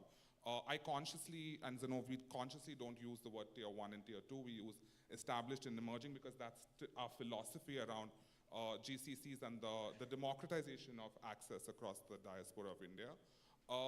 What can we do to market Mysuru as a center of excellence for specific kind of skills, kind of talent, kind of infrastructure, and take a page out of books from other states? And I think that's the beauty of India, is that we have the diaspora to learn from. So if you're looking at an Andhra that talks about quantum specifically, if you're looking at what Madhya Pradesh is now betting on when it comes to semiconductors, if you're looking at Coimbatore when they're talking about specific core software skills, I think Mysuru can really learn from that. And the infrastructure exists. It's just about awareness. So can we be an AI center of excellence where companies, when they think about AI and specific kinds of AI, if we have to go down into generative AI, or we talk about cybersecurity and we go down the entire value chain and not just talk about data, but talk about malware prevention, talk about ethics of cyber. If we can create these microclusters within Mysuru and really position that as, so when you think about that specific domain and you create these niche domain clusters, you think about Mysuru first. Just to kind of, give you scale, there are 1,700 plus GCCs, and you would know this like we would because the Zinov NASCOM report, does the landscape. 60% of them don't have a +1 strategy. So the opportunity, the addressable market is huge. And that is where I think marketing, branding, and really kind of going deep into what positions Mysuru separately from other clusters will really play a pivotal part. No, fantastic. I thought I will put you in some situation, and that's why I've taken all the points, but still, you managed well. And a very good point, branding. I know, Anup, you have to leave, so just the last question for you before you leave. And this is in context with, day before yesterday, there was a NASCOM event in Chennai, and I have met King of Mysuru. So His Excellency was there, and what the journey we have seen from him, and even the topic what we have put in NASCOM is from crown to the technologist. And when you see the heritage city of Mysuru and moving towards the technology hub, that's what we are aspiring towards. So I'm just picking the clue from what Adnan talked about on the branding, how you see what are the 2 or 3 things from the branding standpoint Mysuru should do. Any inputs from your side? Yeah, I think I'd concur with Adnan. And the panelist earlier. You need to go deep in an area of specialization, and given the focus on EDM, that's probably one area which can be picked up, but develop deep expertise in it. It builds up an ecosystem, it builds up the talent pool, it also builds the academic infrastructure required to uplift. And that's probably the best way to brand, just as the Silicon capital of India. Sure, thank you. Now I will move to Preeti. We are talking about GCC, and IBM traditionally is obviously IT services, and we always talk about in NASCOM that IT services and GCC, it has to be a symbiotic relationship. It cannot just go GCC separately in a silo and IT services differently, and that's what we are working on. In the context of Mysuru, how you see what are the 2 or 3 things, your advice to the people of Mysuru, the leaders from Mysuru, and the captains, what they are doing. Any inputs, how we can build this, and you are already here, if I'm not wrong.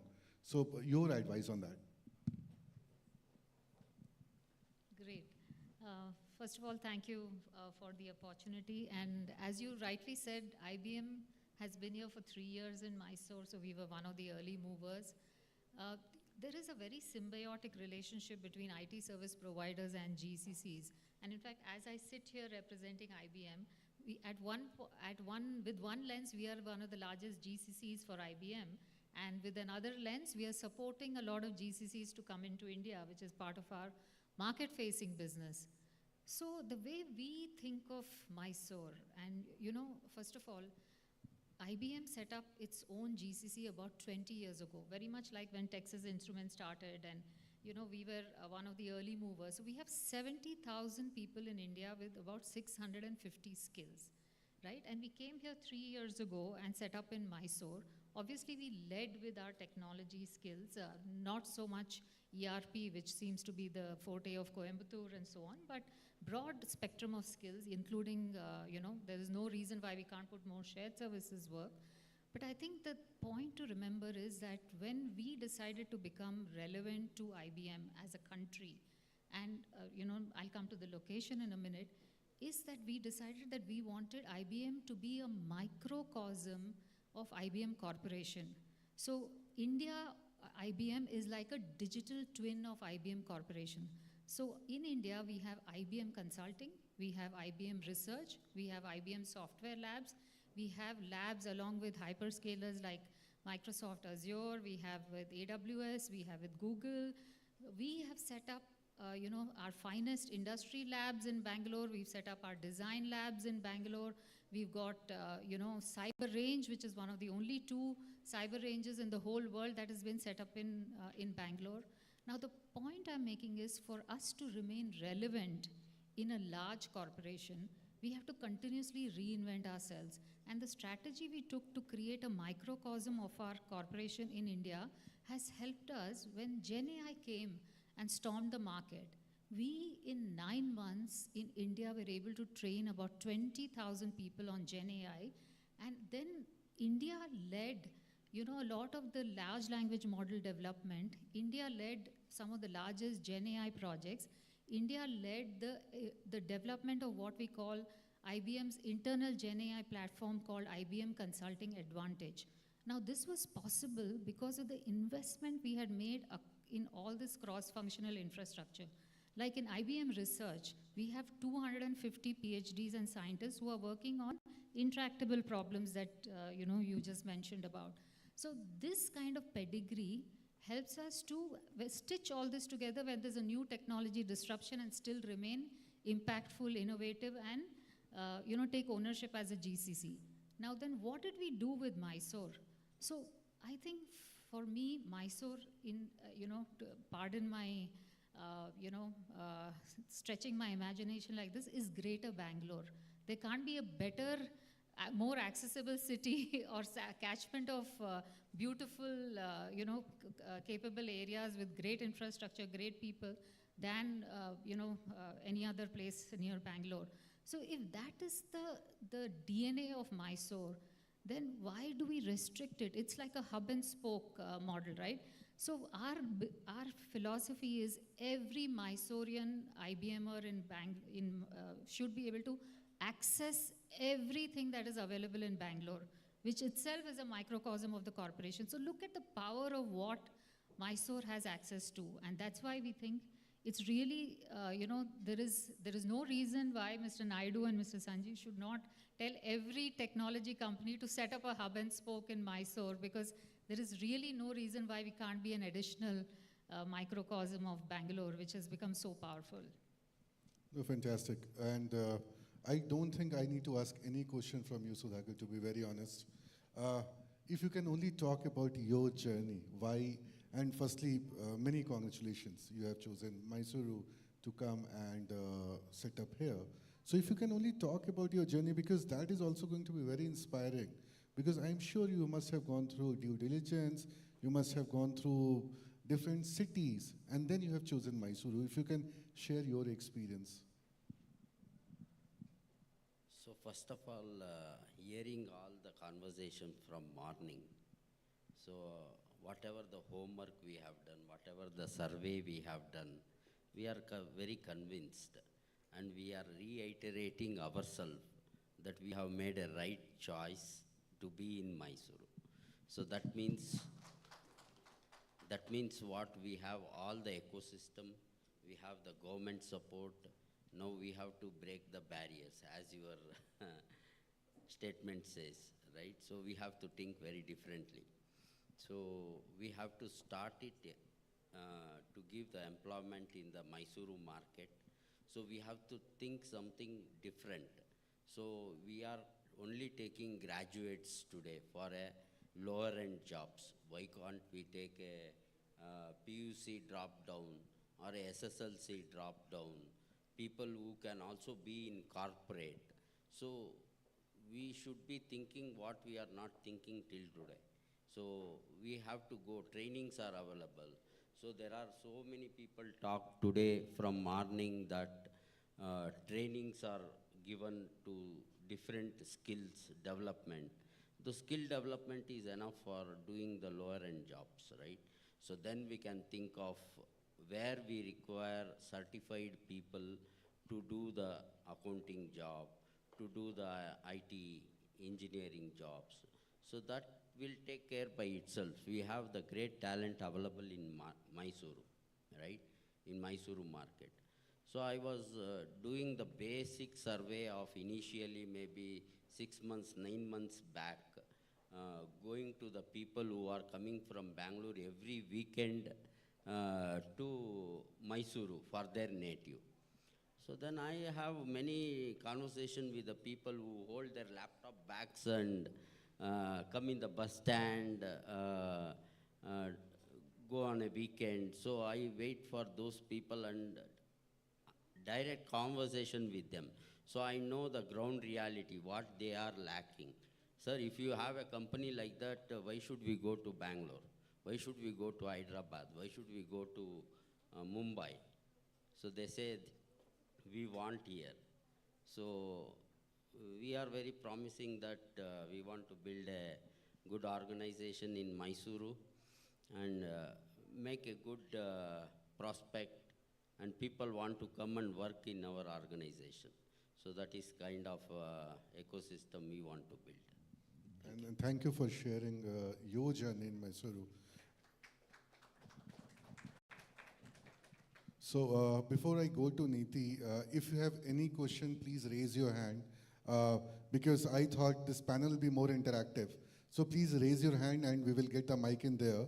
So Neeti, you are in a spot where you are dealing with talent every day, day in, day out. You are also going through what is industry requirement is. And then the other piece, academia, the people and the number of graduates, those who are coming in, whether they are industry ready, what kind of challenges, and coming from an emerging hub like Mysuru, what you are seeing on a daily basis and what is your advice? Thanks, Bhaskar.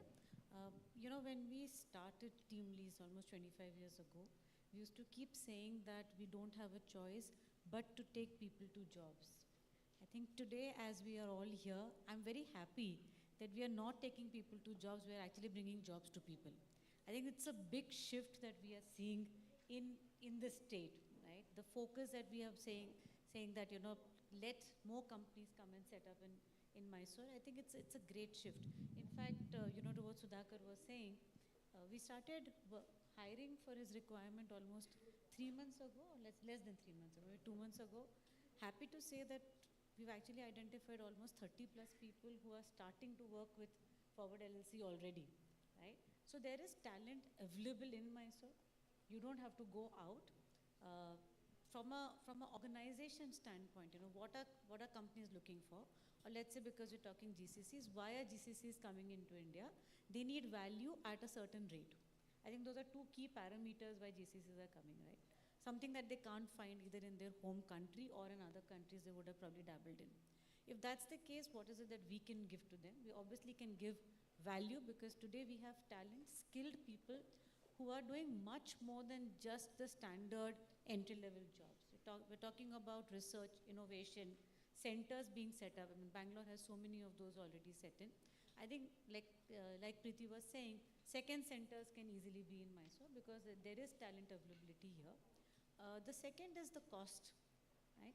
While we don't have to fight the 1:4, 1:5 ratios, which India used to have maybe 3 decades ago, even if it's 1:2, we are lower in terms of cost, but we are getting better value out of it. So I think that's what organizations are looking for. How soon can I get the talent? How the talent can stay in the job, which is retention. And the only way we can actually improve retention is we give the people A, a career roadmap, and B, if they're staying in their home state or home district, I think attrition by default will come down because they don't have to think about moving pillar to post. Their domestic front is taken care of. They have to work on the professional side and the growth therein. Organizations like IBM, like Forward LLC, there's so many others that are coming in Mysuru. If they are scaling, we can easily get talent locally. We don't have to actually bring talent from outside the district, forget outside the state. And we were talking about some statistics in the first half today. Bangalore has almost 13% of Mysore workforce working currently in Bangalore. I'm sure many of them would be happy to come back and start working in their home district. So I think there's enough talent. Don't see that as a challenge right now. Maybe before I take the question from the audience, I just have a counter question, and this is something which I always, when I go to any emerging hub, they talk about attrition. It's a very low, but with your experience, have you also seen there is an aspiration of a migration from an emerging hub? For example, in case of Mysuru, maybe people have an aspiration to move from here to Bangalore, and I will tell you a very specific case. I was in Coimbatore and even in Madurai, and there is an aspiration to move to Chennai. So your experience in that, whether you have seen that? I think bang on. Bangalore is a very young city right now. 70% of the tech workforce is migrants. And because they get the ecosystem, which is learning, surround sound of being able to connect with fellow professionals. I mean, if there are girls and boys who are staying in PGs, every second person is a techie and they're doing something new and innovative. So they learn from each other, right? Plus, of course, the happening social culture. So why is it that people want to move away from these like smaller towns to larger cities is because they get to familiarize themselves and experience the life they probably won't do if they're staying at home, right? In my view, cities like Bangalore will continue to be younger, but the other cities will be able to create these ecosystems over a period of time. Thereby, a small percentage of people will not want to move. I think the primary motivation for immigration or movement to another city or district is employment opportunity and survival and sustainability. If we are able to provide that along with the social culture and the build-up, I think the migration will reduce for sure, and thereby attrition. Sure. Thank you. Any questions from audience? I think, yeah. Please go ahead. Good afternoon, everybody. My name is Rajendran. I am retired HAL General Manager, and last 7 years back I retired. I am still continuing to work in some MSMEs, and recently I intend to start a startup. So I'm not asking any question. I wanted to augment what has been told in the topic as building ecosystem. I remember I came into Bangalore in '79, nearly 46 years over. I know the condition of Bangalore then, and what is the Bangalore now is far apart. How did this change take place? In 80s, when I was working in HAL, we used to have a lot of programs those days. We got a lot of new Jaguar programs came, and so many other programs came up.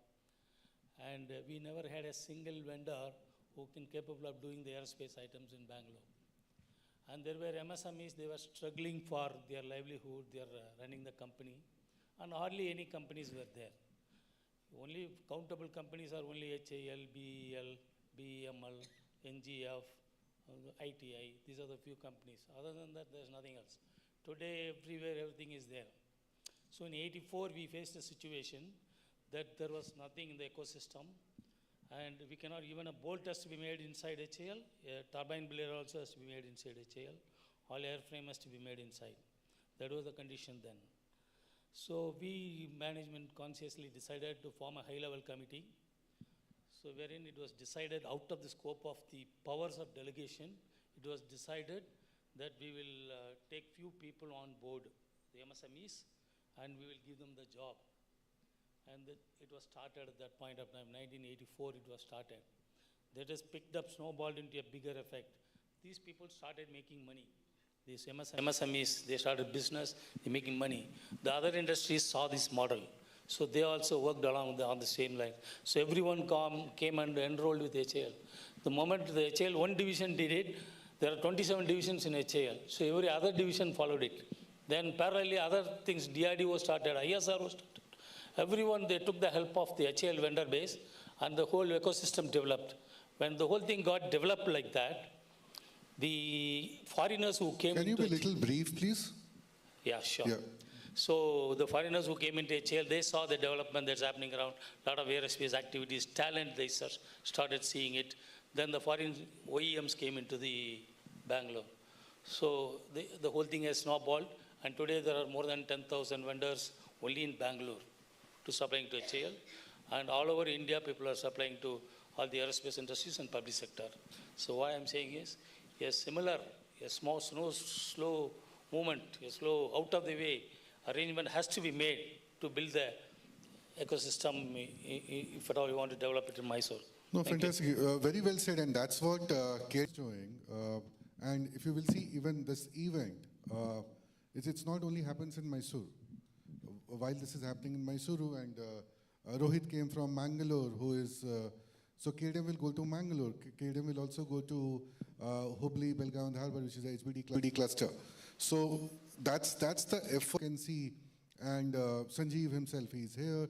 You have seen Secretary ITBT, she was here. And that's what we are building, the ecosystem, how we can help the local ecosystem. And also one of the questions which we always keep on hearing is, any of the leader from emerging hub, if they need anything, they have to go to Bangalore. But now what Sanjeev is trying to do is getting the leaders in the emerging hub. So you can just talk to them here. Yep. Please go ahead. Namaste. This is Dr. G.B. Krishnappa, Vidyavardhaka College of Engineering, Mysore, Dean Research and Development. Just to support Preeti Madam words, she said that Mysore is the greater Bengaluru. So why can't this proposed international airport in Bangalore should be in Mysore? This is my question. That's an answer for the ministers here who are probably not in the room. But seriously, you know, I think you had a question on what else can Mysore do. Maybe a airport, as things improve, is probably one thing missing. But to raise the point that Neeti made about social infrastructure and the branding point that you made, Adnan, I think Mysore is quite distinct in the fact that it has got quite a decent social infrastructure compared to, let's say, our other, you know, beyond Bangalore cities that we are targeting, which is Hubli, Dharwad. They have some more distance to travel. So I think just building on this, because today's generation wants to go to a, you know, go to a very good-looking office. So this is where GCCs can make a big difference, right?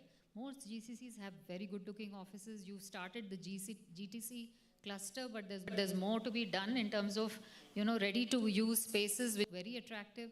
They want pubs, they want nightlife, they want dating apps, because otherwise they will constantly gravitate towards the bigger cities. And if as communities we can build some of this, create, I mean, there's a lot, you know, there's a lot of art and a thriving ecosystem here. If we can build a little bit of that, maybe a mini concert can be had in Mysore.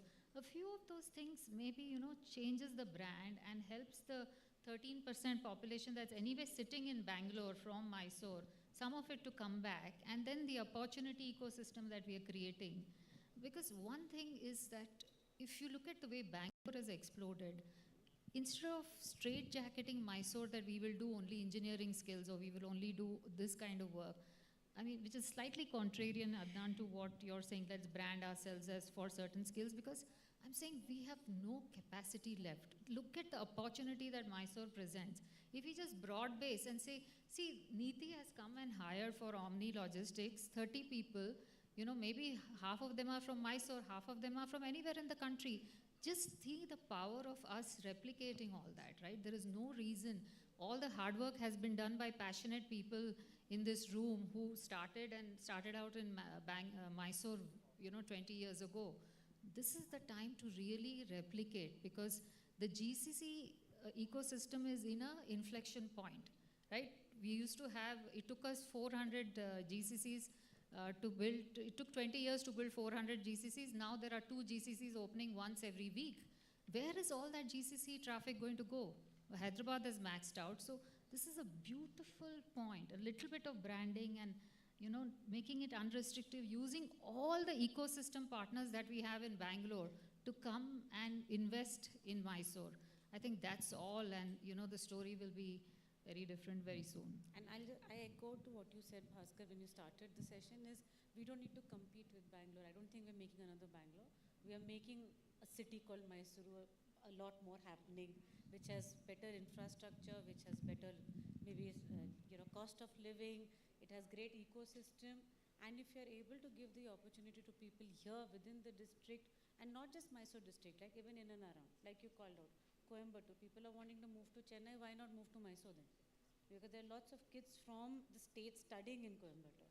Let's bring them here. I think those are things that we will have to look at. And like she said, just create a good, thriving social ecosystem. I'm sure kids will want to stay back here and not go to Bangalore. 30 seconds for you and 30 seconds for you. So I have a question, sir. Here. On the top of hour, I have just given 30 seconds to Thakur and 30 seconds to Adnan. So here. Okay, sure. Yeah, Sudhakar. Okay. So one gentleman told airport, international airport is required. Maybe in next 5 years it would come in. So, so I feel the competitive edge is Mysore is best in the best. So it is having the competitive edge. That means this culture cannot be copied by any other city in the world, I can say, not in India. So that means what? We are coming into that culture and building our own value system. So we have to create that, and we have to believe in Mysuru. So that is the one thing I want to highlight, and I'm very happy with the kind of progress it's happening in Mysuru. Thank you. Yeah, and great points, and totally aligned with what you, both of you all were saying in terms of creating the right social infrastructure. The only thing that I would add on to that, and I think what Sir was talking about is belief, and just circling back to GCCs, I think it's also the role of GCCs to kind of walk that talk a little bit. And what we've seen typically 9 out of 10 times when it comes to an emerging city, when people move to that location because it's leader dependent, I think it's time that someone in the earlier panel was talking about that there are a whole cohort of Mysoreans who are doing great work around the world. I think it's time for them to come and lead GCCs here. I think the services companies have done a fantastic job, and I have to give credit to the services companies because they are the starting point of the GCC evolution. They've always been the prequel to a GCC boom. So I think it's time also that GCC leaders come back home, set up, take on ownership, leadership roles here. I think, ma'am, you alluded to this earlier about showing a career path. I think that's a great way, it's a low-hanging fruit. We don't have to just keep building to become the next big thing.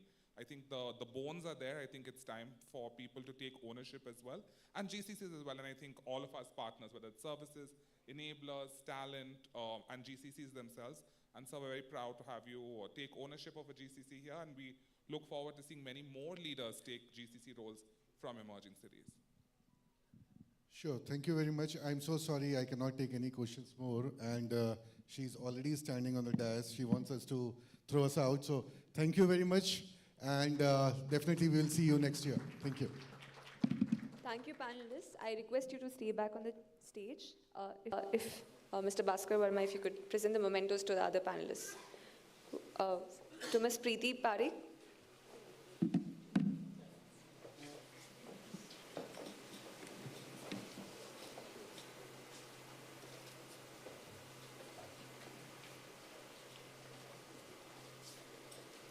To Mr. Sudhakar Sarodi.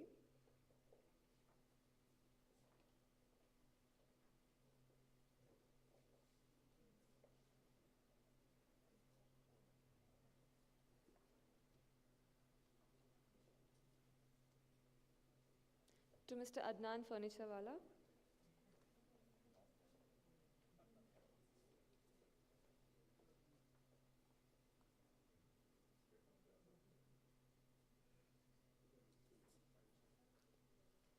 and to Ms. Neeti Sharma.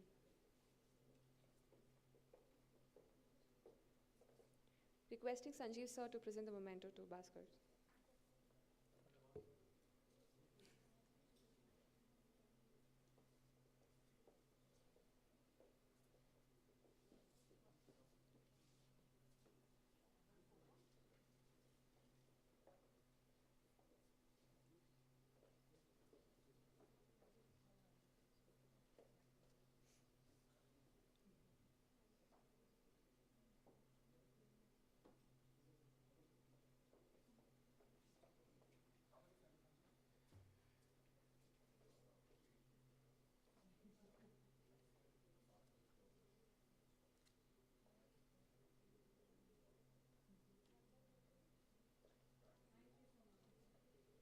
Thank you, dear panelists.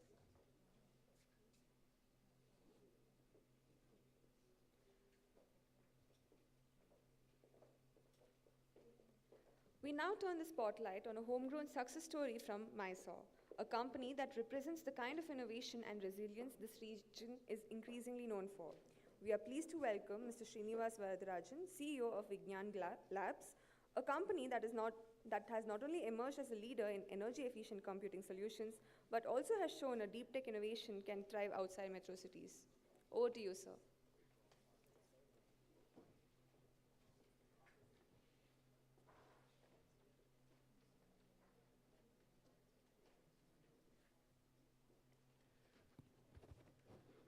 Good evening, everyone. Eldarigu namaskara.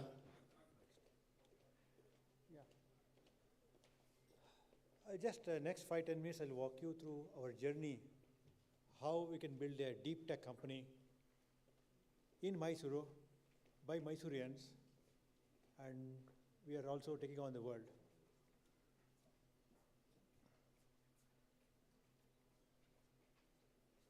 Let me talk you briefly about, what's happening in the world today, right? The global cloud spend is about $569 billion today. It's going to become a couple of $1 trillion in next 5-10 years, of which, unfortunately, because of inefficiencies, 180 billion of spend is wasted. The cloud today emits 200 million tons of CO2.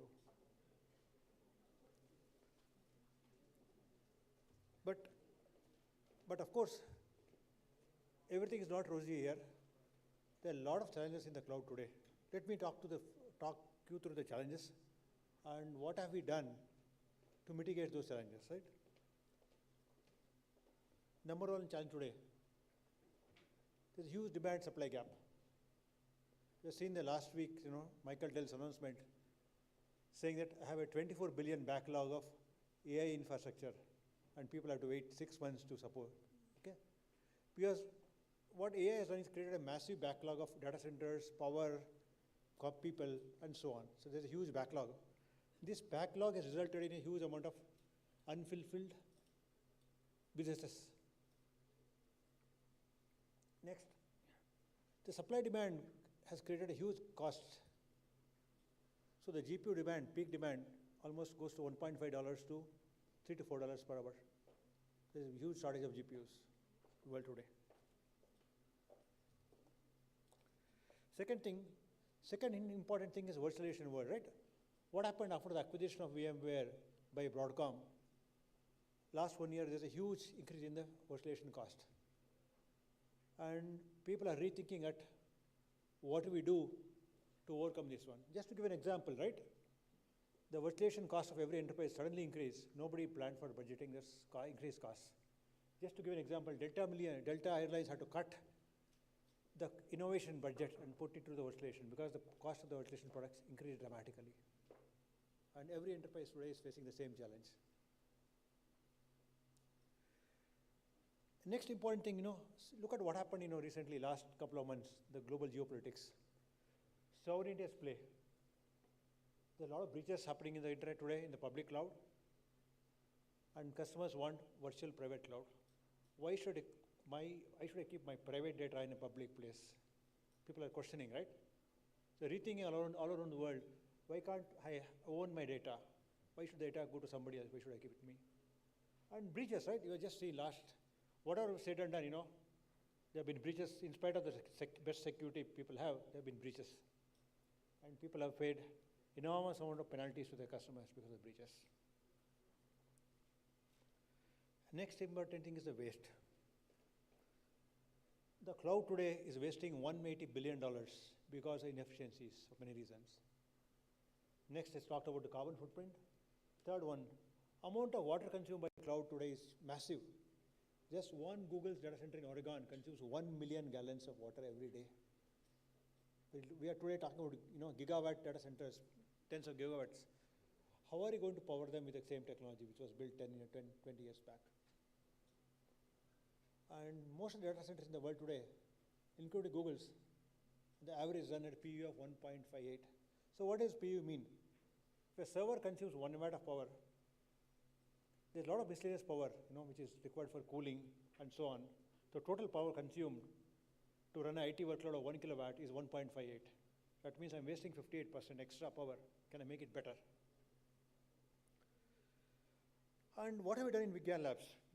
Last decade, we have relentlessly pursued the innovation to solve this problem.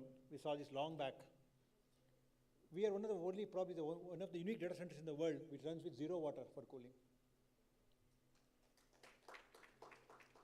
Next important thing is, we talk about AI. We are the only data center in the world, you actually use AI to run the data center itself. Every piece of the data center runs AI. And our AI engine, which is homegrown, called PowerMind, built in Mysuru, runs without a GPU. Okay? And we already have 7 granted patents, and this year our innovation is going to double. We'll probably have another 8 to 10 patents granted next 1 year. And because of the innovations, the solution we build, the data center and the cloud infrastructure we build, almost cost 50% less than what anybody else in the world can build. Although we are not economic of scale, at our scale itself, we are able to cut the cost significantly. Next important thing is we're greener. We have dramatically reduced the environmental footprint. So our solution, we have built a scalable, sustainable AI infrastructure which can scale from 10 kilowatt to megawatts. Just to talk about the kind of innovation we had to do. I'm not a civil engineer, but to reinvent the data center, we invented everything. From the bricks, the construction material, we went back to civil engineering, redesigned the material for construction data center. So by reinventing the material, we are able to reduce the load on the building by 6 degrees centigrade. Then we redesigned the transformers, because the transformers conventionally used in data centers were 15% losses, we reduced it to 5% loss. Again, this transformer designed and built in Mysuru. By the way, I'm not an electrical engineer. I learned everything the hard way and redesigned everything. Building management system. Traditional building management systems used for data center used to take 15 kilowatts of power, which I said is very, very difficult to manage. We built a BMS in a box which runs with 15 watts of power. From 15 kilowatt, we reduced to 15 watts. Next, we found the biggest culprit in the data center was cooling. And we again used AI to reduce the cooling load. Our chillers, of course, we use the third-party chillers. When the chillers are powered using our AI engine, the energy consumption of chillers reduced by 70%. Again, electrical panels. We built the world's first AI-enabled electrical panels today. The electrical panels helps us to reduce energy losses and provide you zero downtime. So like this, we have innovated many, many things, right? In the UPS side, the NOC side, and infrastructure side. Next important part is when you want to run a cloud, you need a huge amount of software. We invented everything. Look at today, when you run a cloud, you need about software from 560 OEMs, which are themselves $1 billion companies. With a small minuscule team in Mysuru, we have built all the technology here. Whether it's security, whether it's storage, whether it's computing, virtualization, containerization, backup, high availability. So you can look at it, it's like, HP OpenU plus VMware plus Veeam plus McAfee. With a small team, we have built a world-class software, and we have built a suite of products, which is only built today by billion-dollar companies. And entire piece of cloud infrastructure is built homegrown in Mysuru. We don't use any third-party software. Everything is 100% homegrown and built in Mysuru. Next, so what's the impact we achieved till today?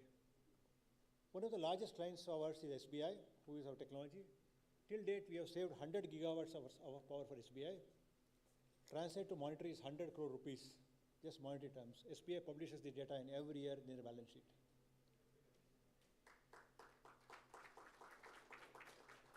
Next, the global impact we have created with using our technologies. We have saved 2 terawatt hours of energy. It's equivalent to setting up another nuclear plant.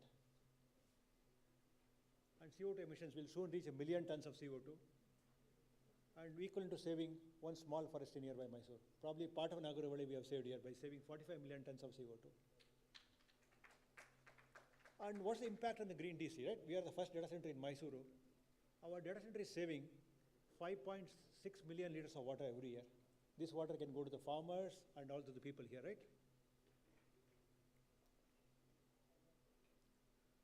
What is here? Here's the building, a sustainable green building, completely run using solar power. We have tried to solve the challenge of data center: land, power, water. We use minuscule of land because we have miniaturized everything in the world. And we consume very little power. We don't need water. And just to give an example, we built our own AI LLM. It doesn't cost a fortune to build LLM of your own, run your AI. You can also give a try at Mysuru.ai. Whole AI engine, a 70B model, runs with less than 1 kilowatt of power. I'm not sure how many people in the world can run such a large AI model with less than 1 kilowatt of power, zero water consumption. And so we have built a very affordable, secure, and green cloud infrastructure, challenging the hyperscale in the world today. It's all done from Mysuru with talent in Mysuru. Thank you.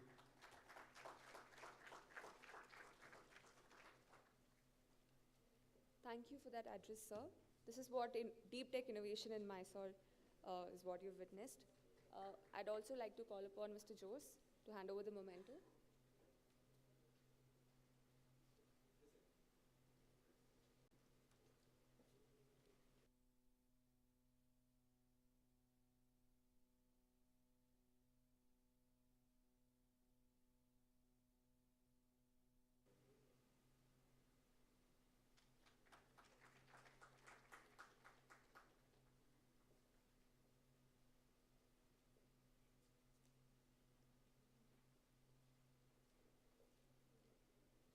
Up next, we have a focus light session that highlights a bold and refreshing success story right here from Mysore.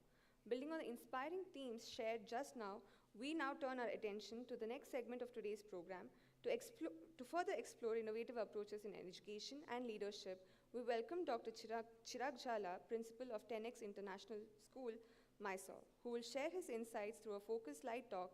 His perspective promises to enrich our understanding of nurturing future-ready minds in an ever-evolving world. We welcome you, sir. Over to you.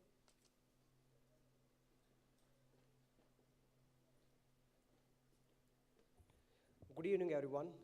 You might be surprised what a school principal is doing in a tech show here. And the answer is just one line: future. So when you are building an ecosystem in Mysore to drive the growth of the city, who's going to look into this and who's going to drive this further in the next decade and the decades to come? So the people who are going to drive this are currently in school. And when you want to bring in the international companies here, they also want something that is at a certain level. So the name 10X is not, let's say, a usual name for a school. So what does it mean? I'll give you a quick word. Mostly we think in terms of being 10 times better. What we are thinking is being 10 times different. What I saw today and what I see here right now is there are people who have a very deep tech knowledge, who come from technical background, but at the same time they understand economics. They understand business model. Now I know your school didn't teach you this. You have learned it the hard way, the real life. So if you want to give this level of understanding and nurturing to the children who are going to drive this future, you need to have a holistic education system, and that is the International Baccalaureate, the IB education system.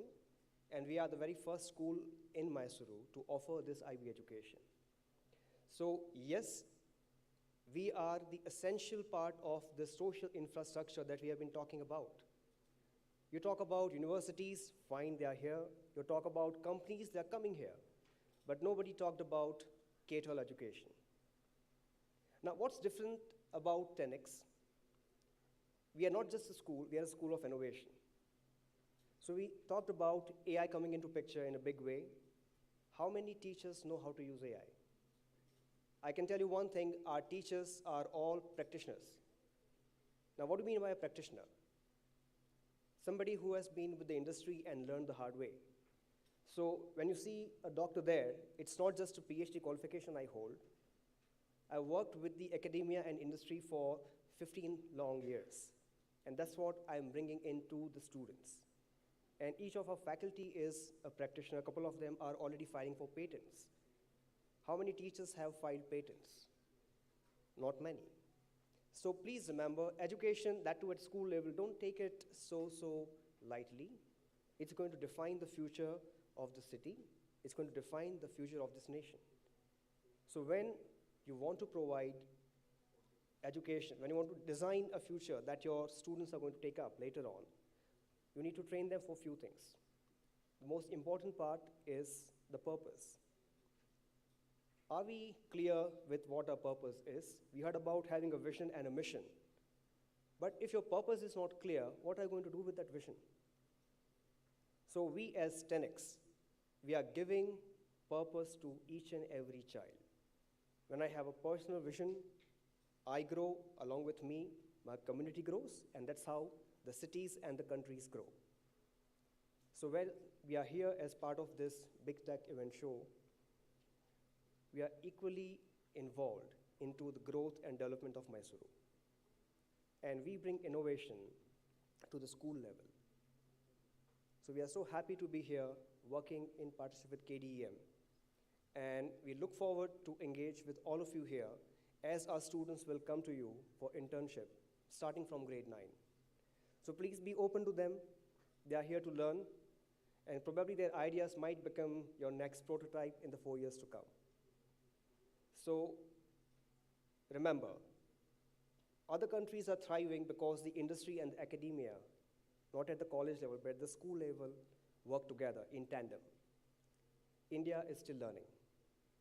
So when students, especially at school level, come to you, I'm repeating again, be open, be receptive, teach them what you want them to do in the future. Don't just expect them to know, right? And that's a change we're trying to bring here. So once again, 10X is being 10 times different. We are not an ordinary school. We are deeply involved into innovation. And you will be surprised, all our faculties are not just PhD, but they're all tech, let's say, tech-savvy people. And nobody has, it's a joke, please don't take this seriously, they don't have a BEd. They have industry experience. So please, whenever you have time, come to our school, share your expertise, and we'll be happy to learn from you. Thank you very much. Thank you for that address, sir. Can we please have you back on stage for the memento? I request Sanjeev, sir, to present the memento.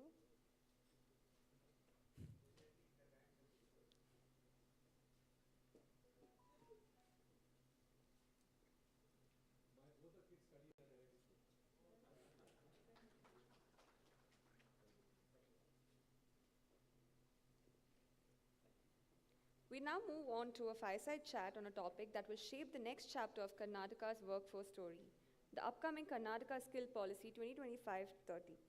This session will delve into state's evolving approach to skills, how we prepare the youth for jobs of future, create stronger industry-academia linkages, and align local talent pipelines.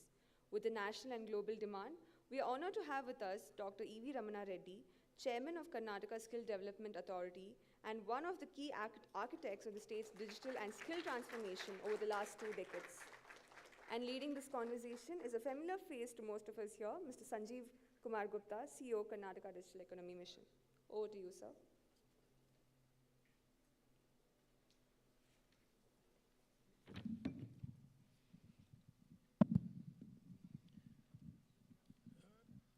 Vakya, you have not introduced properly to the audience.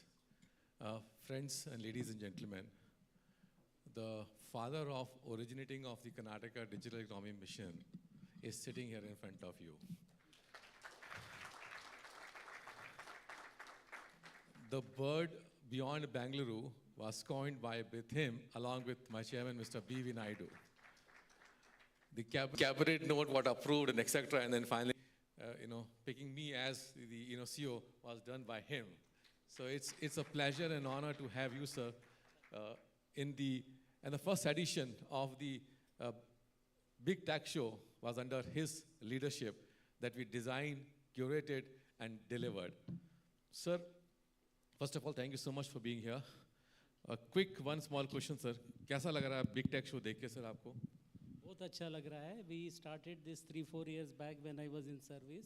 It has become better and bigger. Thank you. Sir, so you have taken up a very different, challenging assignments or role, sir, which is the chairman of the Karnataka Skill Development Authority. And then you have come up with saying, let's talk about our skill policy from 2025-30. Sir, I was wondering that we have already our leading state in the country about the talent. Do we really need some super policy, or are we doing something like a same reversion of the previous policy, or something very big your vision is, sir, on that? Okay. Anyway, thank you for calling me today. Sir. Basically, whenever we say about Karnataka's economy, Bangalore, where it stands now, always we say it is because of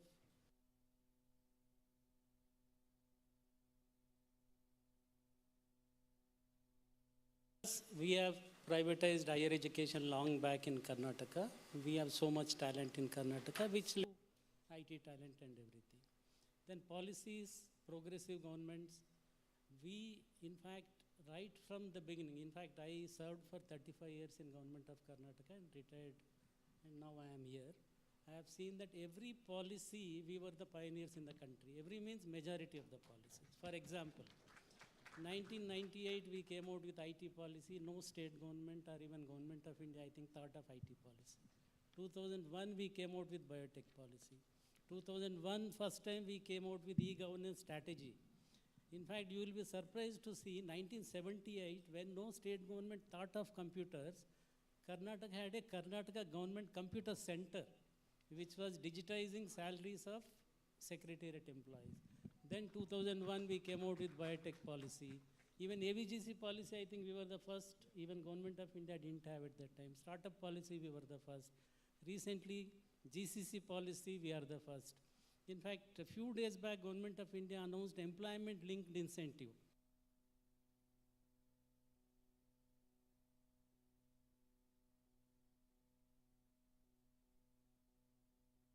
Employment in Karnataka, if industry, always when industry is set up, depending on the investment, we say you have to give this much employment to take our incentives. Then we came out with employment policy and said, if instead of 100, if you do 110, this much extra incentive. If instead of 100, you do 150 employment, this is the incentive. So this employment-linked incentive, which is announced by Government of India, we did 3 years back. So that is the reason why. You keep on clapping till I'm just talking. Right? No, I am only saying based on my experience. Even ecosystem, we are rated as #1 on India Innovation Index for last few years continuously, consecutively. Actually, my session was supposed to start at 2 o'clock. I was sitting, I was thinking, Mysuru, what is the contribution of Mysuru to Bangalore? In fact, always we say progressive government, talent. Actually, it all started in Mysuru. Mysuru Maharajas were welfare state. They thought of, in fact, the turning point in talent in Bangalore is IISc Bangalore, Indian Institute of Science, 1909, I think. Mysuru Maharaja joined with Tatas and started IISc, which was supposed to be public-private partnership. Nowadays, we talk of PPP, he started then. I feel that is the turning point for the talent. And later, even before the state became independent, lot of higher educational institutions were privatized. You have JSS, you have NIE, you have many all over Karnataka. But I feel that the seeds of this progressive government and privatization of higher education, PPP, all these started from Mysuru. That is what I feel for, and it contributed for Bangalore. That is what I feel. So why this policy? As we are known, we thought we wanted to do three things. One is we have to go beyond Bangalore and provide workforce. We announced in 3 years back that we will achieve $1 trillion economy by 2032. Now, last year we were about $340 billion GSDP. If we go at the same rate, we may become $600 billion by 2032. Then we have to increase the present growth rate is 9.4. Then what we thought was, and there were a lot of skilling gaps in skilling in fact, even if you take the country, it is said that formally skilled workforce in the country is not even 5%. Whereas it is one of the government documents I am quoting, it says formally skilled workforce in India is less than 5%, whereas South Korea 96%, Japan 80%, Germany is 60-70%, so we are still in 5%. So all these things to change, we thought we should come out with skill policy first time in the country. Even Government of India had one 2015 skill policy, they are revising it. But we want to be the first again at least in the states, we will be the first one. Our idea is to make Karnataka a $1 trillion economy by 2032, go to all cities beyond Bangalore and provide skilled workforce for not only them, we want to skill for the world. In the sense, we have a international migration center in Karnataka by which we want to supply talent to other countries also. So this is the reason why we wanted. Lovely, sir. I think the most positive catalyst from a $700 billion to a $1 trillion economy would be the talent. And hence we need a amazingly designed skill policy which caters to the futuristic of the demand of the skills.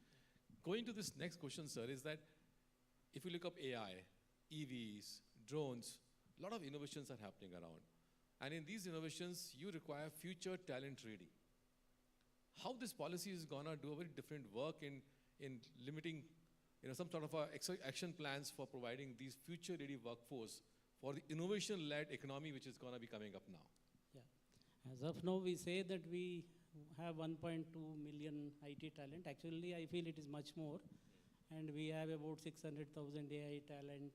We say 100,000 PhDs work only in Bangalore itself. In fact, recently released this GSCR, Global Startup Ecosystem Report. It has rated Bangalore as 14th best in the world, ecosystem in the world. They have said that and it has jumped 7 places up. Yeah, we were 21st in the ranking, now we are 14th in the ranking in the world. And AI talent, they have said Bangalore has the AI talent second best or largest AI talent hub in the world. Yes, sir.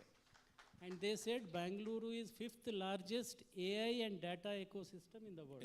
So this is where we are. So definitely we are ahead of other states in the country. But we want to develop, in fact, AI has taken over by storm. So we want to, we have long-term training institutes like GTTCs, ITIs, KGTTIs. In all these institutes, not only AI and these emerging technologies, but even electric vehicles, even the automobile, robotics, all these things. We have introduced in 150 ITIs with Tata Technologies, all these futuristic courses there. And we want to start this Center of Excellence for Services sector where we want to start this. And we want to take it to the different levels because government only cannot do. So we want to, something like skill hubs we want to set up. It is like a shared infrastructure where private people can come and it's like a plug and play type of a thing. It is like a shared office space.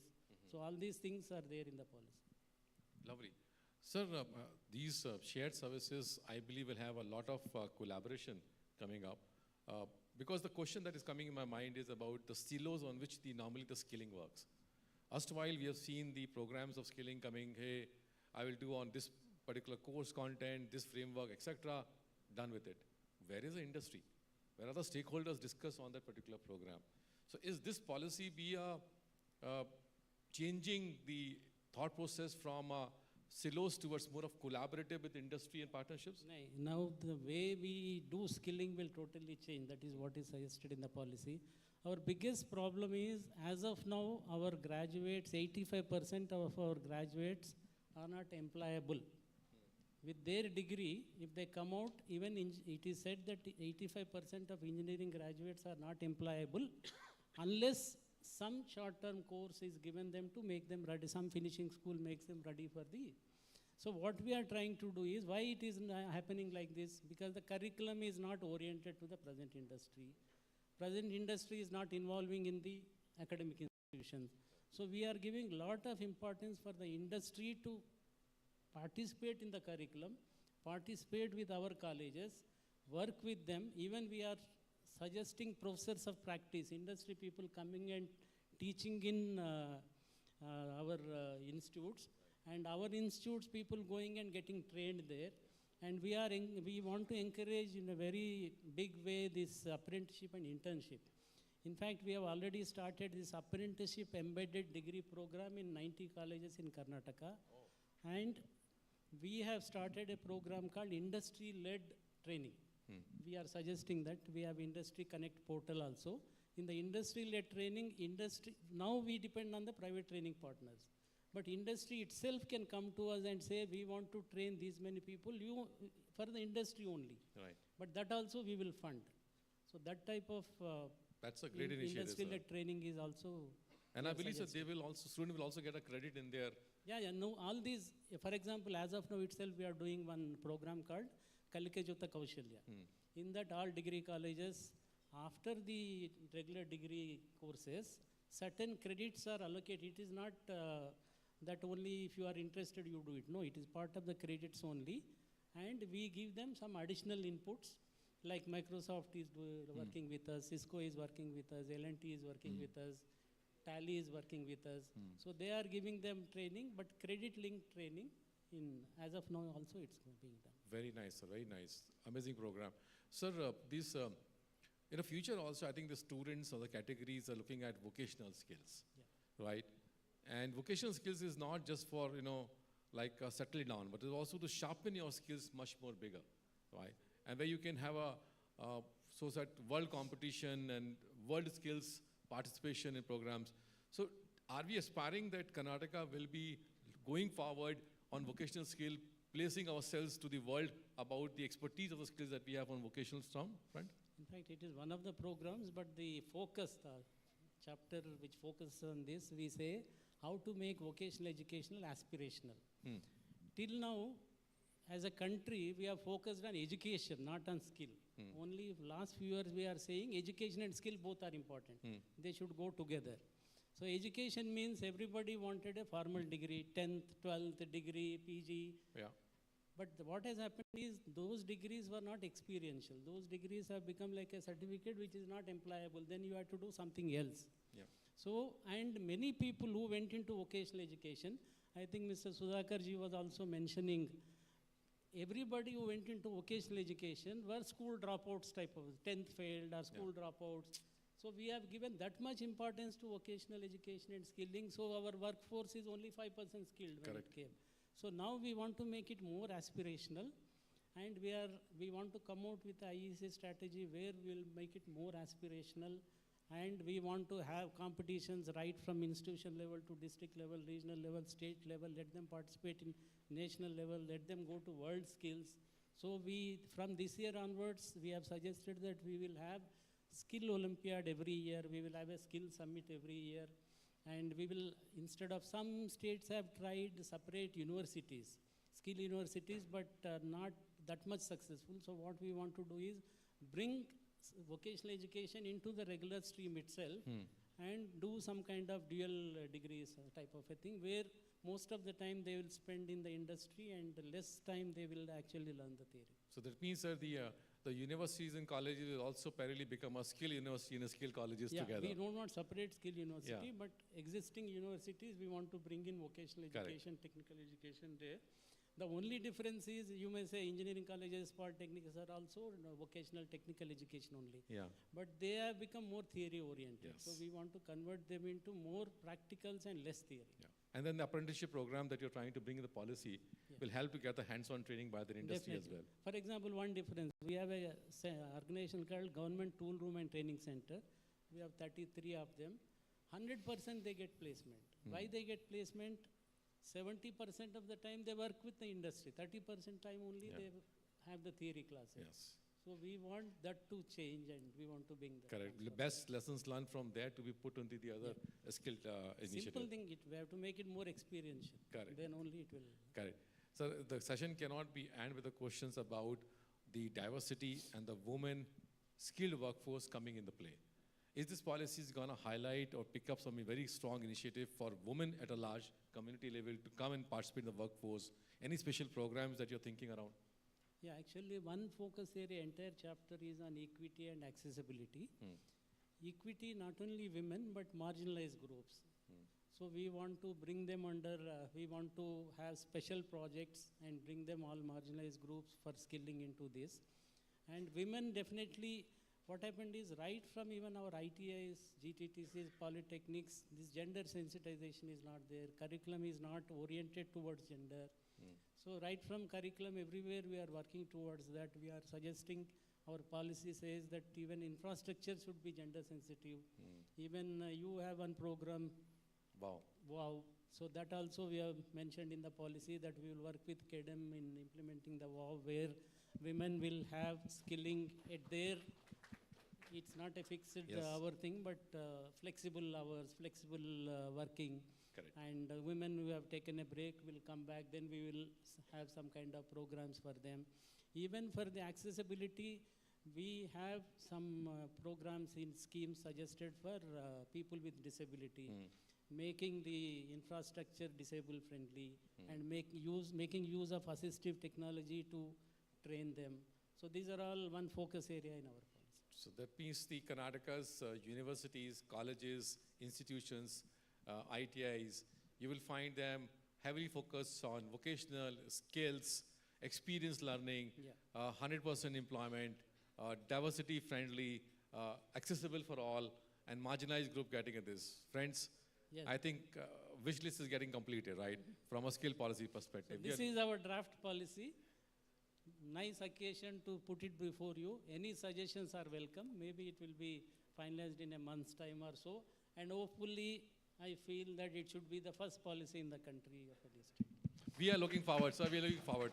Sir, thank you so much for your time. So we could have, is there any one or two questions that I can take up? One question I can allow. I know she's already there now. Any one question? Yes. Oh, there are 5 hands, now it will be difficult. Okay, let me take up Madam first. Madam, you. I'll come back to you, sir. Can the mic be there, please?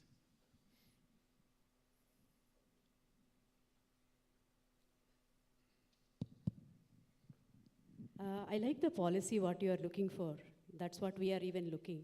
When we are looking for students, right, we want to hire people from colleges, but what happens there is no experience with them. They only come with the academic experience, and that's not helpful. Why we end up going to top colleges like IITs and the top colleges like Ramaya or PES or something is because they have the industry experience being close to Bangalore, and they are getting that internships and trainings. So point what I'm making here is, how do we build something similar to that, what the large premium private companies are offering in tier 2 cities like Mysuru and beyond, Bangalore and beyond? That is, I have already explained. We want industry to closely work with our colleges right from the curriculum, teaching. So in fact, yesterday only Mr. Naidu and we visited Chamarajanagar, where Keynes has set up their big facility. I think they said they have employed 950 people. Just next to them is engineering college, government engineering college. I felt so that engineering college is so lucky. They are closely interacting with that engineering college and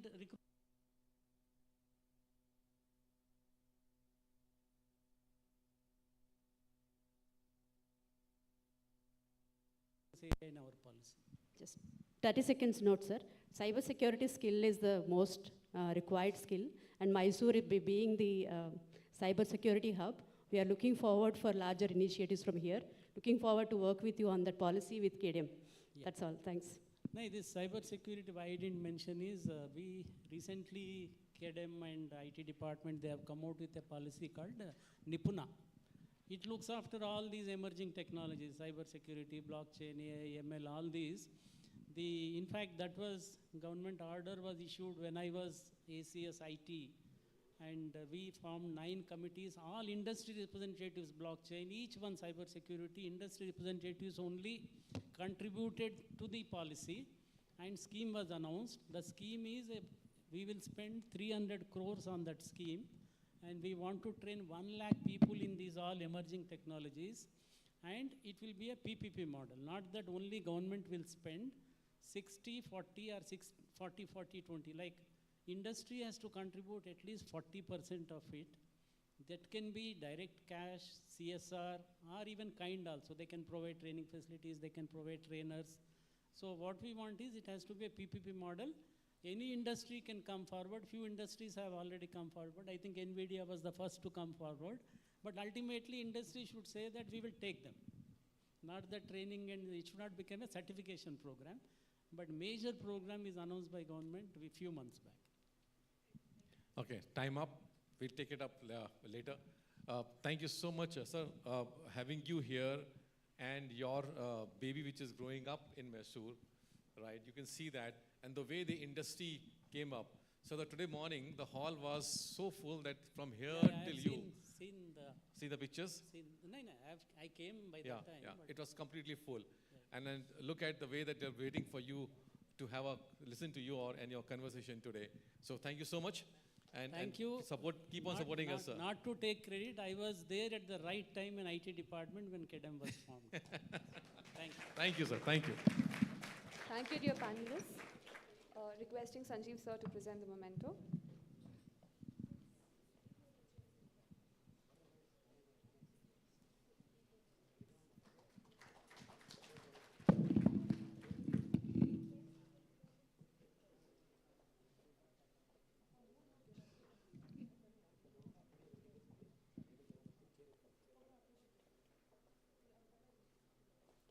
We now move into a conversation that captures the spirit of the Big Tech Show, a session that brings together voices from across the globe to discuss how talent, technology, and capital can work in sync to shape the innovation ecosystem of tomorrow.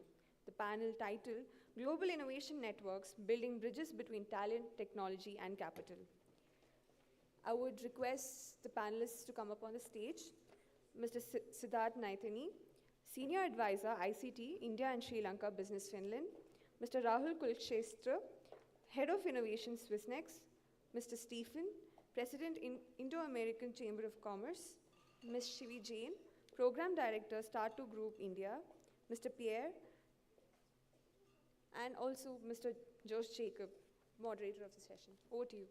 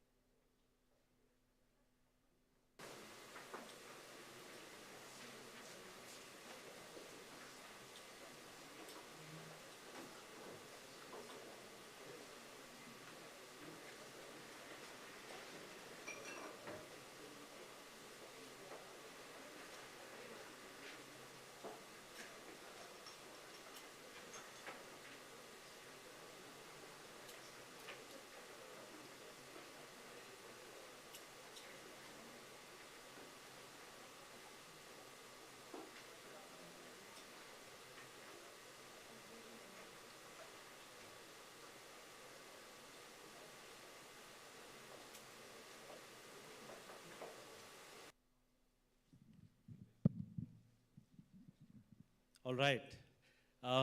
Wonderful day, and my compliments to KDM and the whole team for putting together an incredible curation of ideas, of opportunities. Sometime back I was at the LEAP session where they talked about DPI and the digital public infrastructure that can enable impact at scale. And our panel, when you see, it's about building bridges between talent, technology, and capital. The beauty of India is whatever we do in India, we can do it at scale. And at this panel, which is about global innovation, we are trying to see how we can build these bridges at scale between capital, between businesses, between ideas, between India and the world. So I have a wonderful panel today, keeping a note that we are running a little bit against time to finish on time. I would run through this panel quickly.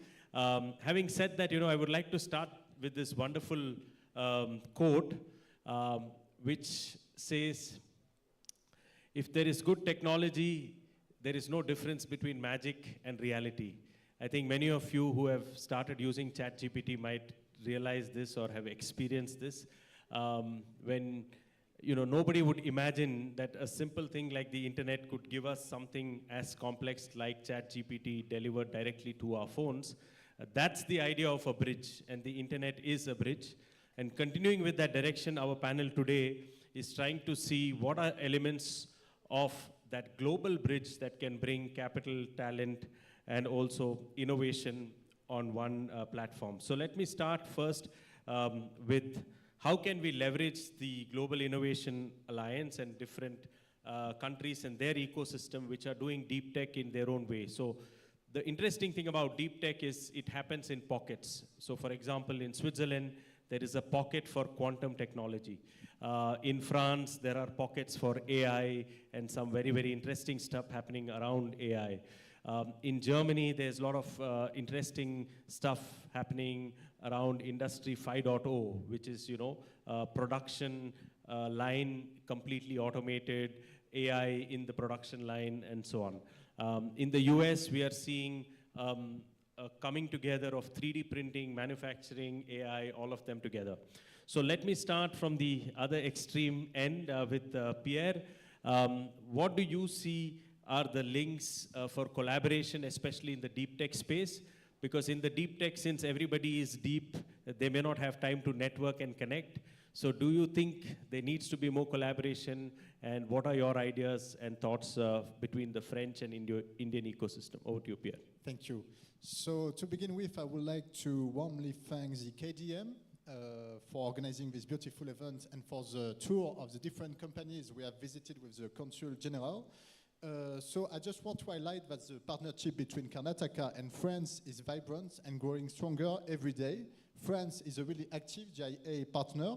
I will give two examples on this. First one, last year, 2024, Paris region signed an agreement, an MOU, with Karnataka state. And these agreements gave concrete results.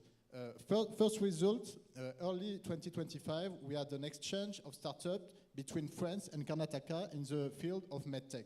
And this exchange was really productive. Then, second result of this agreement, of this MOU, at the beginning of the year, 2025, we had a MOU signed between SICAMP and Paris Santé Campus during the state visit of Prime Minister Modi in France. And really important point, as Rose has mentioned, AI cooperation is the key pillar of the cooperation between France and India. We had this AI Action Summit in Paris at the beginning of 2025, and here in Karnataka, we have worked on it. We received a delegation from the central government in ISC, and we had a one table to prepare this summit. And we were very happy to have India co-sharing the AI Action Summit in Paris, and we are ready to help to work with you for the next AI Summit in Delhi. And last point, really quick, 2026 will be a big momentum between France and India because it will be the Indo-French year of innovation, showcasing and celebrating innovation between the two countries. And we want Mysore to play a central role in this year of innovation. We are looking to organize any kind of events to showcase this innovation between the two countries. Thank you. Thank you, thank you. Wonderful. I think here you gave us a wonderful overview of all the excellent initiatives happening. We will ask the audience to keep note and remember about the AI Summit that is coming soon later this year, and then the next year, India, France Innovation Year or Showcase, Innovation Showcase. Excellent. Now we move on to Shivi quickly. Shivi heads the Start to Group initiatives, which is basically a European group, but also centered in Germany and headquartered in Germany, helping startups to start and accelerate, but also raise money, make global connections, find mentors globally, and so on. So Shivi, what can you share to us about the interesting delegations you bring, and where are the deep tech connection points, and what can make things faster? Yeah. Thanks, Jacob, and thanks to all the audience here who are still with us, and KDM for organizing this, so that we can experience Mysuru, which is growing at a exceptional pace. Coming to us, we run German Accelerator, and we run multiple other programs as part of Start to Group. So we do a lot of close collaboration, essentially a German organization. We support German companies, MSME to scale and understand different markets, and I lead India. AI is something which is getting traction in Germany, and India is one of the countries which is supporting in terms of skills, co-partnering, data, and everything. So there has been multiple partnerships which has happened between German companies and India, and especially Karnataka, which is home to many renowned German companies like Bosch, Siemens.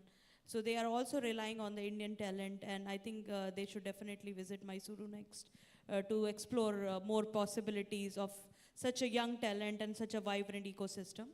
I also visited a lot of companies in recruitment, AI, using AI tech just outside this, and just gave them some connects. Just quickly about Germany, how does the ecosystem works? Germany has 16 DE hubs which are focused on each and every technology. So basically AI hub, which is based in Berlin.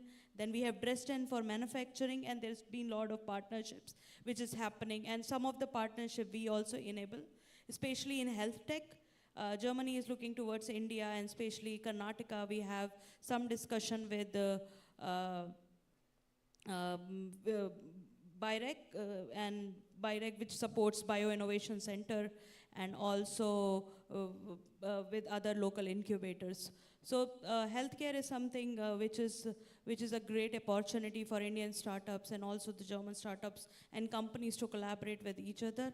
And that's where we also work very closely with KDM. 1.5 years back, we also bought a delegation of entire European investors who are looking to set up their funds in India and kind of fund these kind of AI-based healthcare startups.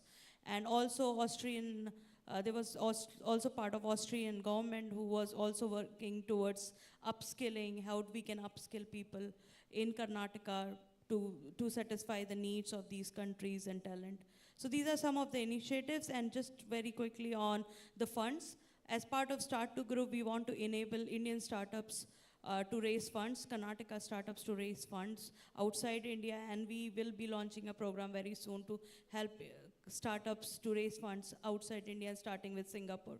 And then we will try to cover more countries like Japan, Germany, where they can go pitch and raise funds for their companies. Great. I think it's critical. You've heard a wise man say, well begun is half done. If the idea is only in the head, it's of no great value. It has to come out on a piece of paper as a business plan, get support from some people, and I think that's where Start to Group also helps. Thanks for those wonderful pointers about possible delegations that will come in the future. Also about the DE hubs. You can Google this, some of you in the audience. D for Deutschland and DE hub. There are different hubs. For AI, there is another one. For manufacturing, there is another one. So there are different hubs. So like what we call cluster, they call hubs. So there is a lot of possibility for maybe Mysuru as a cluster to connect to one or two of the hubs. So that could be something that the KDM team could facilitate. Now we move on to Stephen, who is the chairman of the Indo-American Chamber of Commerce and also partner at Kocha. Anyway, every morning I think most people also who never in the past used to check news are now checking news, what did Trump say this morning, or, how much tariff is coming this way or that way. While all this kind of new uncertainty, apart from the wars and other things that already are happening, now there is also policy uncertainty and governance realignment happening. A lot of people have to watch news every now and then. But having said all that, still US is one of the largest economy and is a powerhouse of innovation and a kind of a global leader that many look forward to. What do you think are the possibilities for alliances, connections between India and the US? What's already happening? What can accelerate in the coming months and quarters? Over to you, Stephen. Thanks, Jose.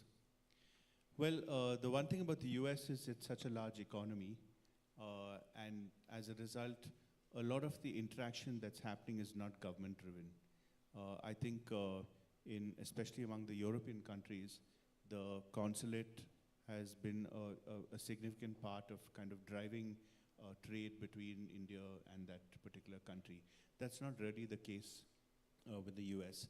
And so I think we already have a lot of interaction in the tech industry as well. As a lawyer, where we largely represent international companies coming into India, we still see small companies in the US who want to set up in India. Sometimes they want to hire 5 people, sometimes they want to hire 50 people.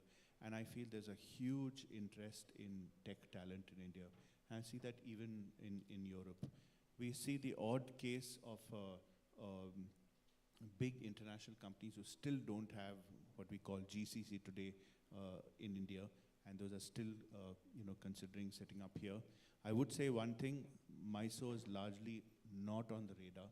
I just had a company, a large international bank wants to set up a GCC, looking at Bangalore, Pune, Hyderabad. There's no mention of Mysore. So I think, when you want to kind of bring people here, you have to have like a two-pronged strategy. One is you do all the things that are very obvious, which is you have to have the ready-to-move in infrastructure, you have the educational institutions, you have the living infrastructure, you have the social infrastructure. But the second part is also the buzz. Like when Chandrababu Naidu set up Hyderabad and high-tech city and so on, there was so much buzz, there was talk all over India, it spread internationally, then pursued Microsoft, brought them in. So some kind of branding is a key part of that. Coming to tariffs, because I think there's no point in kind of avoiding the subject. I think it will get played out in a sort of logical way, because you have a vendor and you have a customer in one way of the trade flow, and then you have a vendor and customer on the other way, and we both need each other. So I think either Trump, it was a bit of bluster, or it was a mistake, but when he started out with his tariffs, he realized he couldn't do it. Talk about 140% China, then he couldn't achieve that either, because they needed the Chinese products. Now we're talking about 500%, the latest one, if we buy Russian oil. But if they can't handle 140% on Chinese products, how will they handle 500%? So I think in all of this, it will all get worked out in the next few days. Either of three things would happen. Either he will kick the ball down the road and delay a little bit, or else we'll end up with 26%, which I don't think so. But there is a lot of positive talk coming out from Washington, D.C. that an agreement may come into force. I would warn you, though, if you look at the British agreement, which largely covered mostly 3 product streams, it may be a very limited agreement. Thank you. Yes, so proceed with caution. There might be some headwinds. Of course, one thing we have seen is between importer and exporter, there is a relationship. Even though the importer is the one paying, also the exporter has some power. That's what people have understood over time. Thank you for those interesting perspectives. We'll come back again on our second round. Over to Swissnex, and what interesting initiatives you are leading there. I think you just came and you started recently as well. We know that for all the innovation hubs that Switzerland has, there's one in Karnataka in the world. That itself goes on to signify the importance of Karnataka and India itself in the Swiss radar.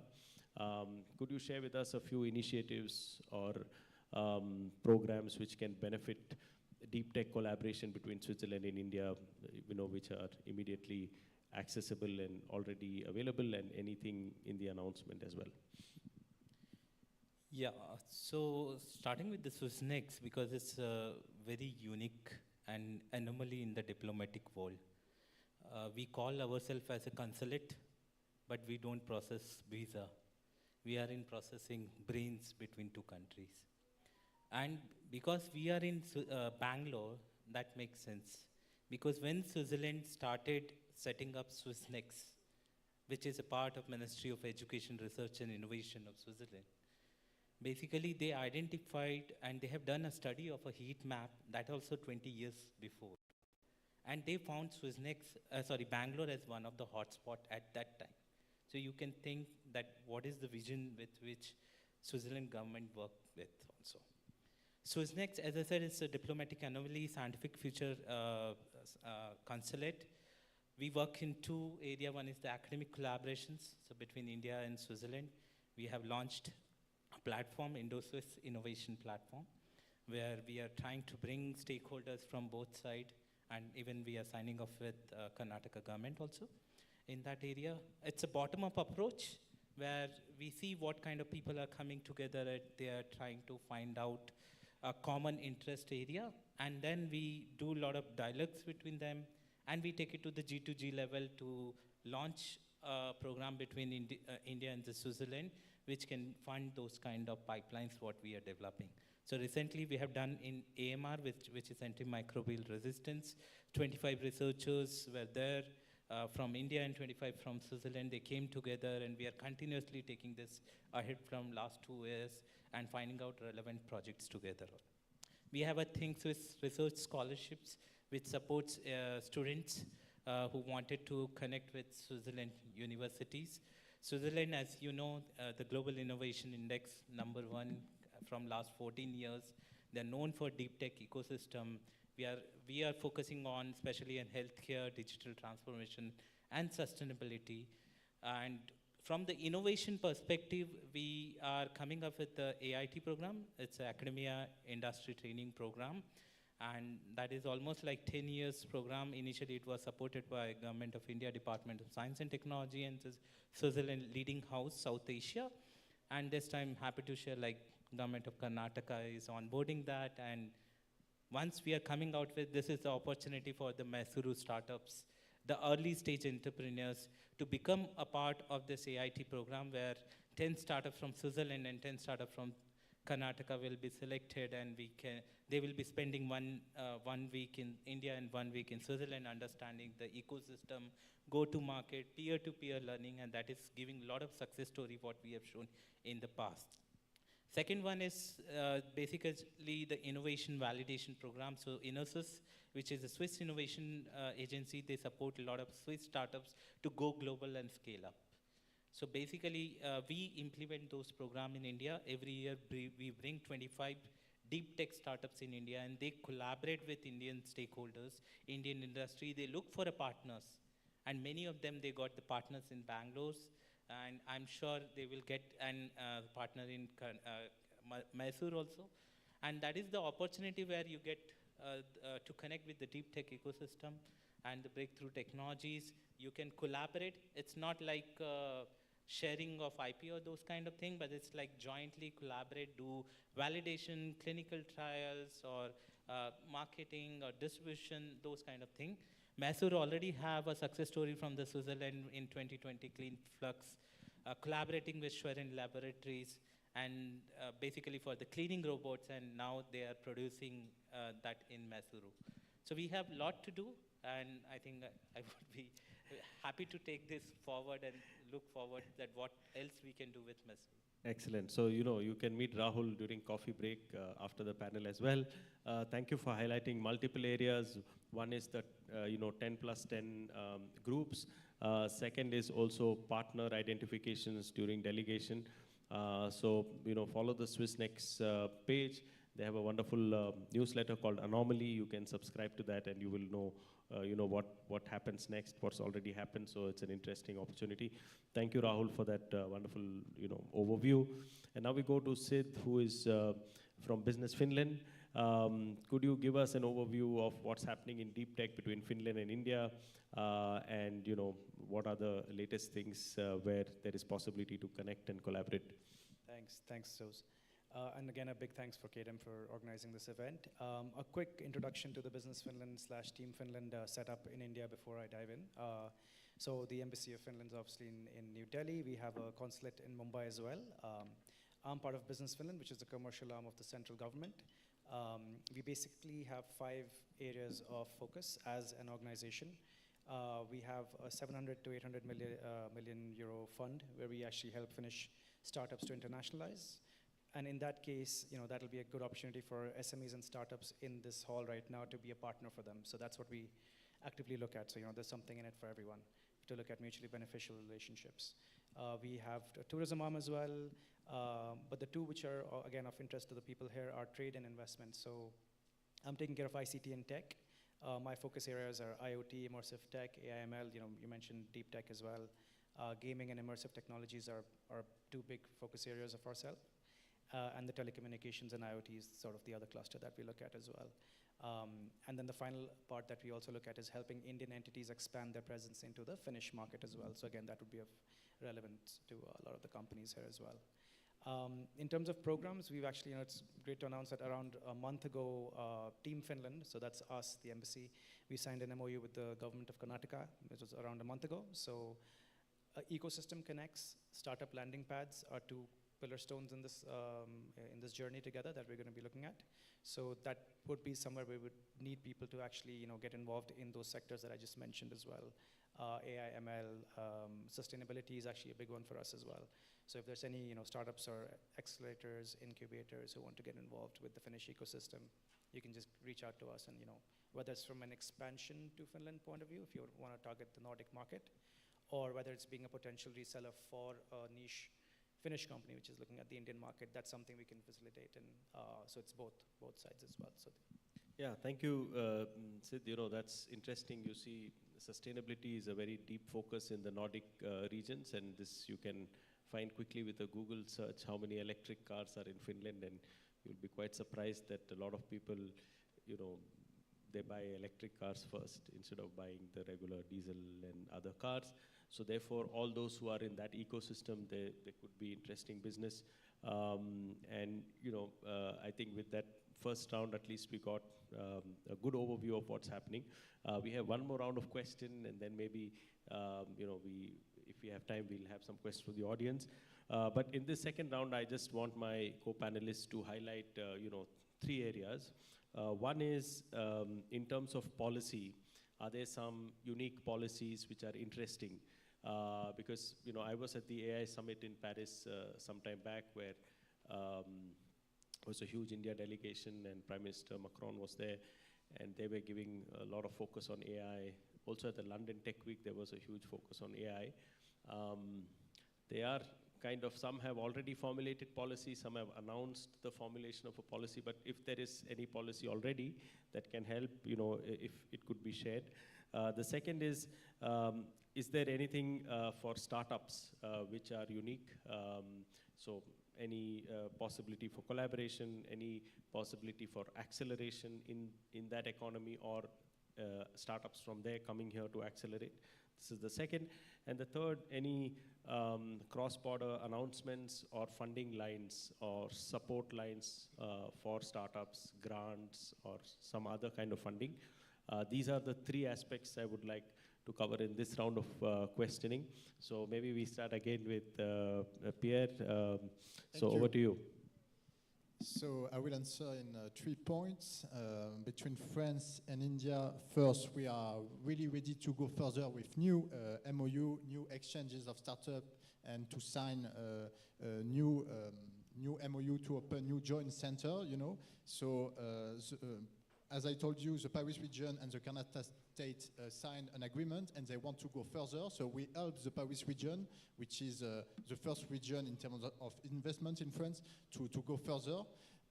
Then second thing, it's on the academic cooperation. I think it's really important for all the students in the room this evening. Like France is looking at attracting more students in its universities.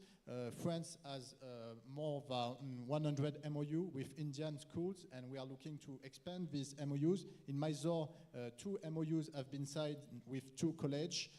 We have a lot of training programs for interns in Karnataka who are working in French company and who want to go to France and the other way around. And finally, I want to highlight that here in Karnataka and Bangalore, we have a beautiful ecosystem of Indo and French startup, which is called the French Tech India.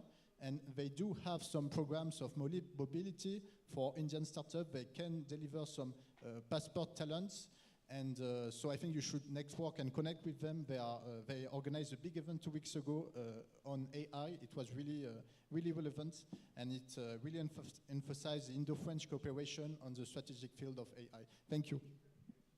Thank you so much. Wonderful summary. I think, of course, Pierre also will be there for coffee sometime. So those of you who want to follow up on any of the points can meet him. Yes, Shivi. Yeah, so India and Germany goes long back, and we have, at German Accelerator, we support German startups looking to partner with Indian startups. There are multiple ways we can collaborate. So we bring 2 delegations, 7 startups each in first half, another half.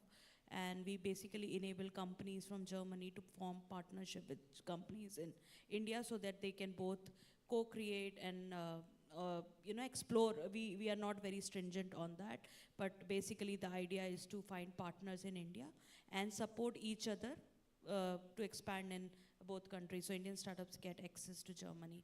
One such example is Green Trade, a carbon credit platform formed a partnership with a startup in India. So that's on very technology level. Then we have state governments who run programs. Scale Up NRW, which is North Rhine-Westphalia region in Germany. They have an MOU with Karnataka government, and last year GINSEP had a delegation of startups from Karnataka who are looking to explore in Germany.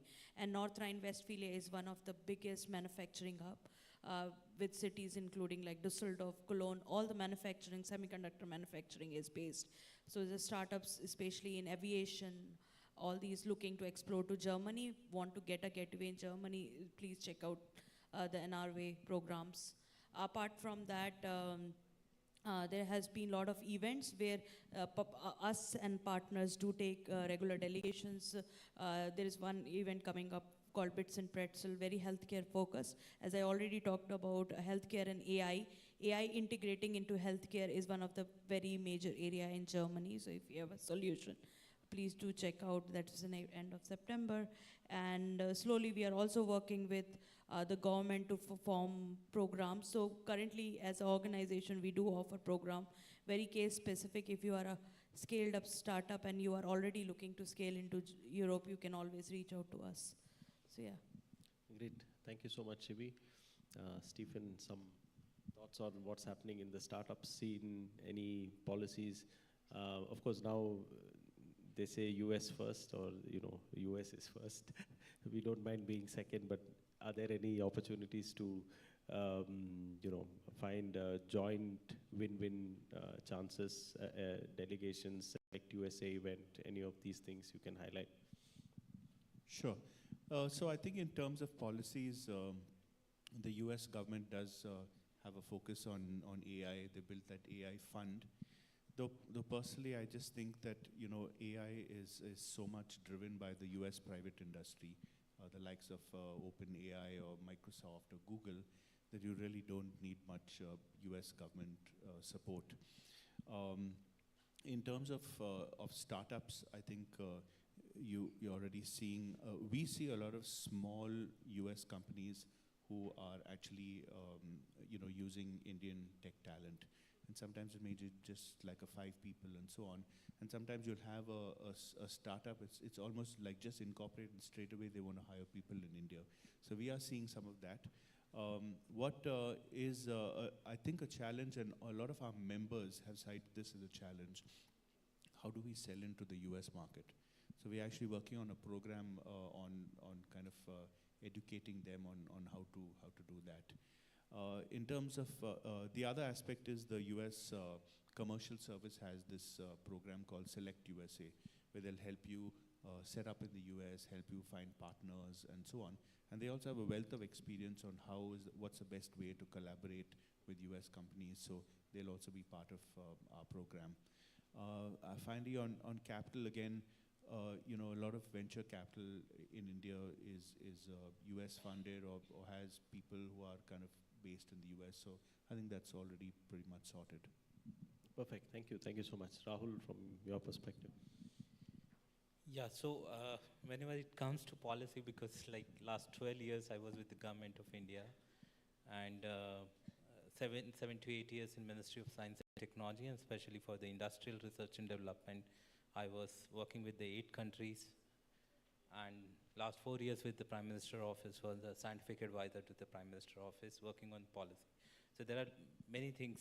I think if I start speaking in 1 hour session could be like, but yes, in short, a 2+2 program which Government of India do, and I was heading those programs for 8 countries. We could see how the industry and academia can come together and collaborate with the international industries and academia, where the Government of India is funding up to like 50%. 50% has to come from the startups or the industries. Academia get the 100% grant. Similarly, the counterpart government. So the risk of R&D get divided into 25% in each of them partners. That is one area I feel we have to promote how our Mysuru ecosystem can actually leverage the national ecosystem and also leverage the international partnerships, what we are doing also.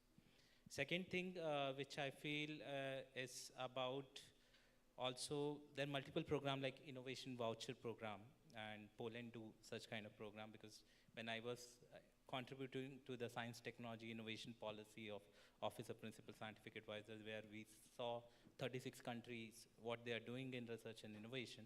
That is what one program where you could give small vouchers to the MSMEs in Mysuru, where they can open the problem statement for the academia to work together. That is one thing which I would suggest also. About skilling, Switzerland has been known for their vocational skilling program. They are the most effective skilling program in the world. And just to tell you, 70% of the people do not go to formal education in skilling. Only formal education, 30% only go to the colleges for the degree. 70% they go through this VET program. We would be happy to take those learning to the skill development policy which is coming here. That is also one thing which I want to contribute. In terms of opportunity, as I said, bilateral program, I was in Mysuru in 2016, and I'm hearing that name from morning, the Keynes. I had supported India-Canada collaboration with Keynes for development of RF for basically for MRI machines in 2016. And then in 2017 or 18 with India-Israel collaborations, I visited Rangsen Group and we supported Vyodha, which is their startup, for agro-solar collaboration. So I think people are ready to take, but we need a lot of awareness, lot of hand-holding to those people to go up. And in terms of Switzerland, we are at a very interesting point. Reason being, I think the TEPA has been signed, the FTA, the Free Trade Agreement, and this is the first time it is actually a legal agreement has happened, where Switzerland has legally committed saying that we will invest $100 billion in India next 15 years, and we will create 1 million jobs, direct jobs in India in next 15 years. I think that is the opportunity for the Mysuru. So it's like, and 95% of the product, except our favorite, which is gold, is not there. which comes from Switzerland. But yes, 95% of import and export has been covered under that policy and under that FTA. So that's the opportunity where now both the ecosystem has started coming together. They are looking for opportunity, and the kind of ecosystem Mysuru has given, I think they're quick enough to unlock the opportunity. In terms of opportunity from the startups, we are doing health tech cohort. I'm planning for a space cohort. We had a meeting with ISRO and multiple space, and most of the space entities I found they are present in Bangalore. So we are going to have electronics, ESDM, semiconductor, all those cohorts who are coming to India, they are looking for partners in India to collaborate. And I would invite all the industries who have the interest in this sector. They can just reach out to us, and whenever we have those kind of cohort, we will write it to them and we'll set up those meetings and they could collaborate. That's an open opportunity from there. Sinlar has been a very good example, which was from Bangalore, went to Switzerland, got incubated there, and now they are everywhere in the world. They're into US, they're into Japan, they're into South Korea, everywhere. And everywhere you go to go in Switzerland, they will give example of Sinlar. It's a startup, or in robotic startup also. So I think there are a lot of opportunities lying ahead, and it's an awareness which we have to create in this ecosystem, the right skills for the ESDM sector, which is very important. I always say you have ISC sitting there. I've seen the Global Technology Center bringing ISC, like you have IIT Delhi setting up in Sonipat, setting a separate branch for R&D. We can have for ESDM Center, and where we can bring all different entities like SAMIR, CDEX, and CSR institutions. We also have an Indo-Swiss CSIO collaborations for microelectronics, bringing together and doing real projects along with the industries and using students and skills from there. So that's what I would like. Excellent. Thank you also for adding some personal examples.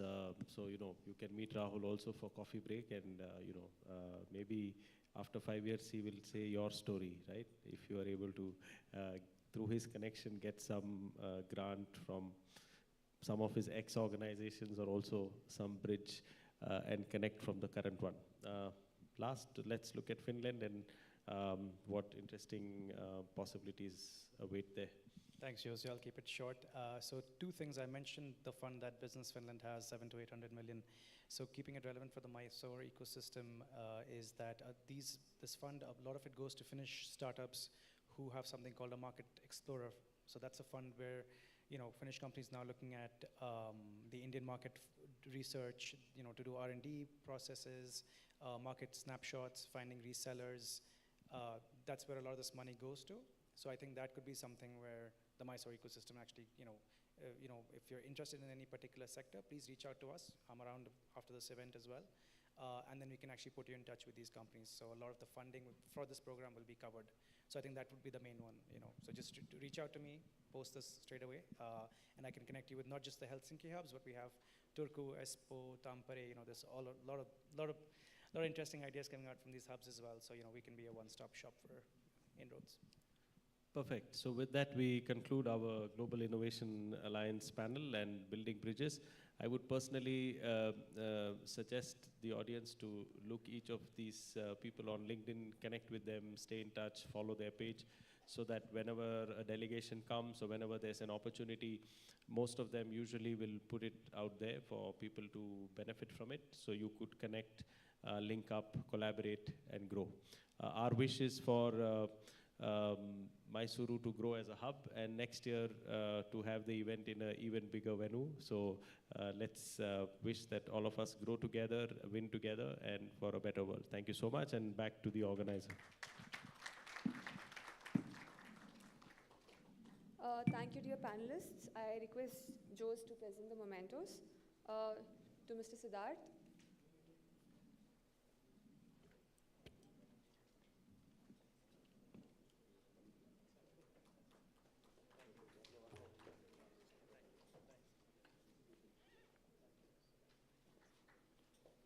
To Mr. Rahul.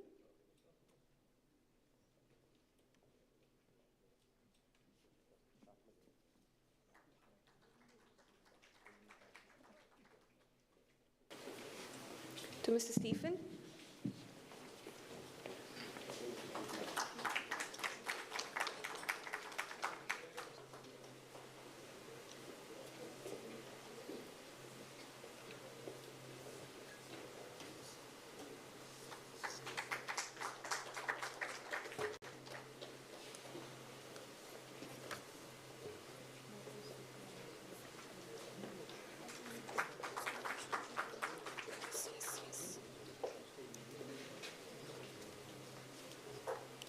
I also request Mr. Vinayak Hegde to present the memento to Mr. Jose.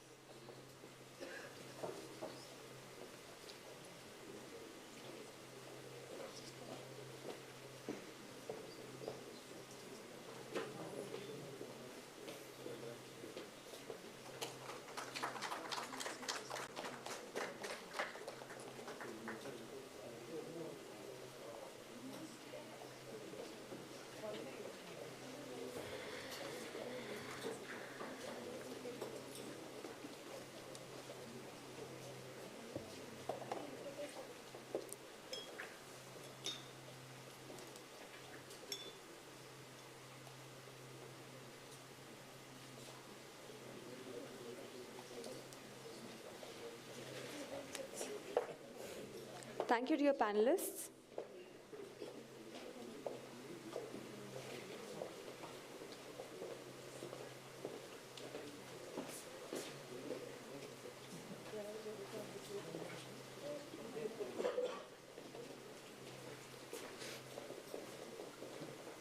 As we proceed to the last leg of the Big Tech Show, I request the following dignitaries to be seated in the dais.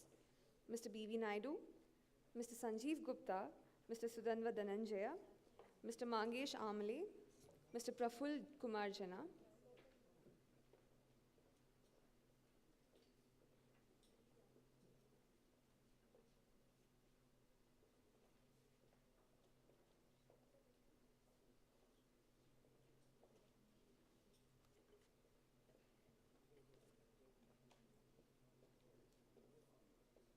and also Mr. Sudhir.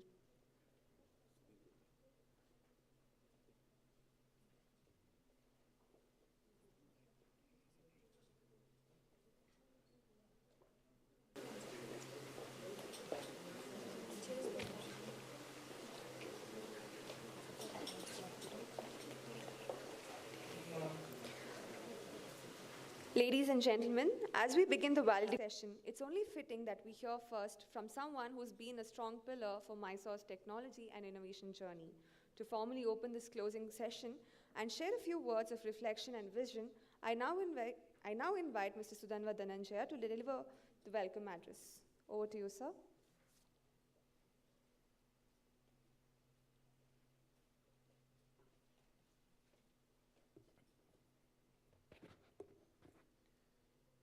Good evening, everybody. Ellarigu namaskara, dignitaries on the dais, invitees, guests, everybody in the audience today. I'm sure you'll agree with me that we had a fantastic day, fantastic evening yesterday for those of you who were present, and a fantastic day today. For me personally, this is one of the top class events that I've attended across forums.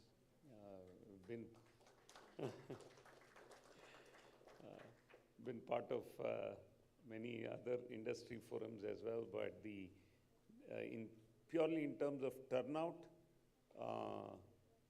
twice more than expected, probably more. Sudhir will have the statistics. And the quality of turnout was also very, very good, as most of you will agree. I think there was a lot of learning.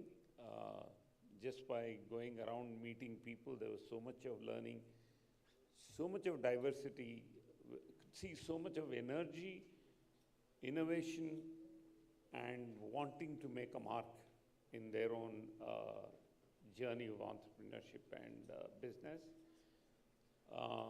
I welcome you to the session, the closing session of the day. I'm grateful that I've been part of KDM and part of this event. I'm sure all of you will go back with fond memories and come back again for the next KDM event with more energy. Tell your friends and come back with more numbers. Thank you all.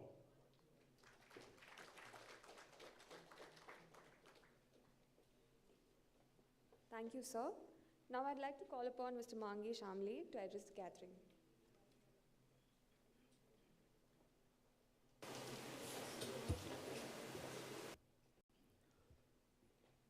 Good evening and namaskara. My name is Dr. Mangesh Amle. I'm the MD and founder of Velox Solutions. We work in the area of cyber security. And we have set up India's first all-women cyber security center in Mysuru. On this 1st July, we celebrated our 1 year. We celebrated our anniversary here. Friends, Velox started 13 years ago in Mumbai from Maharashtra. I should discuss this story with you. I think it was last COVID wave which got ended. And I came across an article which got published in, I think, Indian Express, where I saw KDM is starting and promoting Mysuru as a cyber security hub for a country. This has attracted me towards it. I Googled, I found contact details. I contacted Mr. Sudhir, and with our dialogue and a conversation, and the conversation was welcoming conversation, I decided to visit Mysuru. Before that, Sudhir set up a call with Sanjeev sir. Sanjeev sir, it was, I think, half an hour call, wherein he briefed me everything. He himself came in the call, we discussed many things, and he invited me here. In the first meet, he introduced me to Naidu sir and many other dignitaries on the dais, and friend again, Pavan Ranga. We met, we discussed, and their plans created an attraction in me, and we decided to come here. I visited here. While coming here, my wife was with me. She said, let's plan something unique. Since we are going here, let's plan something unique. She infused something in me, and that was women empowerment. I discussed this with Sanjeev sir. Sanjeev sir, Reddy sir, Naidu sir, they all have encouraged us to set up all-women cybersecurity center. Friends, we started that. Now, this year, we have targeted to hire 100 women in this center. And later in the journey, sir, I'll be needing your help, guidance, mentorship, because we will be needing space. We are eagerly waiting for Global Tech Center to get ready. So this is what our expectation. Apart from that, we have requested for 5-acre landscape. If we get that land parcel, we will create another Infosys. This is what our plans are. So it is a request, if you can plan like that. In the coming future, we are planning to establish 500 women's center here in Mysuru. This is what we are planning. Friends, not to impress you, today, hundreds of women work in our Mumbai and Mysuru facility. Altogether, we have 54% women workforce. So this is how we are growing. And when to talk about Velox, you all have debit cards and credit cards, right? So so every second transaction in this country we protect, because 60% of the ATMs in India, we protect, we offered our cybersecurity platforms to it. We have created world's second full hard disk encryption solution, which is now getting promoted across the globe. We have businesses and practices in UK, India, Indonesia, and US. We also serve government establishments and defense establishment like DRDO, Indian Army, and delivered a piece of cybersecurity to Mangalyaan. So friends, we as an Indian company growing here and globally, and I'm very thankful to the ecosystem which you all have created for all of us. Thank you so much for this opportunity. Look forward to set up bigger and bigger. Okay, thank you so much, friends. Thank you. Thank you, sir. Next, I would like to call upon Mr. Praful Kumar Jana, General Manager, Bangalore Circle, State Bank of India. Over to you, sir.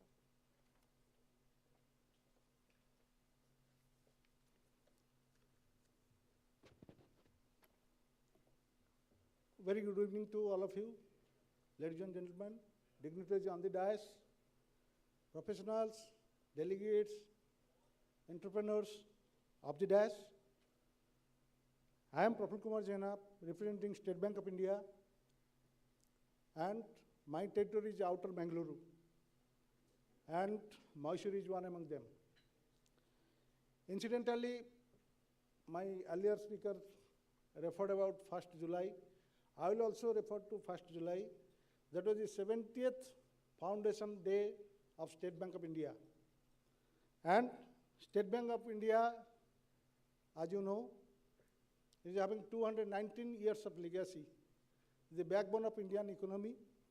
And the journey of State Bank of India started in the year 1955, 1st July, when there was a deposit of 210.95 crores.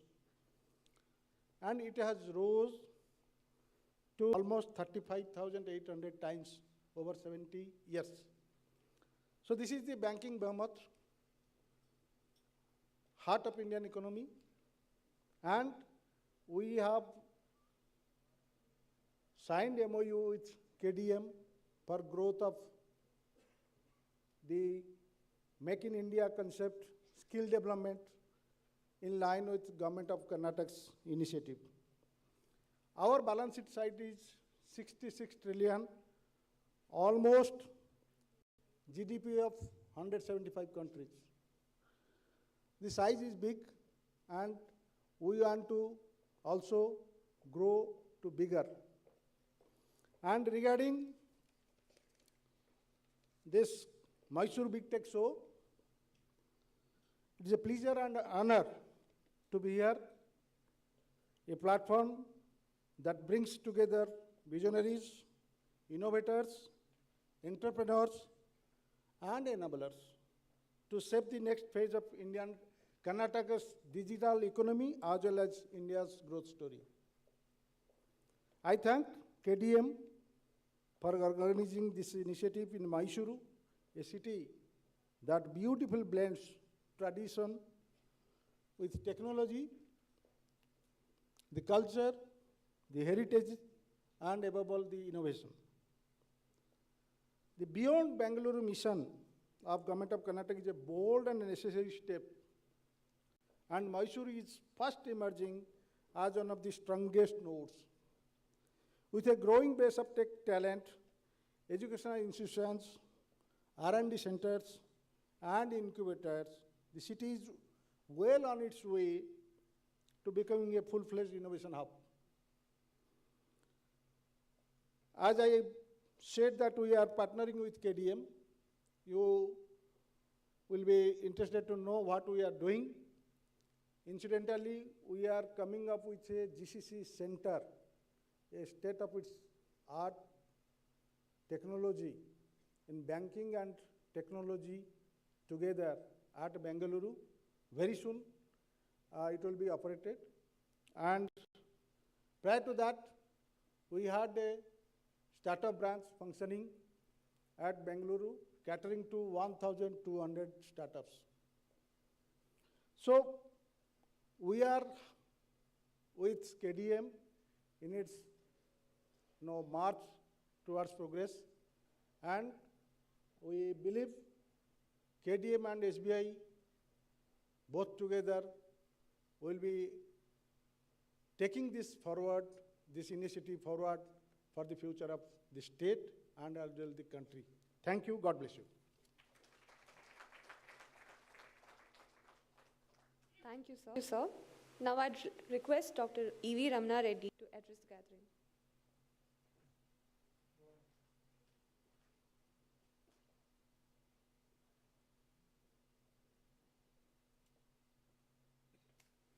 Good evening, everyone, dignitaries on the dais and friends. KEDEM, I think, is almost completing 4 years this year. And in the last 4 years, in fact, Beyond Bengaluru is one of the verticals in KEDEM's mandate. The Beyond Bengaluru phrase was coined by none other than B.V. Naidu only. Before this, we used to say Tier 2, Tier 3 cities. Then we thought why we should call some city a Tier 2 city. Then he coined the phrase Beyond Bengaluru. So the Beyond Bengaluru initiative of KEDEM has done so much in Mysuru, Hubli, Dharwad, Belgaum, Mangalore, Kalburgi, Shimoga, Tumkur, that it has done beyond expectations what we planned in 2021 when KEDEM was started. It has done much more than what we planned at that time. So I would like to congratulate KEDEM, congratulate its chairman, Mr. B.V. Naidu. In fact, B.V. Naidu used to work in electronics department long back.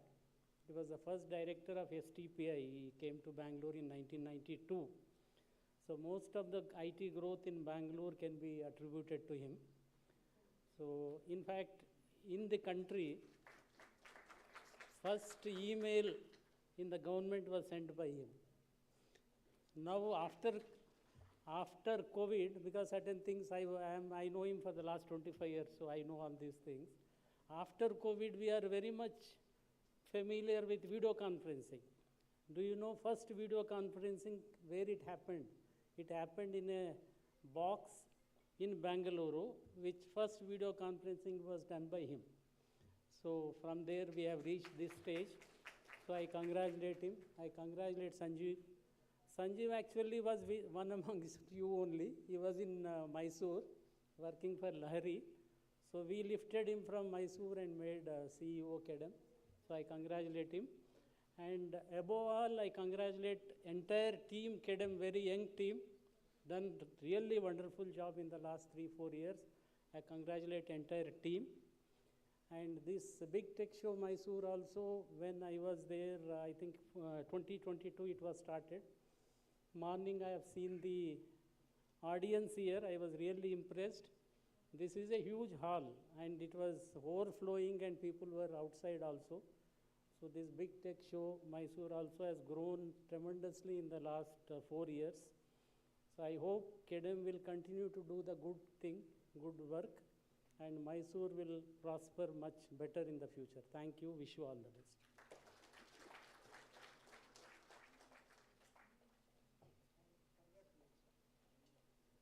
I met Sudanvaji just in the afternoon. I was telling him he is looking the same what he was 20 years back. I met him maybe 20 or 25 years back. He is like Bhishma Pitamaha for Mysuru. So I was really impressed. He is still the same. He is still doing good work for Mysuru. Really very great. Wish you all the best, sir. Thank you for the address, sir. I request Mr. Sanjeev Kumar Gupta to address the gathering.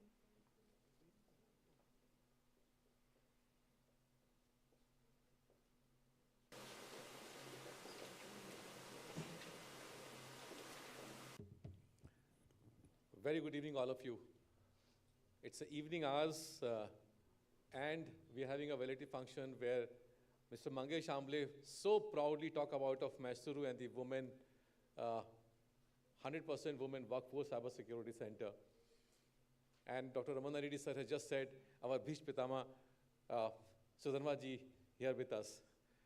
आप लोगों से निवेदन है कि जब तक मैं count कर रहा हूँ तब तक ताली बजता रहना इन सब के लिए, बिकॉज इतनी सपोर्ट मुझे कहीं और मिलती नहीं है. So keep on doing that, right?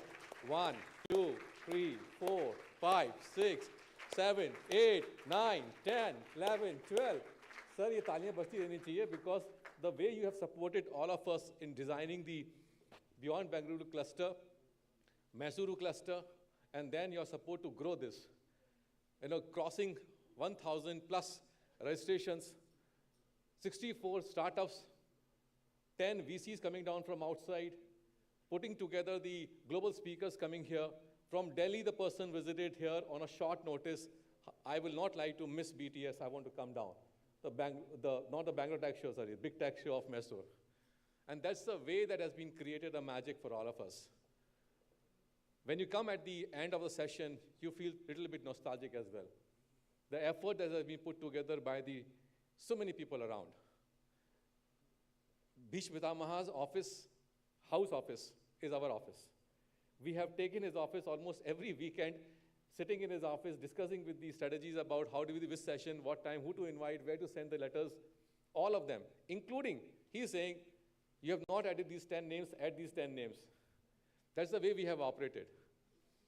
I can keep on saying that the way that industry people stands up in Mysuru for the Mysuru cluster, वो आवाज़ जो है ना वो दिल से निकलती है.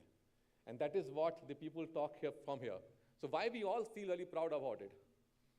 We have Mr. Ada Venkatesh sitting in front of me, who's also a Mysurian. The way he stood up for everything that is required for the cluster here, from a talent, from his own business or non-business perspective, is amazingly great. Meet him. Why Mr. Kiran is here from, coming out from Bangalore and bringing from Mandya, FKCCI people, leaders, from Chamaranagar people, from Mysuru people here. Why?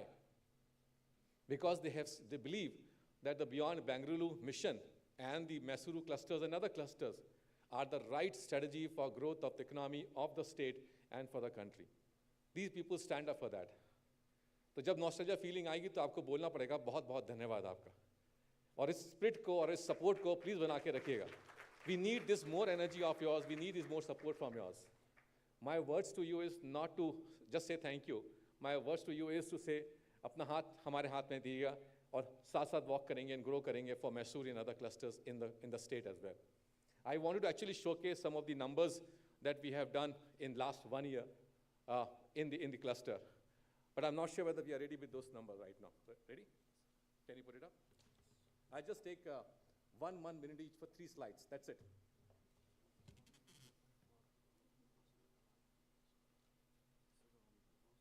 Three slides.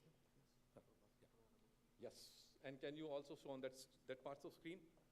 Yeah, on both the screens, please. So, if you see what we have done so far is, now we are getting into 30 plus new tech firms added in the cluster in last year. 30 new firms in the Mysuru cluster. We have got the 3,000 seat plug-and-play facility, Global Technology Center in Mandakali, which is getting ready. In August, it will be delivered. Friends, we have got 3,000 seats, 2,700 seats LOI right now. They are ready to occupy all of these companies. So we are almost sold on that front. We have got somewhere around 2,000 co-working seats created in the Mysuru cluster alone by the co-working places. You go on the ring road today, what you find in Mysuru? Another co-working space, right, Sudhir? And that's the way that the entire ring road is getting created into the co-working spaces in Mysuru itself. We have also gone into the policies from the LEAP program and the GCC policies where global innovation districts has been done, and Mysuru is one of them for our global innovation district. We have got into our cluster anchors innovation units, 6 nano GCCs, which has set up their operations, Sharp, Hoptech, Omni Logistics, and Antelica. Thank you so much for those companies to set up their operations. 8 plus TBIs, including K-Tech and SJC STEP. These are other elements which has been done so far. And Mr. B.V. Naidu, our chairman, was talking in the morning how his experience was with the R process and for the Front Healthcare, which was trying to give services from 350 seat-up operations from Chamarajnagar. ये कहानी कोई on or off की नहीं है, ये कहानी एक journey की है. And it started 4 years back, and today we are at this stage. If you pick up the ESDM stuff, today you saw a lot of announcements coming up from Vayu coming in place in second, MiFi setting up a, MiFi is a Taiwanese and Indian companies coming together and setting up an R&D center. They've already there in Bangalore, but they prefer to come into Bangalore, to Mysuru. And that's the way that the things are moving forward.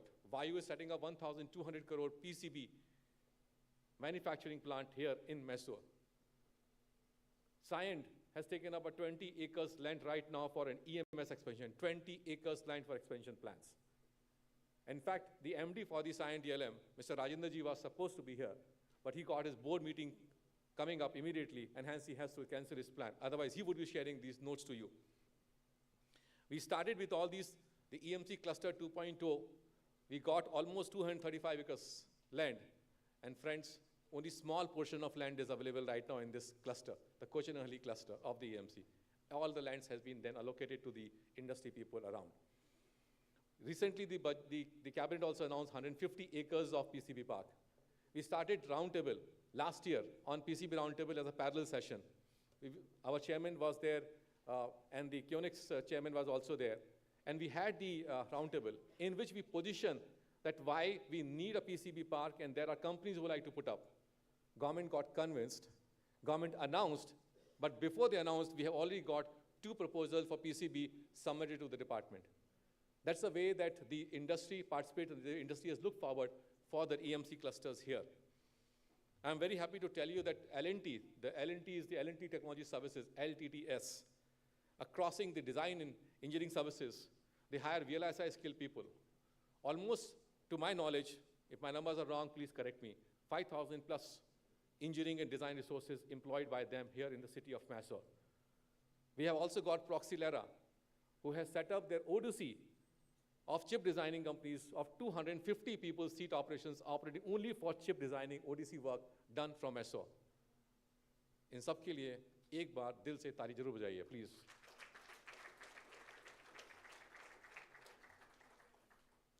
In the startup ecosystem, we believe that the partnership is what is working around.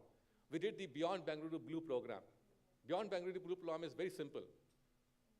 VC says that in the emerging clusters, startups do not have a quality. Okay? We challenge this.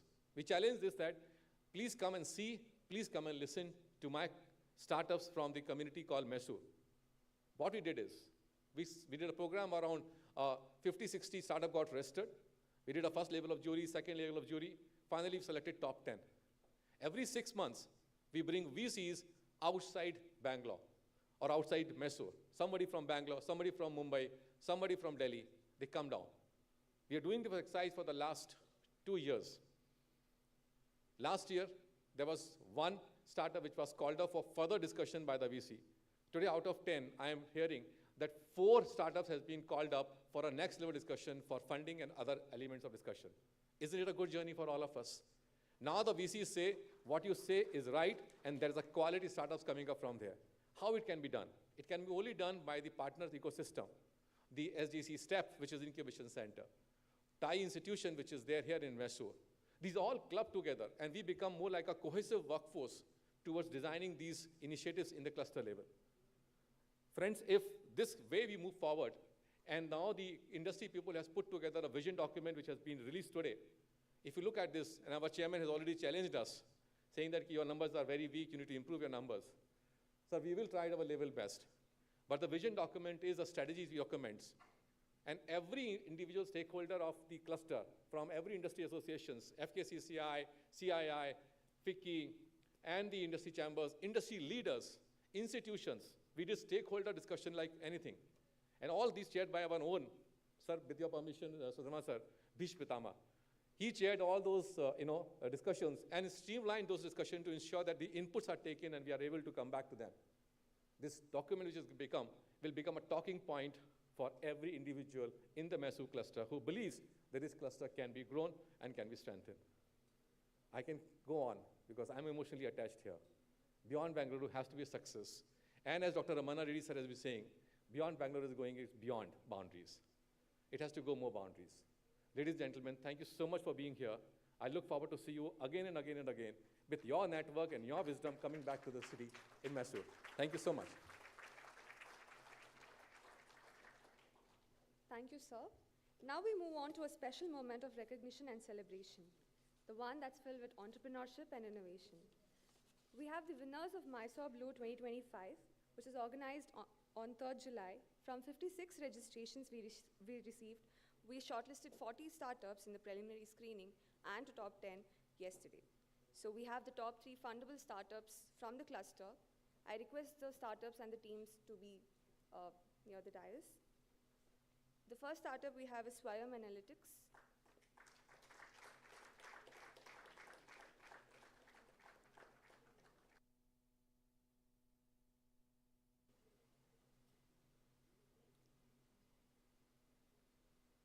I request the dignitaries in the dais to felicitate the startup.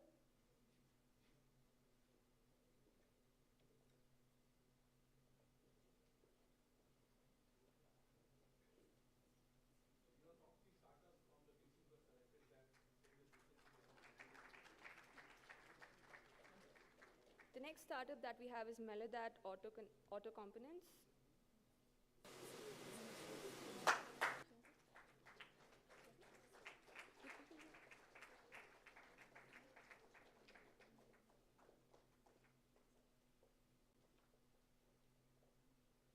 And next we have AgroPack Private Limited.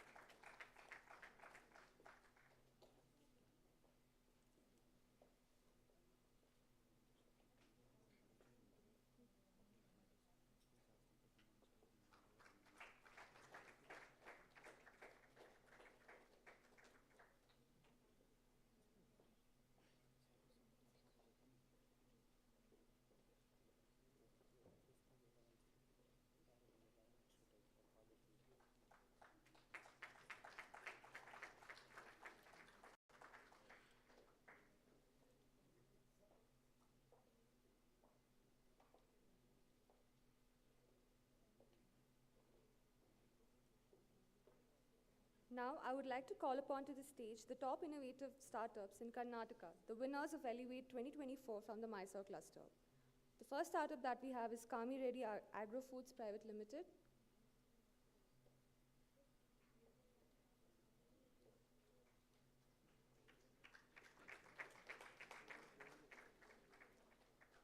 The next startup is Agtech Waves Op Private Limited.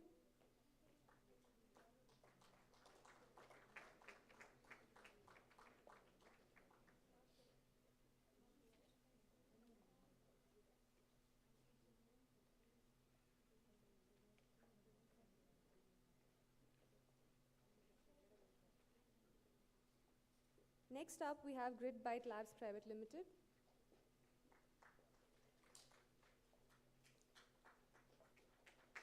After, we have Auric Cosmo India Private Limited. Can we have a round of applause for all the winners, please? And lastly, we have HeatJet Boards Private Limited.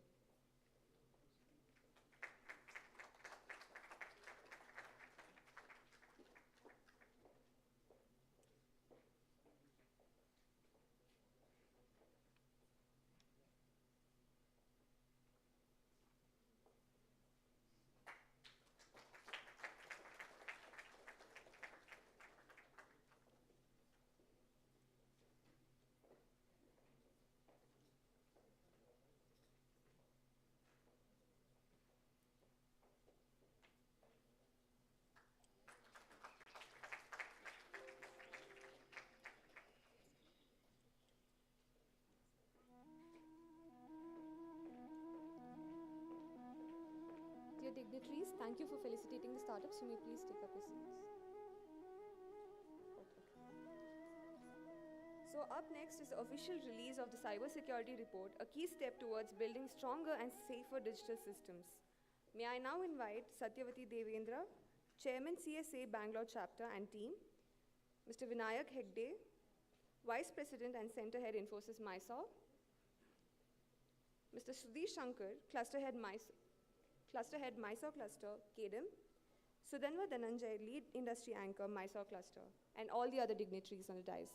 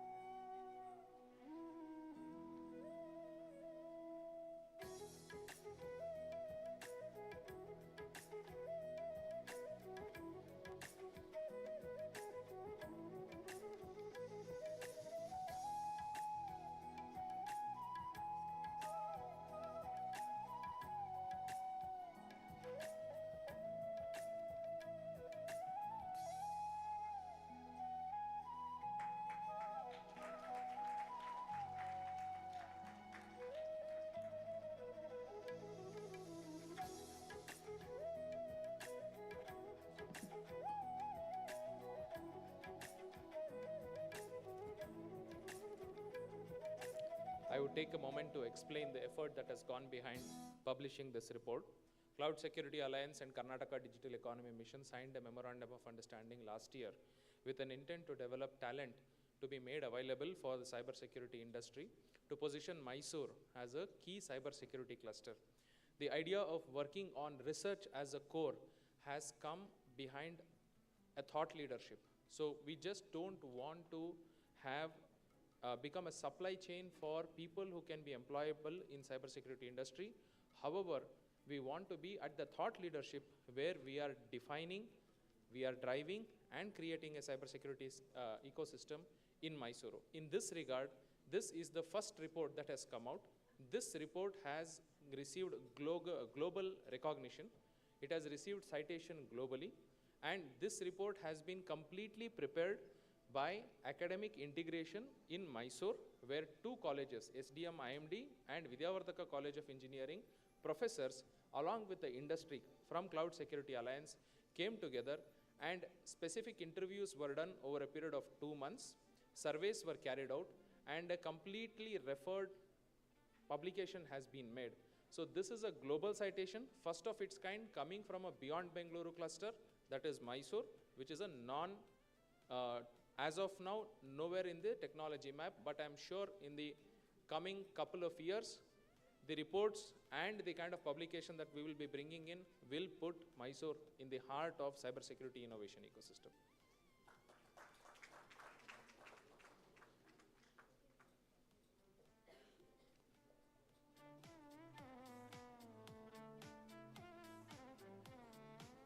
Thank you to the dignitaries on the dais.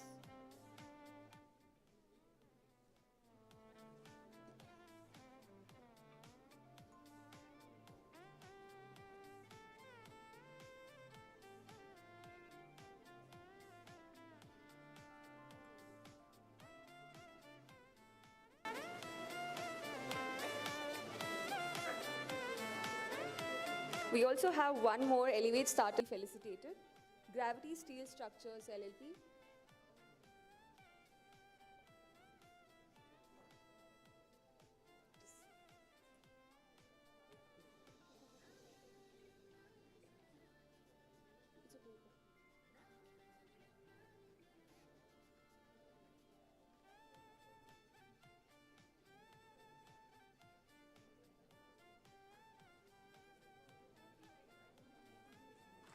Can we have a round of applause for the startup?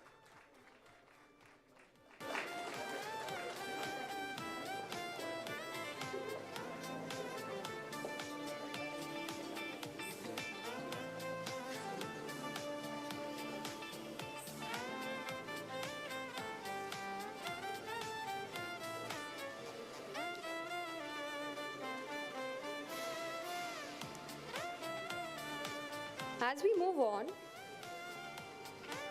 I request the dignitaries to take their seats in the dais. I request the dignitaries to take seats in the dais. As we move on, I would like to introduce another GCC that is set up in Mysore, Cloud7 Group. The Cloud7 Group of companies established in Saudi Arabia in 2013 focuses on various operations such as trading, contracting, metal fabrication, surveys, HVAC, and many more, covering various such sectors such as oil, gas, defense, and construction. Today, we are honored to have a letter of intent from Cloud7 to expand to the Mysore, seeking 60-seater space in the upcoming GTC. I would like to request Mr. Abdul Sattar Kadir to come up on the stage.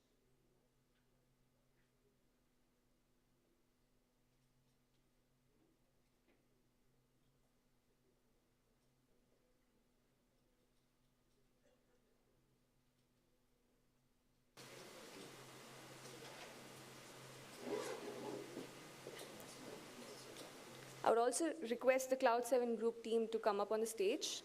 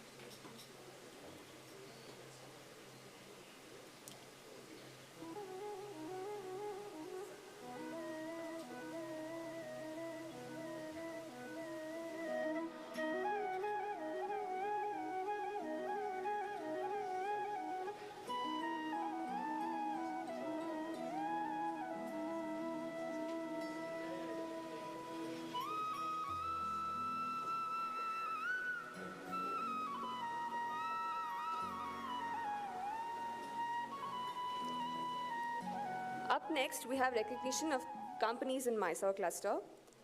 Firstly, we have the IBM. I request the team from IBM to come up on the stage. IBM's continued focus on expanding in emerging technology centers and being the fastest growing IT consulting organization in Mysore cluster with focus on key technologies such as hybrid cloud, data and AI-based services, IBM has doubled its team in Mysore in the past 2 years and has more than 100 global clients being serviced from Mysore. 75 to 80% of IBM's Mysore talent is sourced in and around the cluster. Employee engagement is one of the highest amongst the emerging cities. Please.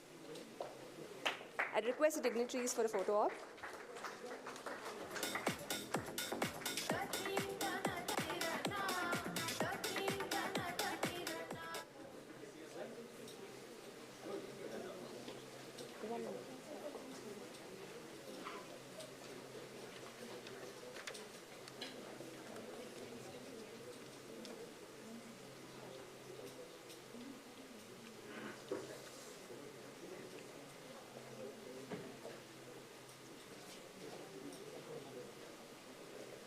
The next company that we have is Ranksons Aerospace. I request the team from the Ranksons Aerospace to come up on the dais.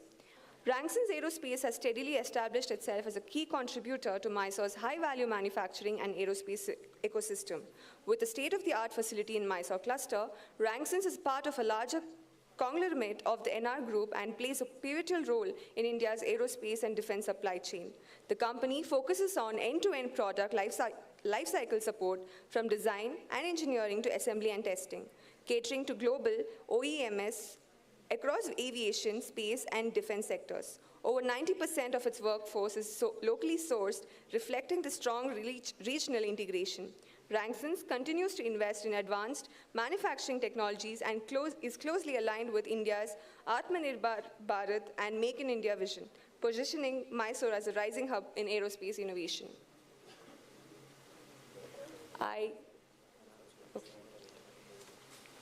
Moving ahead, I request Mr. B.V. Naidu, Chairman KDM, to address the gathering.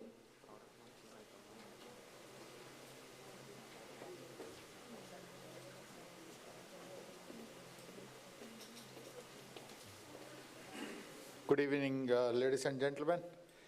Actually, morning after speaking to you, I told Sanjeev I will leave because I already spoken, I don't need to be in the valedictory. And he said, no way, you know. So we all need to dance according to our Sanjeev's tunes, you know. So I stayed back here. But having stayed back, I felt very nice to see the concluding session with so much of, one of the company coming and signing up an LOI, releasing a report, and our SBI GM coming and committing his support, etc., etc. So with all these things, what all of you feel and what I feel is, morning we started with a great, sessions with a hall full. Rather, we could not accommodate, apologies for that.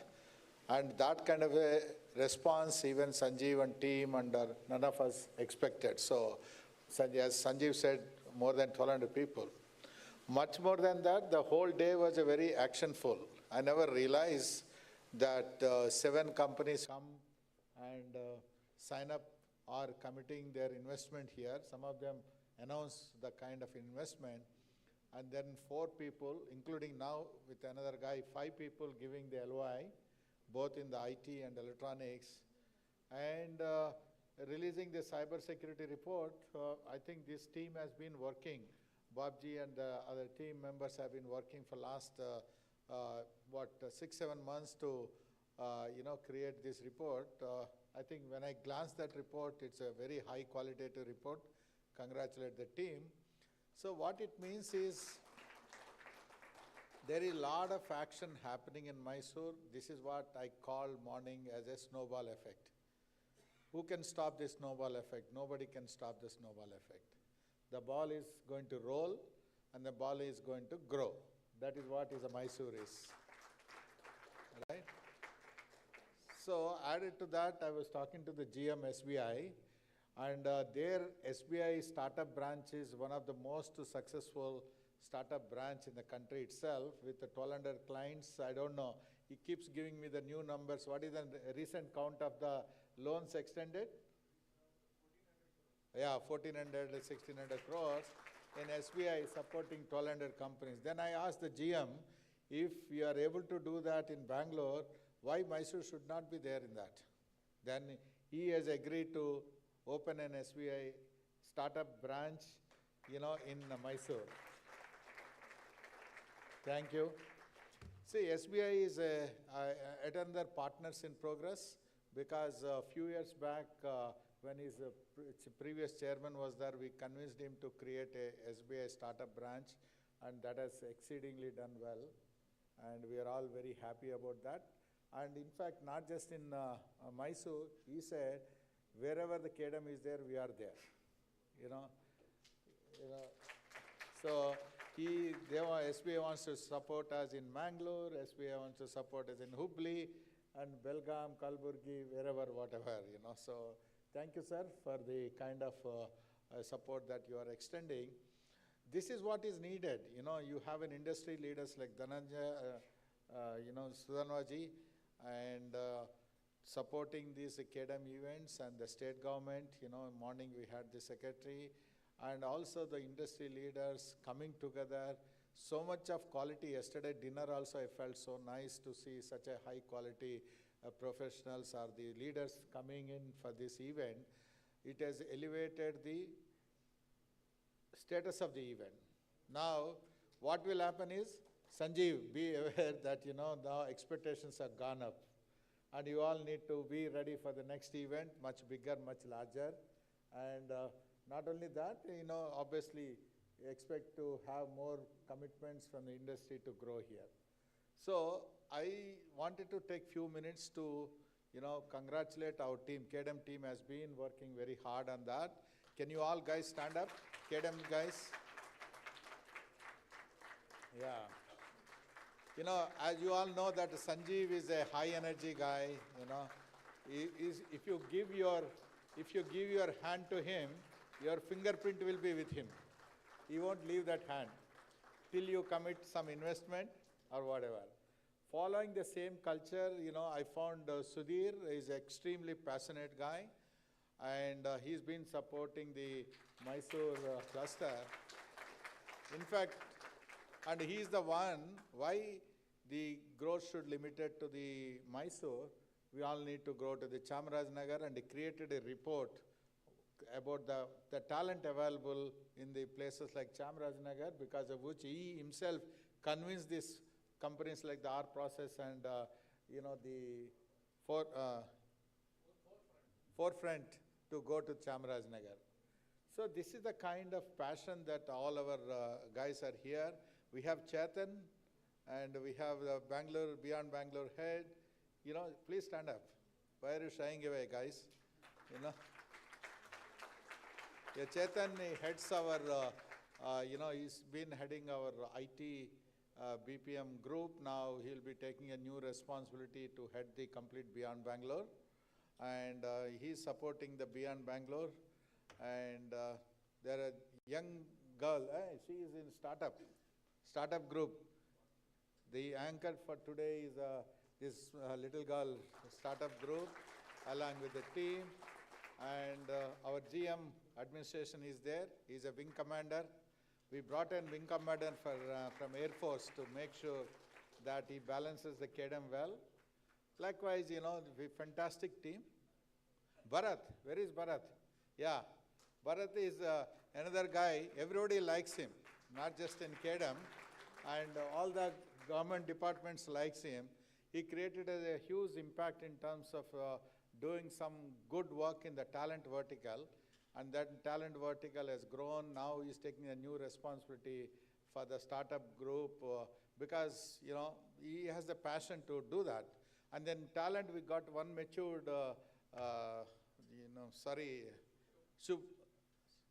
Subodh, right? Yeah. So he's a fantastic mature leader, very senior, and Jenny is there supporting Sanjeev.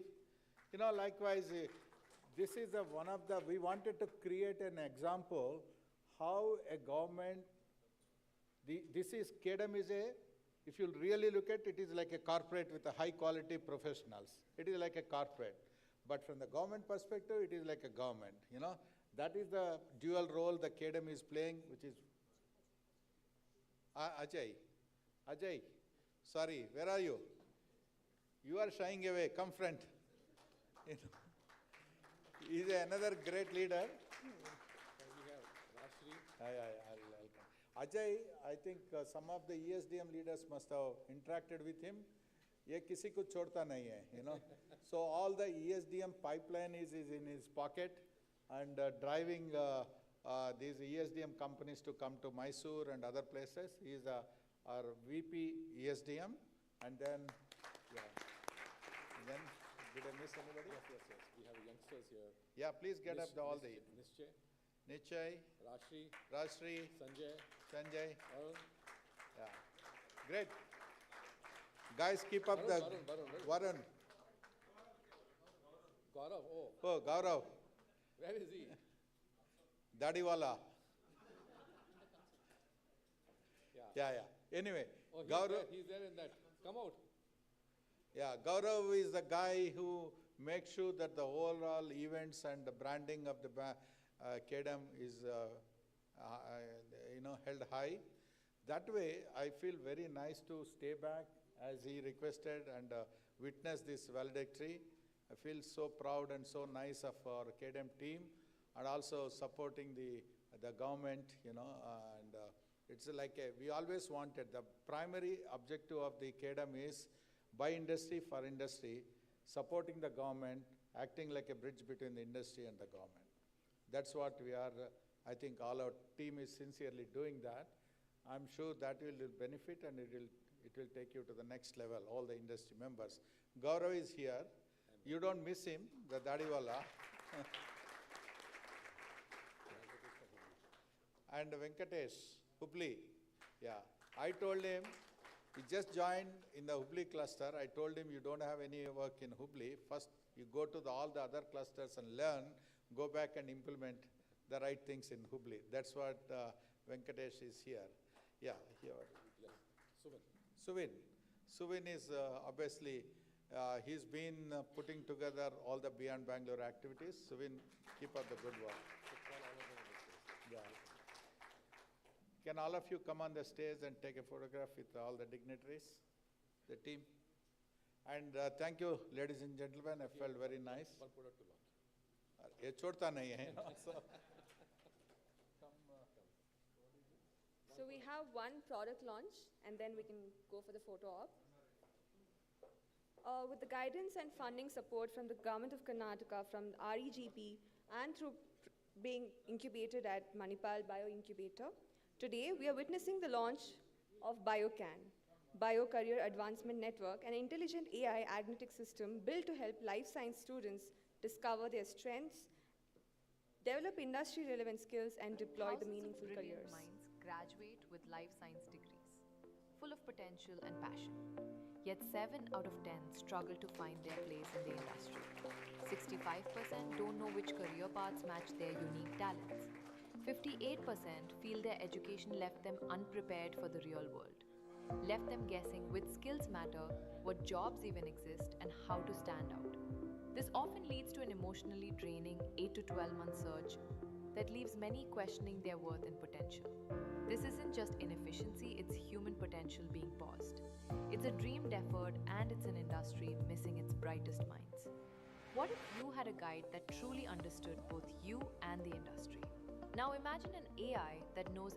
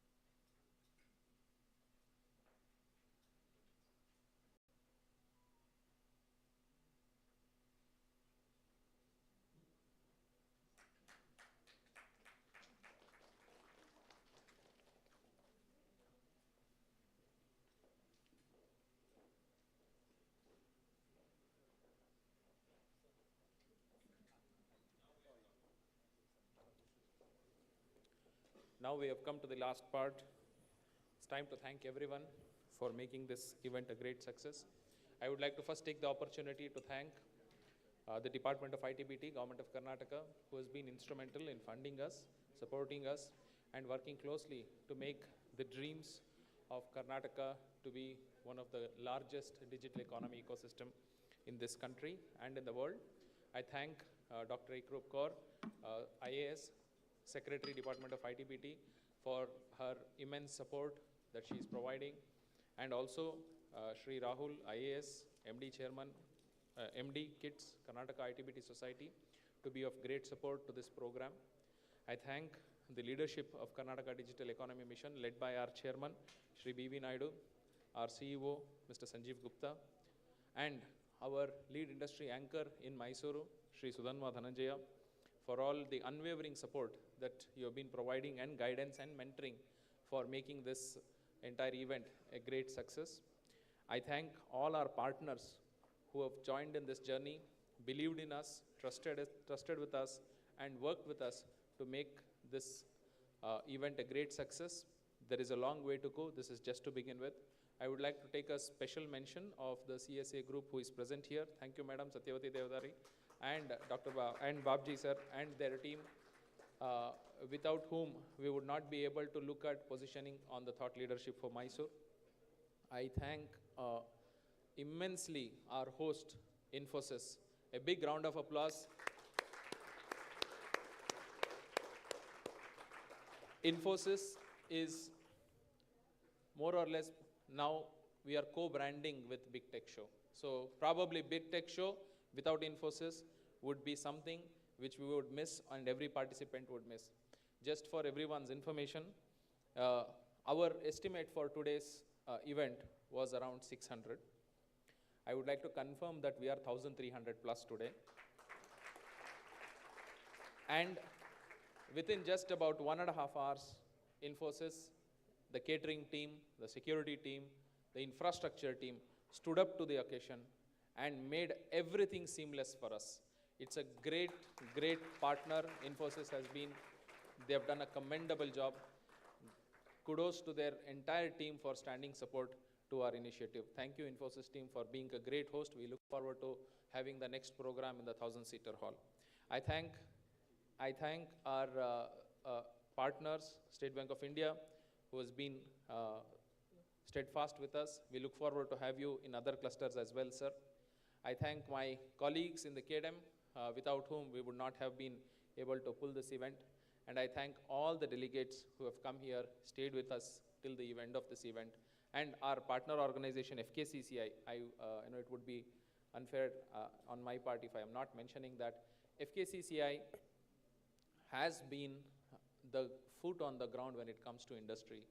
And I would like to recognize the contribution of Mr. Kiran, who is the chairman of ITBT committee of FKCCI, who has taken the leadership in FKCCI to take the initiative of Beyond Bangalore to every district where FKCCI is present in Karnataka. So we are having a long journey to walk with, sir. We will walk together and achieve a lot of things together.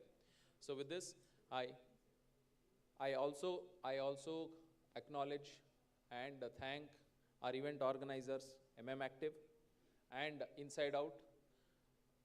Last 3 days, we have had hectic schedule. It's been a 5 a.m., 3 a.m. schedule in the last 3 days. And kudos to all the team led by Adarsh. It's been a fantastic journey. Thank you, everyone. And we look forward to the next Big Tech Show 2026 being bigger, better, and more surprises. Thank you very much.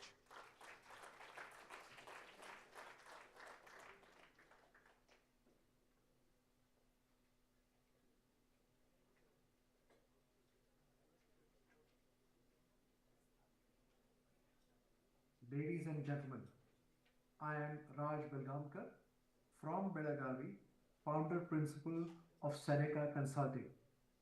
After the grand success of KDM's Big Tech show in Mysuru, for which we thank you from the bottom of our hearts, it's now on to HDB Techceleration, the Hubli Dharwad Belagavi Techceleration, a landmark event happening this August.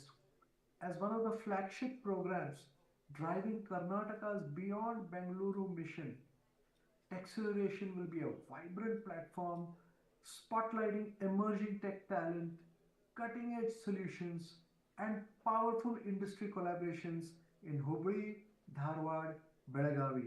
Stay tuned for more updates and mark your calendars because the future of tech is not just in Bangalore, it is also in growing areas such as Hubli, Dharwad, Belagavi, and you are part of it. Thank you once again and see you this August at HDB Techceleration.